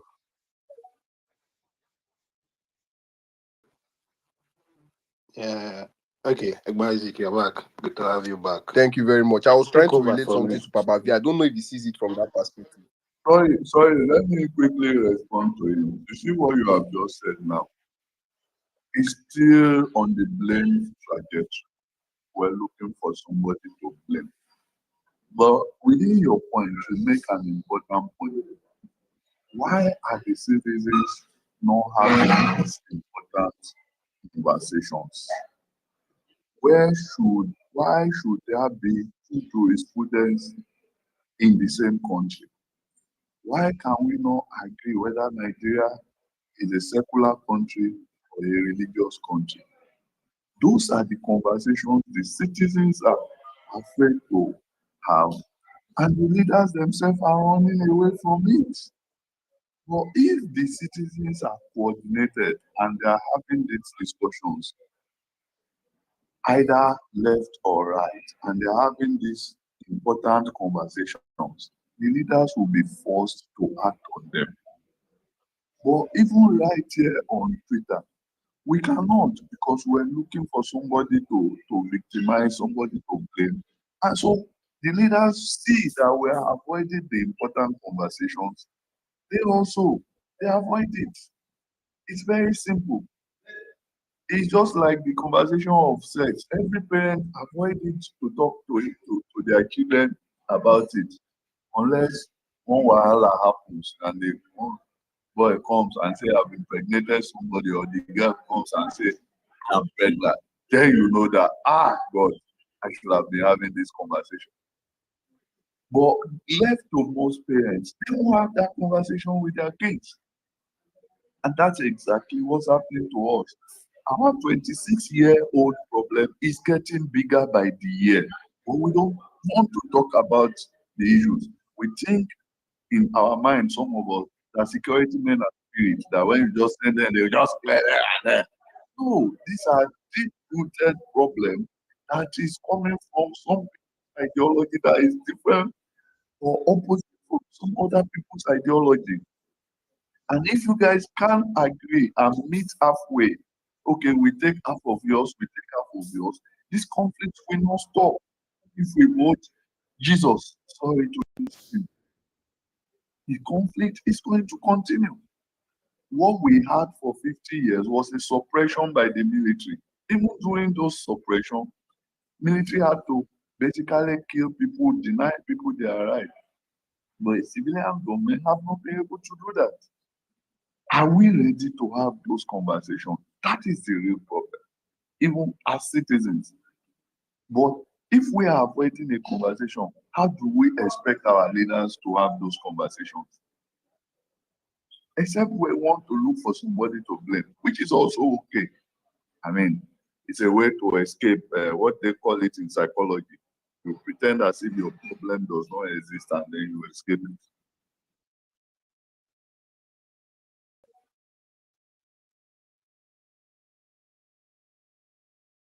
Now, I had a fight with my brothers on the other space. They were abusing me. And the abuse is very simple. You don't want to have a difficult conversation. So you pick on somebody, insult the person, they raise the conversation. And that's the problem, because people don't want to have the difficult conversations. If you ask some people here on this country, this place we are now, it's like you're a secular country. They won't answer you because they don't want to have that conversation. You, Egbon, let me ask you directly. Is Nigeria a secular country?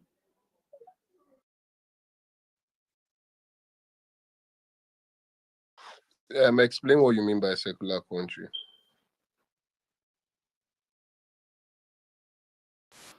For me, actually, let me know just the conversation now. Nigeria for me naturally is a religious country, and our decisions are altered by our religion. Let me tell you the truth. But each religion has taken something to themselves. For example, whether you like it or not, the Muslims are the ones in politics, and the Christians are not fighting them. I was saying it here, Papa V.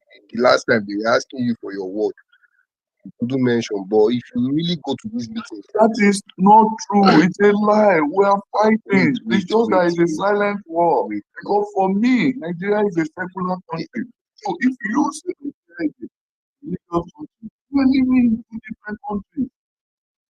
You have to come to a conclusion on that. Because in the constitution it says the state, federal or state, does not have a religion, cannot have a religion. And that's the meaning of secular. It doesn't say you as a person cannot have a religion, but it says the state, whether federal or state, cannot have a religion. can a Muslim, Right now, we have can a Muslims who have Muslim, a religion. can a Muslim be a governor or deputy governor in any of the southeast?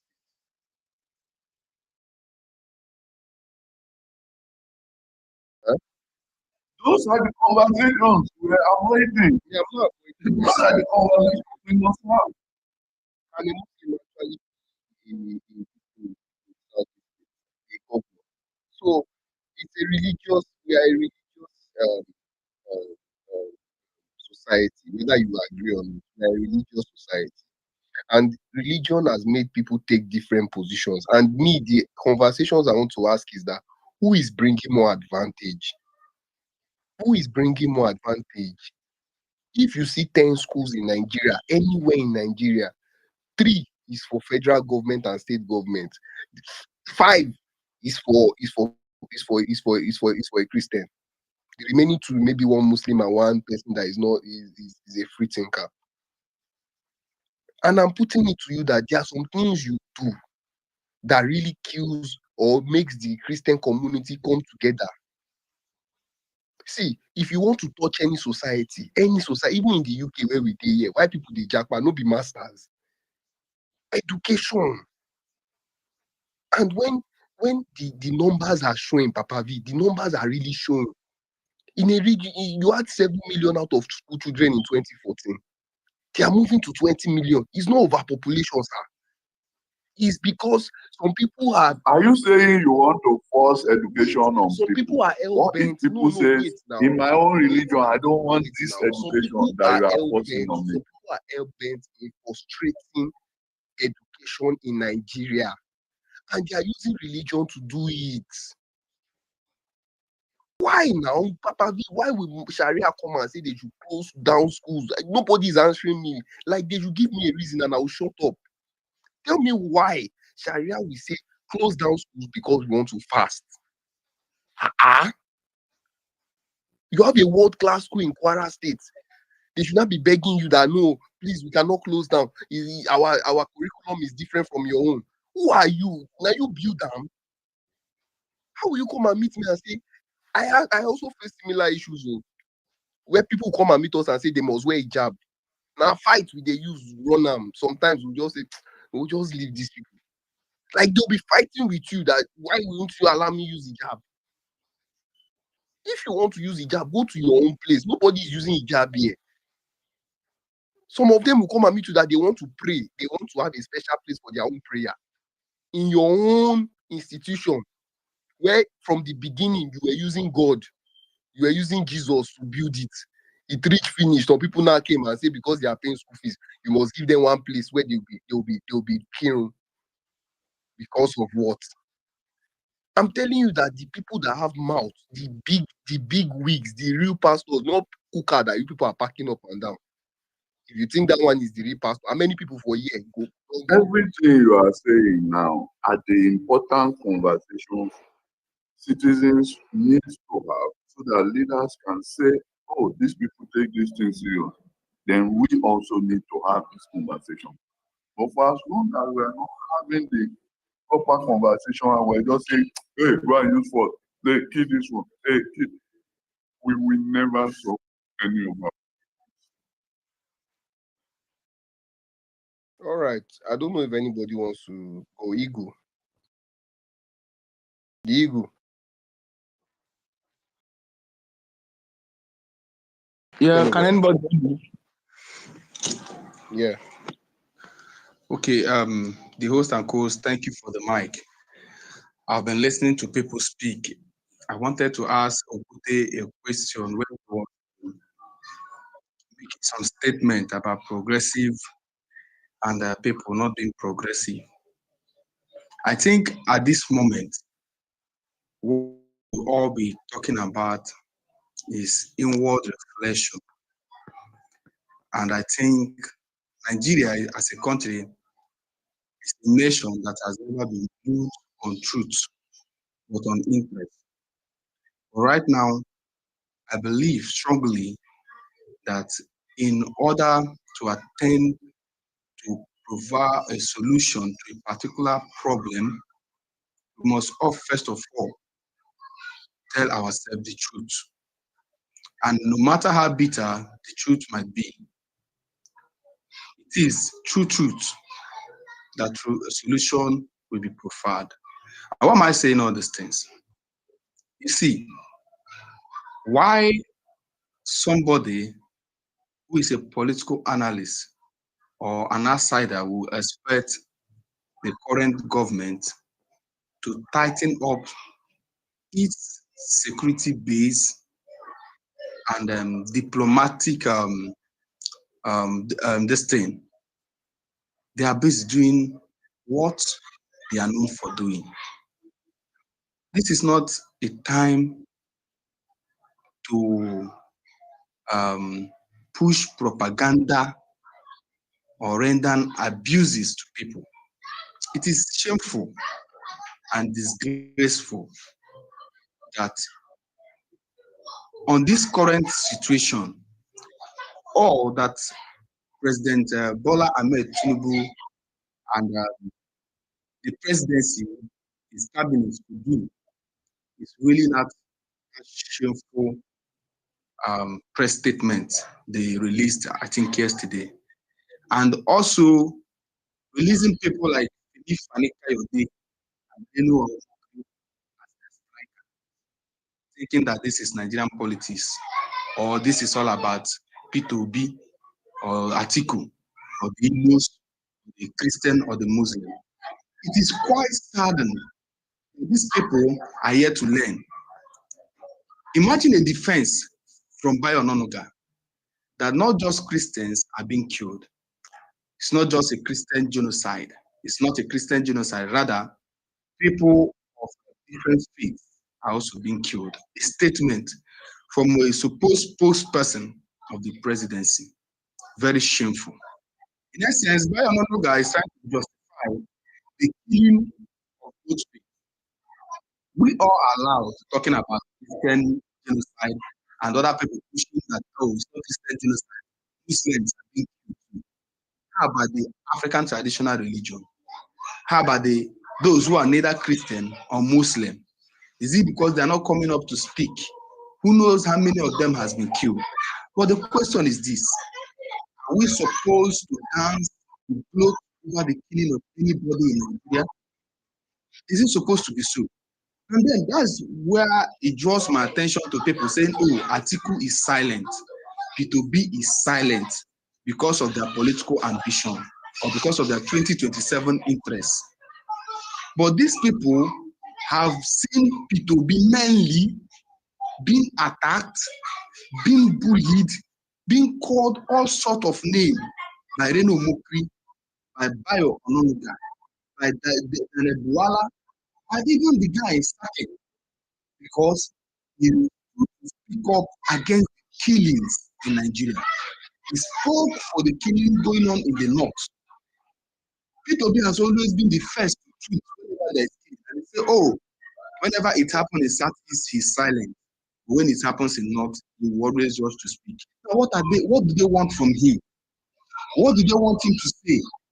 He used to crucify him. It's not gonna work.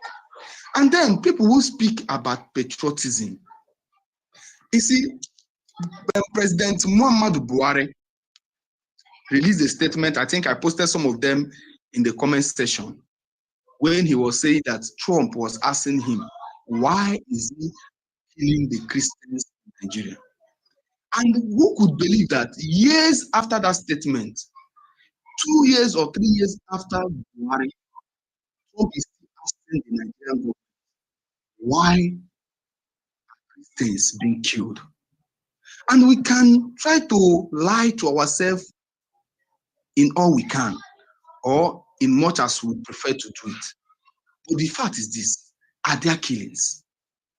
Tinubu stood openly to tell the world in the BBC interview that he will continue from where Buhari stopped. Little wonder, when the tolls of over 200 people were killed in Yelewata, Tinubu didn't go. When the pressure was much for Tinubu to go, you know what happened? Tinubu didn't go to Yelewata. He went to Benue, called a party in a town hall meeting for political campaign. Few days after ascending to the throne, Poplio, during the inaugurational celebration, called the Nigerian, called upon Nigerian government, prayed for Nigeria about the killing going on in Nigeria. How about the Owo massacre? How about Deborah? Are we going to all keep silent and pretend like nothing is happening? Are we ready to tell ourselves the truth, or we are still ready to do all the things we are doing? You see, There is insecurity in Nigeria, no doubt. There is insecurity in Southeast, orchestrated by the IPOB guys, killing and destroying people, no doubt. There is insecurity in Southwest. We saw in a video how a woman, the viral video, how a woman was crying in Kwara State. We know what Fulani terrorist guys did there. We can't pretend, unless you want to pretend. In Ogun, it is not different. Then we can talk about Middle Belt. Middle Belt has been the blood field of Nigeria. In Plateau, in Niger, in Benue. We saw under Buhari how about 27 Roman Catholic priests were buried in a day. Are we going to all put these things behind? Are we going to keep on playing this politics of lies, telling ourselves there is no Christian genocide? When are the Christians in Middle Belt and in North going to rise up and speak? If the Muslim felt, oh, this is evil, it is being used to antagonize them, they also have to speak up. But my question is this: whether Christians are being killed or Muslims are being killed, is it supposed to be so?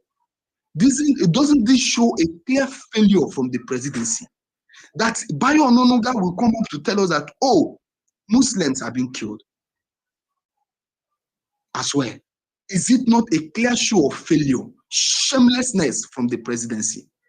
And these guys keep on talking. Mokri keep on speaking. Oh, there's no Christian genocide. But they are killing from different angles. And what is the responsibility of the government? What are they there for? And then for people who keep on saying, oh, Trump shouldn't come in. Trump shouldn't come in. You might be saying Trump shouldn't come in. But let's not deceive ourselves. What we are seeing today is karma. It is a repercussion of the petition submitted by Bola Ahmed Tinubu and co. in 2014. The day they did that, they handed the Nigerian sovereignty to the USA. They called for Jonathan's arrest. They called for the arrest of Major Ejirika. Is it not everywhere? When Tinubu was tweeting about the slaughtering of Christians in North, when Tinubu was telling us that on matter of security, the buck stops at the table of the president, where was his patriotism? Did Tinubu forget that Nigeria is a sovereign nation just because it was under a Jonathan? Okay, now Nigeria is not a sovereign state because it's now under Tinubu. And when people come up here to say, oh, we are speaking, Americans are coming for our oil, for this, for that, for our resources. And I dare to ask them, the oil that the Nigerian government has been using, the resources, what have they been using it for? The 38 billion, 300 billion, they kept on lying to themselves that they have shared to the Nigerian people. How many people have benefited from it? Why should we continue with all this? I think now, what every Nigerian should be doing is to call out Tinubu to sit up. To sit up. Tinubu has been playing for long. P2B has been the one calling out this guy. You keep on traveling from one country to the other. When the real issue at home is not being addressed. You travel to countries that are of no importance to Nigeria, of no economic significance to Nigeria, where people are dying in the country. It didn't matter to you. Now, the benefit, the relevance of your international gallivanting is here. It's knocking at the door. When you keep on calling different people, it got to an extent that you have to deceive Nigerians. You use a Reno mockery, a two-faced sword, to invite a Mike Arnold, a farmer, using the NSA. Imagine a Mike Arnold coming to speak on the issue of Nigeria, because Mike Arnold came and decided to do something that you guys never imagined. If Mike Arnold has ever spoken in your favor, would you have ever spoken? Maybe start So Arnold. that's why this changing even had this statement. The hand on our general meeting now. Now, a Mike Arnold was contacted by a Reno Omukwu. Their tweets. And these guys. Sorry, let me mute. Who is talking? Yeah, you can unmute and continue. Yeah, continue. Go ahead.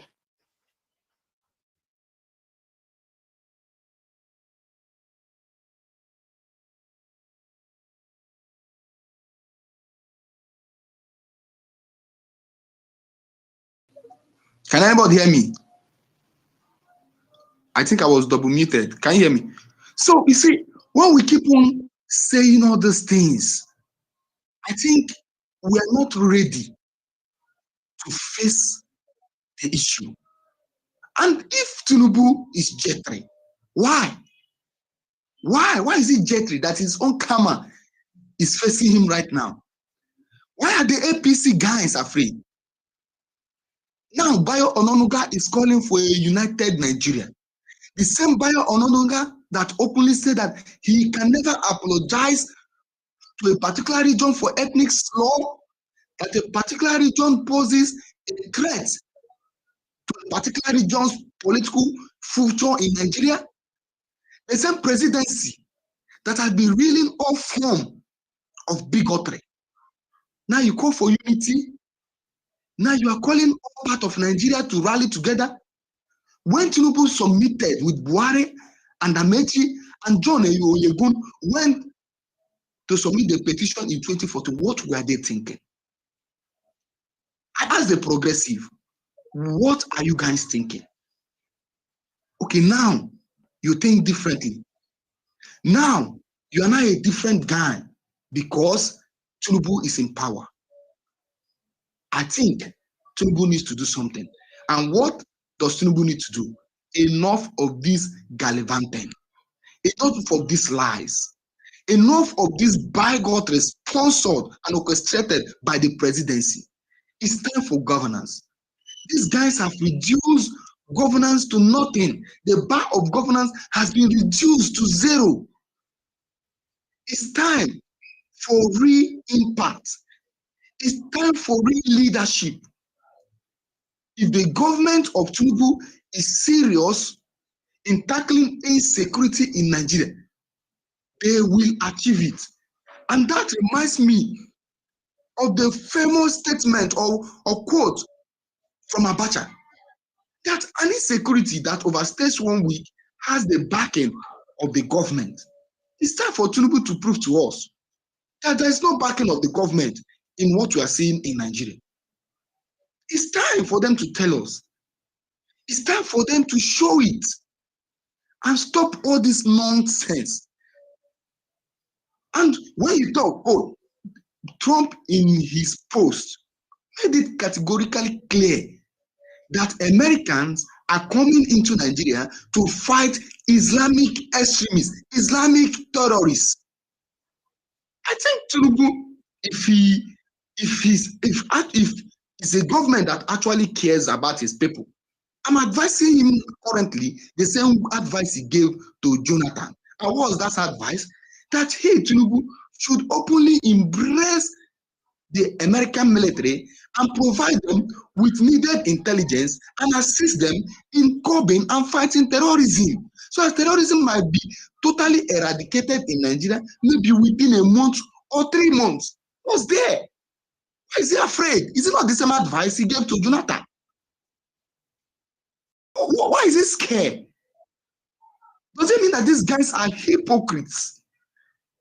Does it mean that these guys do not have the interests of Nigerians at hand? Yet they want to rule. Yet they want to govern. I think if he truly doesn't want the American government to come into Nigeria, then he should do something.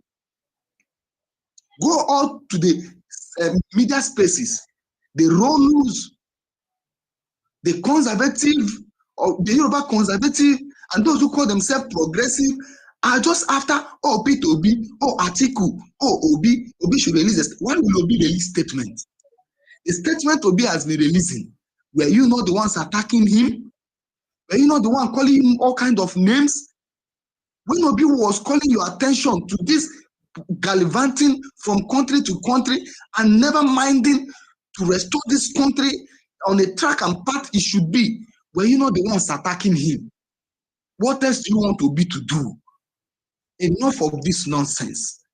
The Pope called on Tinubu few days to his inauguration. We can't forget how thousands of Christians are being killed. You say it's not a Christian genocide, then tell me what it is. Tell me what it is. Tell me what it is.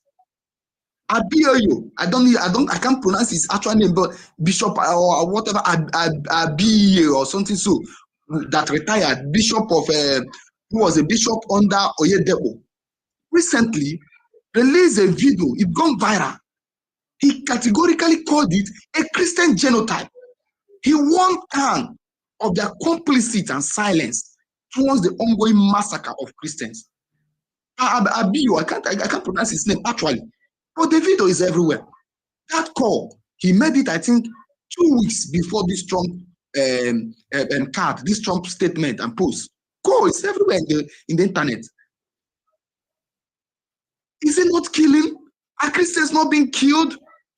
For the fact that Muslims are being killed, doesn't it show that this government has failed? A government that derives joy in using insecurity against a particular part of the country, so as to use it to demonize and present their opponent as weak. Is that not what Tinubu is doing? Tinubu used the insecurity in Southeast to shame and mock Peter Obi, forgetting that he is the president of all Nigeria.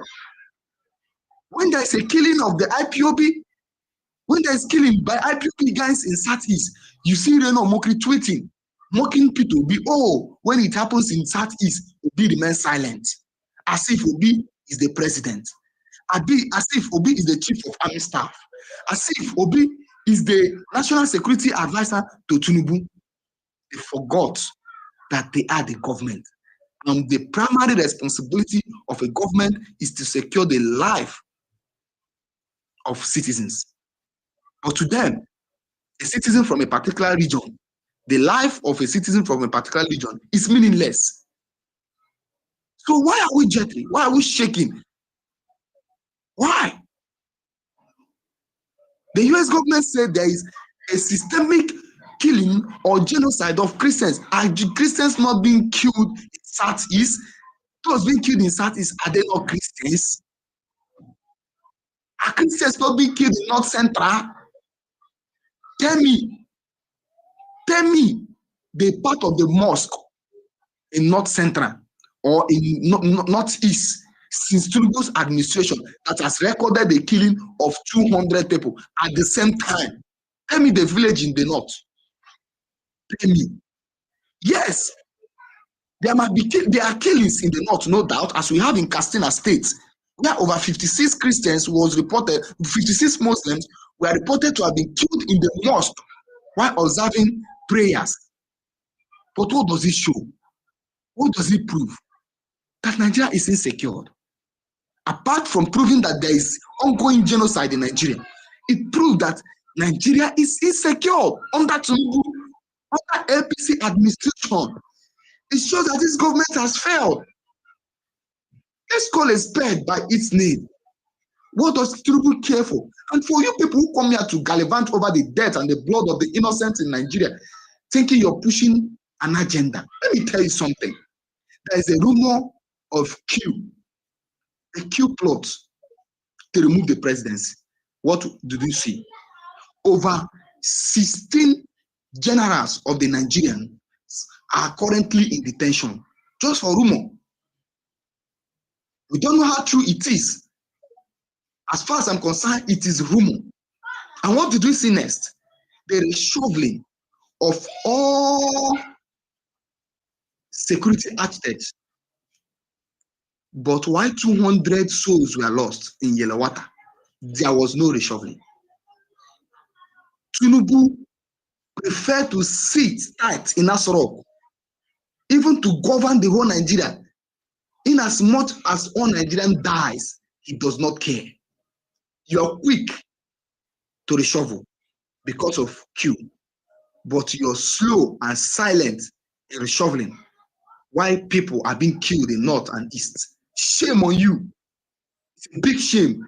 And to those who go by the name progressive, coming here to say rubbish, I will never pray that you should experience what families in the North and East are experiencing. But you know what? I will tell you this. Remember, there is karma. There is karma. If it doesn't get you this way, it will get you the other way. I hit my mark. Thank you. Yeah, thank you, Diego. Isaac, are you still there?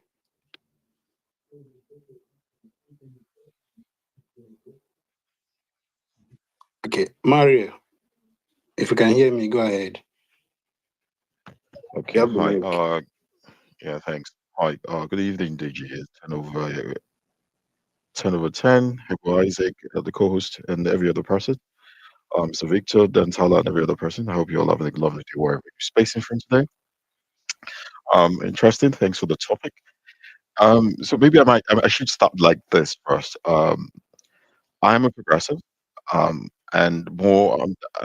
I kind of shy away. I kind of shy away from the current British, the Americans, the president's proclamation. I the only thing I can just say to that is that I do trust my president as a person to do the right I thing at trust this you, point. brother. I But trust you, brother. We're in the same yeah, page. We're in the same yeah. page. So so that's important. Also, another thing I think I need to say, I'm just going to go to to cross my discuss of what I want to be.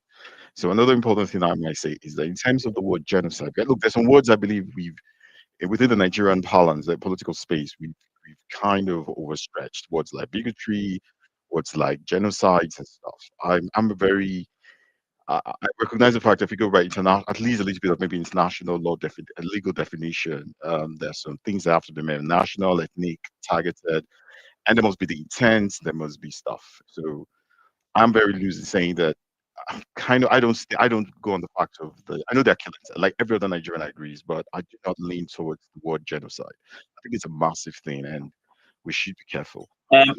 Mary, do you want me to engage you briefly? The Sorry, definition is I out don't there. know. I don't need That's engagement. I don't okay. need engagement. Carry on, Just carry on. Yeah, listen. no, yeah, of Please, course. Carry on, please, carry on. please, listen. Just calm down. Don't worry. I'm just saying that that's my own. Just hold Yeah, on. You you're will get starting your to. argument on a note. Just On a don't note where worry. you Don't don't worry. agree. Don't worry. Don't worry. Does it Please, have just to calm down. Just be in calm down. millions before it qualifies as a genocide? Don't worry. Don't worry. Please just listen to me. Don't worry. Okay, I'm not. let's give I'm you the not coming benefit of there. that. Yeah. Like at some Thank you very point, much. Yeah, I we'll appreciate that. align. However, having said that, um, I do that. So that's why I kind of the reason I even came up with that, I think it was keynote or stuff. Keynote or so that was talking there. Was it high key or keynote or something? I loved there were two things he mentioned. There were two parts of it. I might not agree everything because I know he's on the opposite side of of my political affiliation. Um, there were two things I agree with him, and as a Nigerian, I think we can never take out. So that's why I said, guys, should please chill out. So even though I said that I'm not going on with that and based on definition, I'm not. I would not still blame. And this is very important. I would not blame any group, whether it's a Christian. I'm a Muslim, for example. I'm not, for example, I'm a Muslim. I will not blame Nigerian Christians who have felt over the time that it is genocidal, or if they felt that the killings is actually skewed towards more of their own beliefs. I will not blame them because it is the way it's the way things are. Is what they have is a report, and it's happened many times over, and we've not been able to arrest it. There's nothing, even no matter textbook definition that I want to be rigid about. I will not blame people on their reality. So that's why I'm saying that you guys should please hold on. I'm not going to fault you. I'm going to fault about people whose views are those because I have to be realistic. So it should be like me playing. I'm actually thinking about a forensic pathologist who is actually chasing a serial killer. But the people within that community just want the killings, the murders to be stopped. And if they've been crying over and over and over, it's going to impact. It will have impacted them over a long time. They just want the killings to stop. Now, the technicality, the legality, it's not what's going to concern. We're humans. And that's why I said that I do understand, and that's why I said, you should please give me the time to do this. So those things, there are two things I said I liked about what I can't remember the gentleman's name. One of the things is said, and I agree with. While I do not like, I don't want to talk about. I'm not too. I said I would trust the government to do what they need to do, but there was something he said. Why is it taking? Why it's actually? I think it's foolery at a monumental level for Nigerians to only start getting agitated of solving a problem only when a an external person, external influence had to talk about it. It's really painful. We've not been able to solve our own problems. We've not been very, very active to solve it. And now it takes a tweet from someone, and all of a sudden, now it doesn't matter where you belong to in this case for me.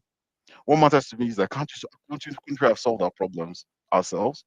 Now, I'm not going to take away anything that they've not had some wins or successes or trying to copy. No, I'm not taking that away. But then there was not that significant things that would have reassured people, that would have made it.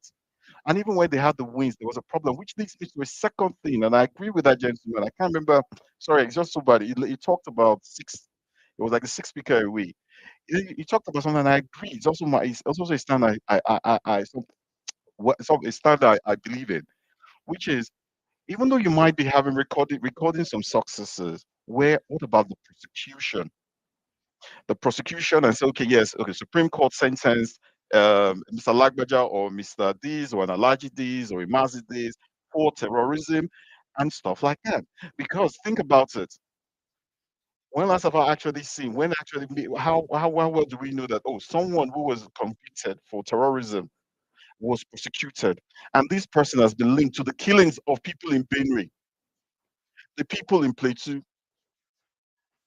It's one thing to say you've killed some of the terrorists in the engagement. I do appreciate our gallant officers at work, but I'm looking at some of the things the government could have also transmitted to everyone. Could that have actually helped us in situations where people now say, "Oh, the government has been complicit," or "the government should be found wanting for these kind of things," and why people actually, some people believe, "Oh, it's against the genocide. It's kind of genocidal." Because imagine if you had been having those kind of prosecution, and we've actually read the sentences, and we've seen it. Why was this guy sentenced? Not just why was this guy killed? Oh, he was sentenced because he's linked. It was linked. It was proven to have been linked to the killings of people. It shows that there's no biasness. Now, I know a lot of problem. It's transited so many Nigerian presidency over the last 20, 30 years or so, and various skirmishes, outright killings, conflicts, communal conflicts. I know we've had all that, but imagine if we could actually go and actually can say, I go to, if I was maybe some I know researchers do this, and I go to maybe the Supreme Court or the judicial website, and I can see ABC was convicted of this crime because of the killings of 100 people that happened in Zaria, 100 Christians community. Even if you're not so loud on the religion or maybe for on some of those things, but you're explicit about it. These are some of the things I feel where we failed at. And the press. Yes, I've in the past I will blame the mainstream media for things like touting some groups or this. However, it still doesn't matter. The government I just have to accept the government of the day, the government in past. It doesn't matter whose political affiliation it was. The fact is that we've not really dealt with this issue the way we should. And I don't blame anyone, no matter whether you are someone who is Igbo Christian, who's from the southeast, who's aggrieved over this. I think there's a fair outcry on the fact that they feel some of their people are being targeted.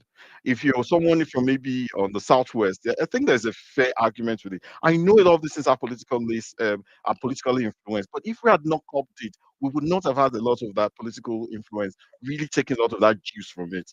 I know that people up north could also say, "Oh, some Muslims have been targeted." It's not that they are. It's not that entirely. It's not that some of them in entirety. Some of these things are wrong. I mean, they are not true. There might be there will be factual things to it, but because of the way the government also handles these things over the time, over the years, I wish we could do better.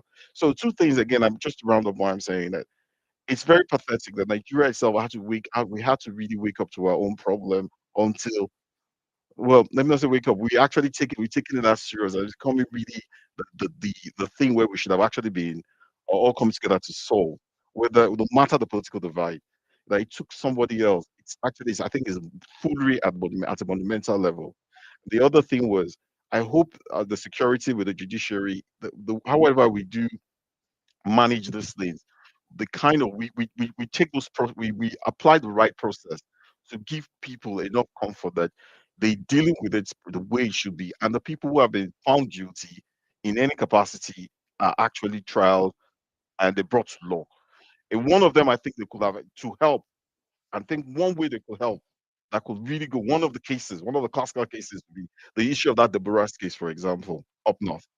It would really be nice if those people were found guilty. Now it's been shrouded in so much secrecy that nobody can actually say categorically were these guys prosecuted, were they sentenced to this. Number one, it's still difficult for me as a Nigerian. It doesn't matter if I don't live in Nigeria to be able to see that yes, these people were sentenced to 40 years. The people that were apprehended, I've still not been able to see that. Perhaps they have, and those are the kind of problems I have as a Nigerian, where I can't even get the true facts. Yes, I do know that there's a lot of information being scrambled. I understand we're on this age of social media, there's distortion of information. But again, if I cannot have that clarity, how do people, and I'm not even a Christian, I'm a Muslim. How do I think a Christian would feel if someone like that, the Baraz, that's one of the simple things that that could have really probably appeased a lot of people and make people understand and trust the government of the day. Again, I'm an unapologetic supporter of Bola Ahmed Tinubu. So don't get it twisted. But then I have to think of it beyond that as a Nigerian. So thank you very much for the opportunity, gentlemen and ladies. Thank you, Mary. Velele, you have the mic. Okay. Wait now, I've been here now. Okay, Velele sorry, just yeah, come my now. bad. Yeah, my fault. Sorry, Velele. Give me some time. Very, Yeah, very welcome, yeah. no vex. Go ahead.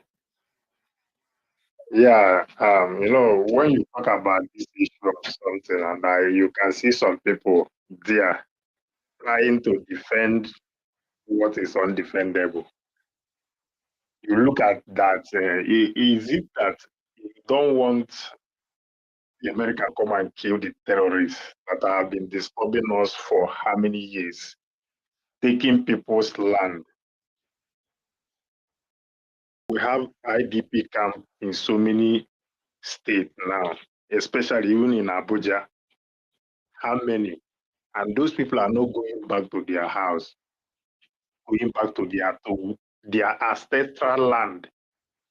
And government is not doing anything. Those people, if assuming that, sometimes when you think about this government, I used to ask this question.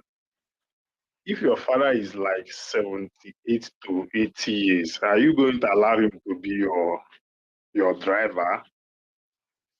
Or he can drive you from one point to another, like from Lagos to Abuja? Is it possible? You will think about I don't know, if there are anything that used to make them not to think because even though you are old, you still have a very good thinking. But in everyone that entered that sorrow, things get more worse.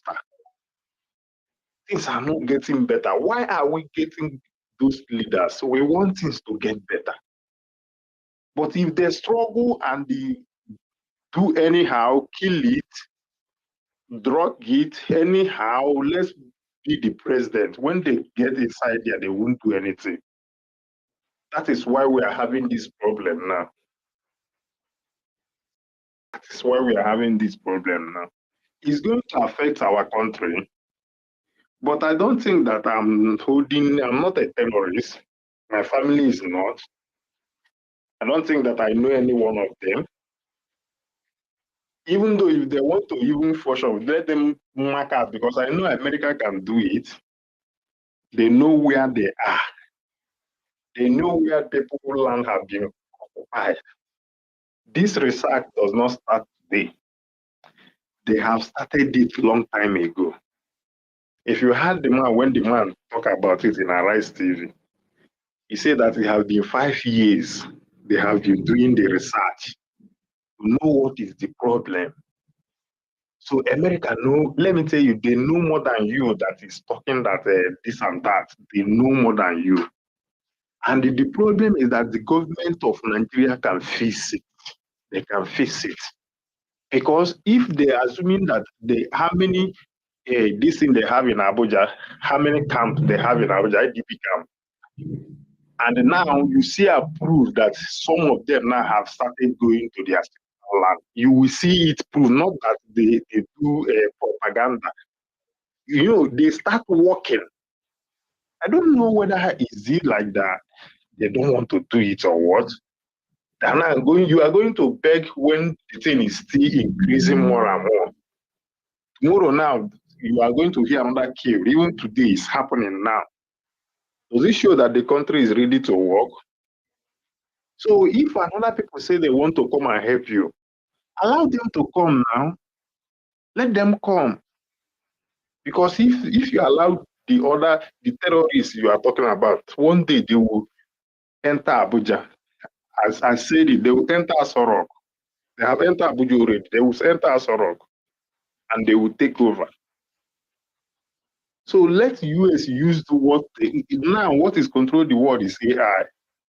To one those people, that's what I used to say. If we have a very good government, we are going to have a very taking with how no, this is 2025. All those terrorists, we know them. But if you are the one preventing, let them not come. Let them not come. Are you? That means you are one of them. You are one of them. You are one of them. Because if you allow this government, I don't know the way they reason. They are not smart at all. Because if it is me, if you become the president of Nigeria and you know that the first thing to do is to face this insecurity, how do you face it? You start doing what you're supposed to do, not to come and start buying a SUV. Start just be doing reckless life. Start buying yachts. Leave the necessary thing that you're supposed to do. So if US will come and help us, I will like it very well. Because I know that when they are coming, they are not going to come to my home or to anybody around me. They are going to go for the criminals or the terrorists where they are, especially the Boko Haram. They know where they are. They have the data fully. It is there.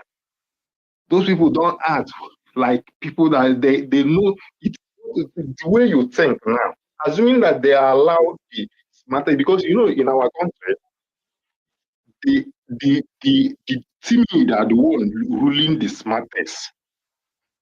Because if you allow the smart men to enter into us, you see, we are going to develop even something more than near what US is doing.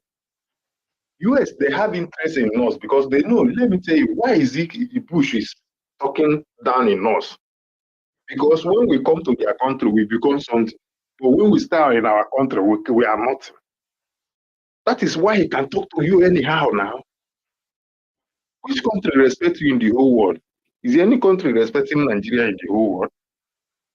Which country do you have mouth? You know that if you say you are in Nigeria, let me tell you experience I have in this country. I was talking with one of my neighbors. One small girl, the girl, it's not a small girl again because it's around 22, 23 years, I think. So he just came. The girl spoke. Immediately he talked, his English is flows very well. I say, how are you? He says, fine. He said, yeah, are you from Africa? I say, yes. He said, who is out of Africa? I say, I'm from Nigeria. He said, wow. Why your country legalized terrorists? That is what the guy said. And do you see the first thinking, the way this guy view me? Say they legalized terrorists, and my president is he just described that my president is a drug baron. I say, forget about politics. Those things are politics. But the people there are very smart. Don't you see that? That's the way I respond to her. Don't you see that? Go and read about Nigeria. You see, we are smartest people in the whole world. And that is why I'm with you here. You understand? Yeah. But when I came back home, I start thinking about it. You see the way they view us. So why are you saying that USA they are asking for anything? They are not asking for anything. They are asking for documentation they have got from Tinubu when Tinubu tweet about this genocide. Who said they don't have genocide? I have asked you people. If you say that the Christian doesn't have genocide, that Muslim have genocide, I don't say they don't kill Muslim because these people have a heart. But in particular section of Nigeria where they want to occupy, they don't kill Muslim that side. We have genocide. If you go about genocide, you know this is genocide. They want to take the land, and that is what they have done. That is why we have so many IDP camps. Because those people, they have pursued them and they don't have any plan for them to go back to their ancestral land. That is genocide. If you can give me a data of a Christian, of a Muslim that have been massacred, 100, 200, in less than 2 to 3 months, I'm ready to bet it if you can bring a video, something like that. So if these people are and they will say that terrorists are the one that causing this thing, can't we allow them to help us? So I'm saying, yes, it can affect us, but let them help us. They are not, who say that they are coming for our resources? America, do you know how many resources they have? Talking about our own, even though who has benefited in these resources we have? If you have benefited in it, tell me. Because if I have benefited in it, I won't be in this place I be in. I will be in my country.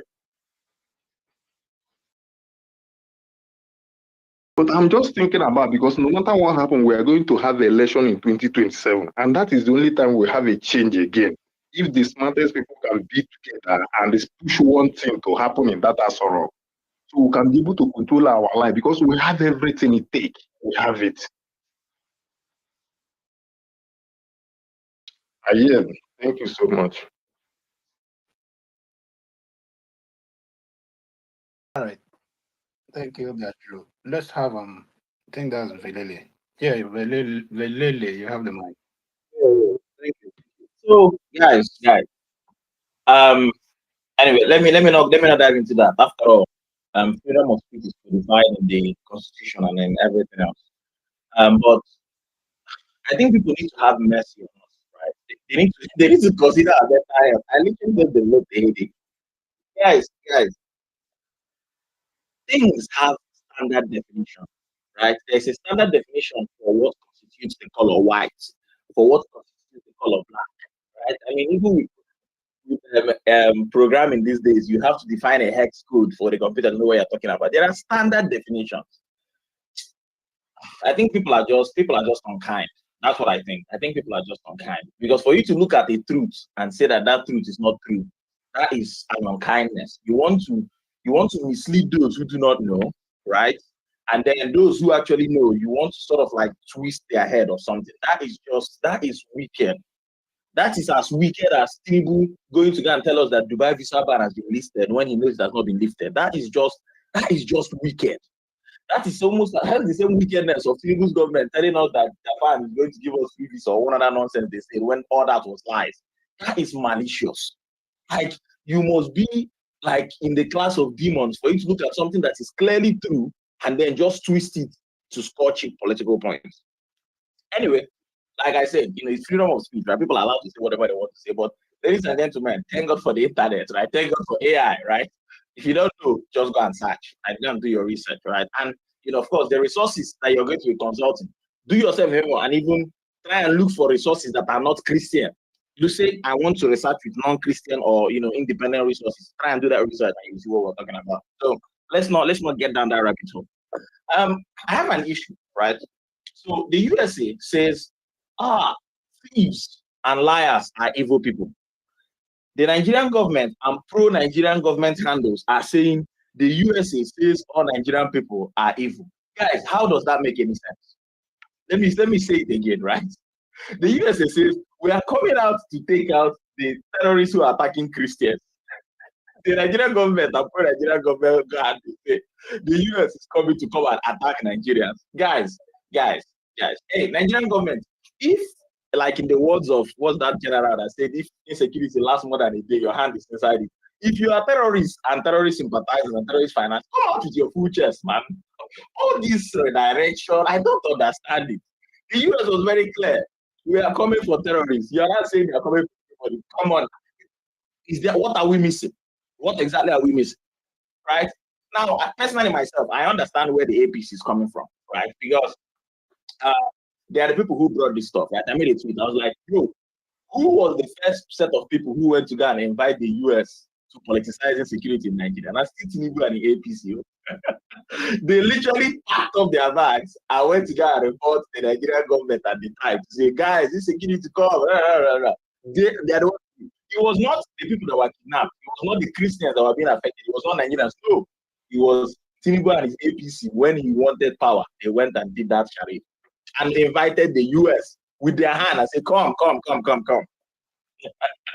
So, you know, insecurity get as it be, right? It needs funding, right? It needs logistics. Who was the people that went and invited Fulani militia from outside the country to come inside the country to make it insecure, to win elections, as they said? Militias, bro. Who was the people? It was still Tinubu's APC, the same APC that we're talking about today. When something bad was happening in the country and Jonathan was trying to solve it, who was the person that politicized it and said, bro, power must be gotten at all costs. I don't really send anybody, Papa guy. We go use this thing. We go milk can. Now politics. Some of the Chibogis have still not been registered. I've not still not been rescued till now. People don't really send them, Papa. You don't send them. You don't use them, dump them, right? Who was the person carrying banner, bring back our girls? Even him and Didi, He was still Tinubu at the APC. Like, come on now, guys. And then now we problem don't say people are calling people. Wait till join people to join this road. Person go invite US politicizing security. Person and in party to use their mouth, talk say and then bring terrorists and militia come inside country to win the election. Person and in party now he starts this method of trying to politicize people to get people out of office. Now it's not even concerned today at this matter. Christians in the middle belt have been crying. You don't see that pastor. That pastor mentioned Peter. The pastor was telling Trump, come and save your people. Tinubu won't finish us. Okay, maybe not Tinubu, but people that Tinubu has allowed won't finish us. Right? So guys, let's stop all this, man. Let's stop all this. See, I think I've said this before. Let me say it again, right? Your government is your God, right? And it's for me, it's like that because your government is higher than your God. You go to pray to your God for something. If your government won't do it for you, he go do it for you. There's a reason most people who leave the country stop praying because their government there is a benevolent God. Meanwhile, their government in Nigeria is a malevolent God. That's the way it works, right? Anything Tinubu wants to happen would actually happen, right? So you have to ask yourself, why does Tinubu appear to not value human life, especially human Christian lives? Yeah, that's the question you need to ask yourself. Like, what is going on? What do we miss? Now you have to understand this is a character. This is a character that said that power must be gotten at all costs. You have to be asking yourself, hold on, should human lives don't follow for this cost, right? Again, my hand don't do. Man, Nigerian people, and this gaslighter that came and spoke earlier, he said something very funny, right? He said, I didn't have to take external influence to talk about Bro, have we forgotten our realities, ladies and gentlemen? I put something in the comment section. People in Lagos went to go and protest against the demolition of their houses. Tinubu's police are tear gassing them. People went to go and protest that Tinubu has made them hungry. Tinubu's police were tear gassing them during bad governance. Guys, are we Nigerian people? APC, man. APC, bro. APC. I made an that tweet. I said, bro, the hell is empty. The devil is Bola Ahmed Tinubu. And his demons who are supposed to be in hellfire are all his APC supporters and every other person. That's what I clearly see. Because you cannot explain this thing to me. Somebody announced something. I think Nigerians there's something going on because we seem to have forgotten the amount of hardship we were thrown into by that careless subsidies gone statement. That this guy had the temerity to even open his mouth and say it was not planned. Remove subsidy without planning. Subsidy that you have never, since the time that you got governor, because of the pensions and benefits you've been receiving, you've not bought fuel with your own personal money ever since. You do something like that. Because you don't have statistics, don't be unkind. Man. People literally just thought to themselves, bro, this hardship is too much. I will just off myself. Just they go. People were climbing to for people to jump. People were jumping inside river. People were hanging themselves when they gave them a big bill. So just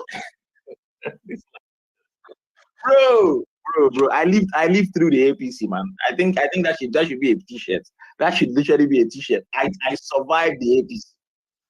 I think of it like the way the Christians say, the trials and tribulations of the end time. This is it, man. The devil has dominion and he's dealing with you people, gaslighting you people. Every single time. One guy will come up and say, and try to shift the blame. Bro, these guys were literally the people who put you in this situation. They are the people who made the US to start looking at you. They are the people who brought militias inside the country to make the country secure so that they can win an election. They are the beginning and the end of your problem. When Jonathan was trying to solve this thing, they are still the people who kicked that there's a natural. The evidence is there. These are not even stuff. Nigerian people, I think we have just become desensitized. That's what I honestly think. I think we are just desensitized, right? Because at some point, man, you just get tired. A good example is if your child is always crying, and no matter what you give them, you cannot pacify them. At some point, they're like, just keep crying. I think that's what has happened with us and the Nigerian government. Because we talk, and the Nigerian government does not respond to us, we have at this point just become desensitized. Right? That's what has ended up happening, right? So, if you go out to go and protest and they spray you tear gas, you're like, yeah, maybe not so it be. If you complain about the state of things in your country and somebody says, I am going to fight DSS for you, you don't even feel disgust. You should be disgusted that the DSS cannot go and attack the terrorists on TikTok live. Guys, people don't even know that. I don't think Nigerians understand where they are at. I don't think they do. Bro, people were massacred under Tinubu's watch in Yelewata, right? Reports are saying 100, 150, whatever. I cannot count up to 50 people that I know that bear the Tinubu name. If I'm counting, maybe I go stop at maybe 20 that bear the Tinubu surname. So take that 20 and multiply it by 2, that's 40. Multiply that 40 by 2, that's 80. Entire family just got wiped out. And Tinubu said, I cannot go to the location where this massacre happened because bad roads and rain is falling. And then a few days later, he went to St. Lucia. The same St. Lucia that we were seeing videos of people shaking hands. God, it's like, you get as this life just view. You get as this life just. So please, nobody should come and blame the Nigerian people, man. It's not their fault. It's not their fault. The God who was supposed to take care of them, right, has decided to abandon them and leave them to the dogs, to the literal dogs. There are reports out there, right, in the news where soldiers are saying, bro, we are uncomfortable working with this Boko Haram, your ex Boko Haram people. And what is Tinubu doing? Tinubu is reintegrating them into the army. Tinubu is carving out budgets to use and rehabilitate. So somebody came up the other day and said, he said the US government should give the Tinubu government intelligence. Bro, give you intelligence when there's a general that literally said that an ex-Boko Haram can become your president one day. Are you people mad or something? See. We've had places where these terrorists go and attack army barracks. How is it happening, right? It's the potential is there that the ex-Boko Haram that Tinubu has integrated into his army are giving information to the other Boko Haram that are out there that Tinubu does not want to crush, right? So it's a self-propagating disease. Guys, please, let's stop all this, man. Let's stop all this. But here's the silver lining. The silver lining is that Tinubu is still a president, right? He still has the ability to go and solve the problem, right? But what I've observed is that the guy is just a selfish bastard, right? He only moves when it concerns him. When he wanted to award contract to his friend Shaguri, right? Nothing like digging, nothing like environmental impact assessment reports. All those roadblocks will get thrown away, will get washed away. That's what usually happens with him, right? When he wanted to go and buy jets, Senator came up and said, bro, that thing did not pass through constitutional hearing. I'm like, bro, are you whining me? But yeah, that's the way it works for him. Anything that he wants to actually get done, he actually does it for himself by himself. He does it quickly. But the ones that concern you people, you hear things like the road is bad, rain is falling, I have to adjust my schedule, I have to go for vacation in St. Lucia, I have vacation, multiple vacations in the year. My guys in France are calling me. They want the whole manner of useless excuses, right?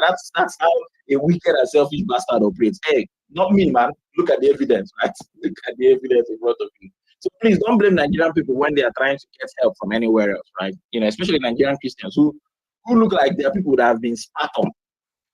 Nah, man, nah. To be a Nigerian, it's not easy, man. It's just, it's nah. So guys, please, shield yourself against gaslighting, right? And remember your immediate past. I'm not telling you to remember something that happened 10 years ago. No, remember your immediate past, right? Remember how this government has, at every turn of the century, tried to. I mean, Tinubu's Nigerian military is posting fake news when people are dying. I think I lose my mind. Yeah, thank you, Billy. Let's have Ugo Chinyere. You have the mic. Then when you're done, we'll go with Ola and Chinedu in that order. Yeah, Ugo Chinyere, go ahead. Can I launch it? Okay. Okay. Yeah, that's fine. Chinedu, you can continue. Hello, good evening. Yeah, brother, go ahead. Good evening, brother. How are you? Yeah, good. So thank you for having me. This topic is obviously it's an important one, yeah. And Deji knows me. I speak out of reason, I don't have to be right, but it's not because of my political affiliations or whatever. Like I voted PMB 3 times, 2011 under CPC. How do you call it? In 2015 and 2019. Why did I vote him? I didn't vote him because I wanted him to turn the economy around. I didn't expect he had the ability to do that. What I voted him for was insecurity. Right? I have a military background in military school and in NDA. You learn about first officers and all that. So you see, we kind of matched what we needed. But in retrospect, he actually, in my opinion, like I said, no one has to agree with this. I'm going somewhere. He failed me on that which I thought he had competence in media and security, and he surprised me on economics, though it could have been better. Okay, and let's look at the whole issue here. There's nothing wrong with Trump saying he wants to help Nigeria's insecurity problem. There's nothing wrong with it. What the issue now is when you're trying to do it directly or bypass the president. If my sister's son comes to meet me and tells me that he needs money for school fees, I am not going to give him the money. No, I'll tell him I'll help him. Then I'll call my sister, who's the authority in his life, or my in-law, the father, the super president of the house. I'll have a discussion with them. Let me know whether they have small money first and they need to complete it, or they don't have at all. This is how it works, right? And it applies to nations. Was it Lincoln who would have said, was it Roosevelt who would have said, the leadership household and a nation differs only in magnitude. If you want to help people, there are ways you can go about it. Has Trump spoken to Tinubu before now? I doubt they've had any meetings since Tinubu became president. So if you really are concerned, it's like again me saying I'm concerned with my nephew's education, and I'm refusing to talk to my in-law. I'm telling everybody in the family that my in-law is starving my nephew of education. I want to pay for it. It does not really make any sense, right? There are precedents to this. I'll give you two. In 1991, during the Gulf War, there was George W. Bush, that was George Bush's dad, yeah? When he had this fracas with Iraq, overweight and all that. Saddam Hussein was trying to make it seem like a Zionist thing against the Arab world. So he bombed Israel, yeah? He sent the missiles to a city in Israel. Now, the then president, Prime Minister, Shamil Yitzhak or so, I think, yeah, that should be his name, yeah. He was definitely going to retaliate, like he had everything he needed to retaliate. President Bush called him and said, bro, please, do not retaliate. This guy is trying to make this seem what is not. I understand that you feel under threat. We will handle it. On January 28, 2011, during the Arab Spring, and a day after when they were in Egypt, they were saying Mubarak should go and all that. Barack did not say, because people say he wanted Mubarak to go, he should just immediately enter Egypt and oust Mubarak. No. He called Mubarak on the phone and they spent hours too talking about options. Mubarak said he knows how to handle these people, blah, blah. At the end of the day, Mubarak went down. Now, you say US wants to help, right? How many countries has the US gone in to help input? And how are they today? Is it Libya? Is it Iraq? Is it Syria? Is it Afghanistan, where they even ended up handing over power back to the same Taliban they were fighting? Trump is an erratic president. He's somebody that thinks, acts before he thinks, speaks before he thinks. It's been proven. It's as if he's not been president before. He's been president before. We've watched this guy during COVID saying that there should be a way to inject or ingest hand sanitizer to like as a cure for COVID. You could see Dr. Tony Fauci, who was standing beside him at the press conference, like embarrassed. This is the kind of person we're talking about. Now, if it was a Joe Biden, a Kamala Harris, even Trump's former vice president, Mike Pence, they would address, they would use the proper and appropriate political language. There is a chronic security issue in the heart of the northern part of Nigeria. I'm not saying that, I mean, on a space the other day, some weeks back, Muslims were trying to kill me. Why? I said there's something fundamentally wrong with the core northern Muslim community. Because you cannot tell me that you guys don't know who these bandits are. Abdul Muttalib's dad was the person who went directly to report his own son to the US embassy. Like, Baba, I don't understand this boss again. If we had more Muttalibs, banditry, terrorism would be a thing of the past. But then, as far as Trump's help in quote goes, this is the way I see it. Trump does not really have Christians or Muslims' interest at heart. It's an opportunity to take hold of a nation. It's not about resources. The Sahel nations, Mali, Burkina Faso, Niger, who are they affiliated with? Russia.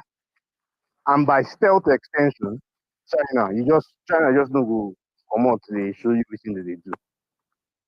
Is it coincidence that in the same time frame when people were calling for coup and the coup almost happened, that Trump is now saying that they're killing Christians and he wants to stop? These are things we should think about. If Trump really wants to help the insecurity situation, even if let's agree that yes, Christians are being killed, you can't lie about it, But then what some Muslims say that I don't like is, we two Muslims are being killed. However, if I slap your wife and you come meet me and tell her she'll officer, it's not my wife, I don't punch her, she will get black eye. Won't I sound crazy to you? So I think the Muslims, Christians, all Nigerians need to come together to make it clear that see, we are not down for this nonchalant behavior by the government. But at the same time, we need to be careful what we call for. Because I don't know, I'm going to use a very, very weird example, but then if you, I mean, it's like Vampire Diaries, for example, like the clouds cannot enter your house until you personally invite him. So let's be careful who we are inviting into our affairs. Let us not turn away from the possibilities of an actual synergic solution, and enter into a problem that we do not know what the outcome will be. Like I said, in the recent past, tell me one country the US has helped via military action that is stable today, and I would support Trump. In the absence of that, then we should be careful.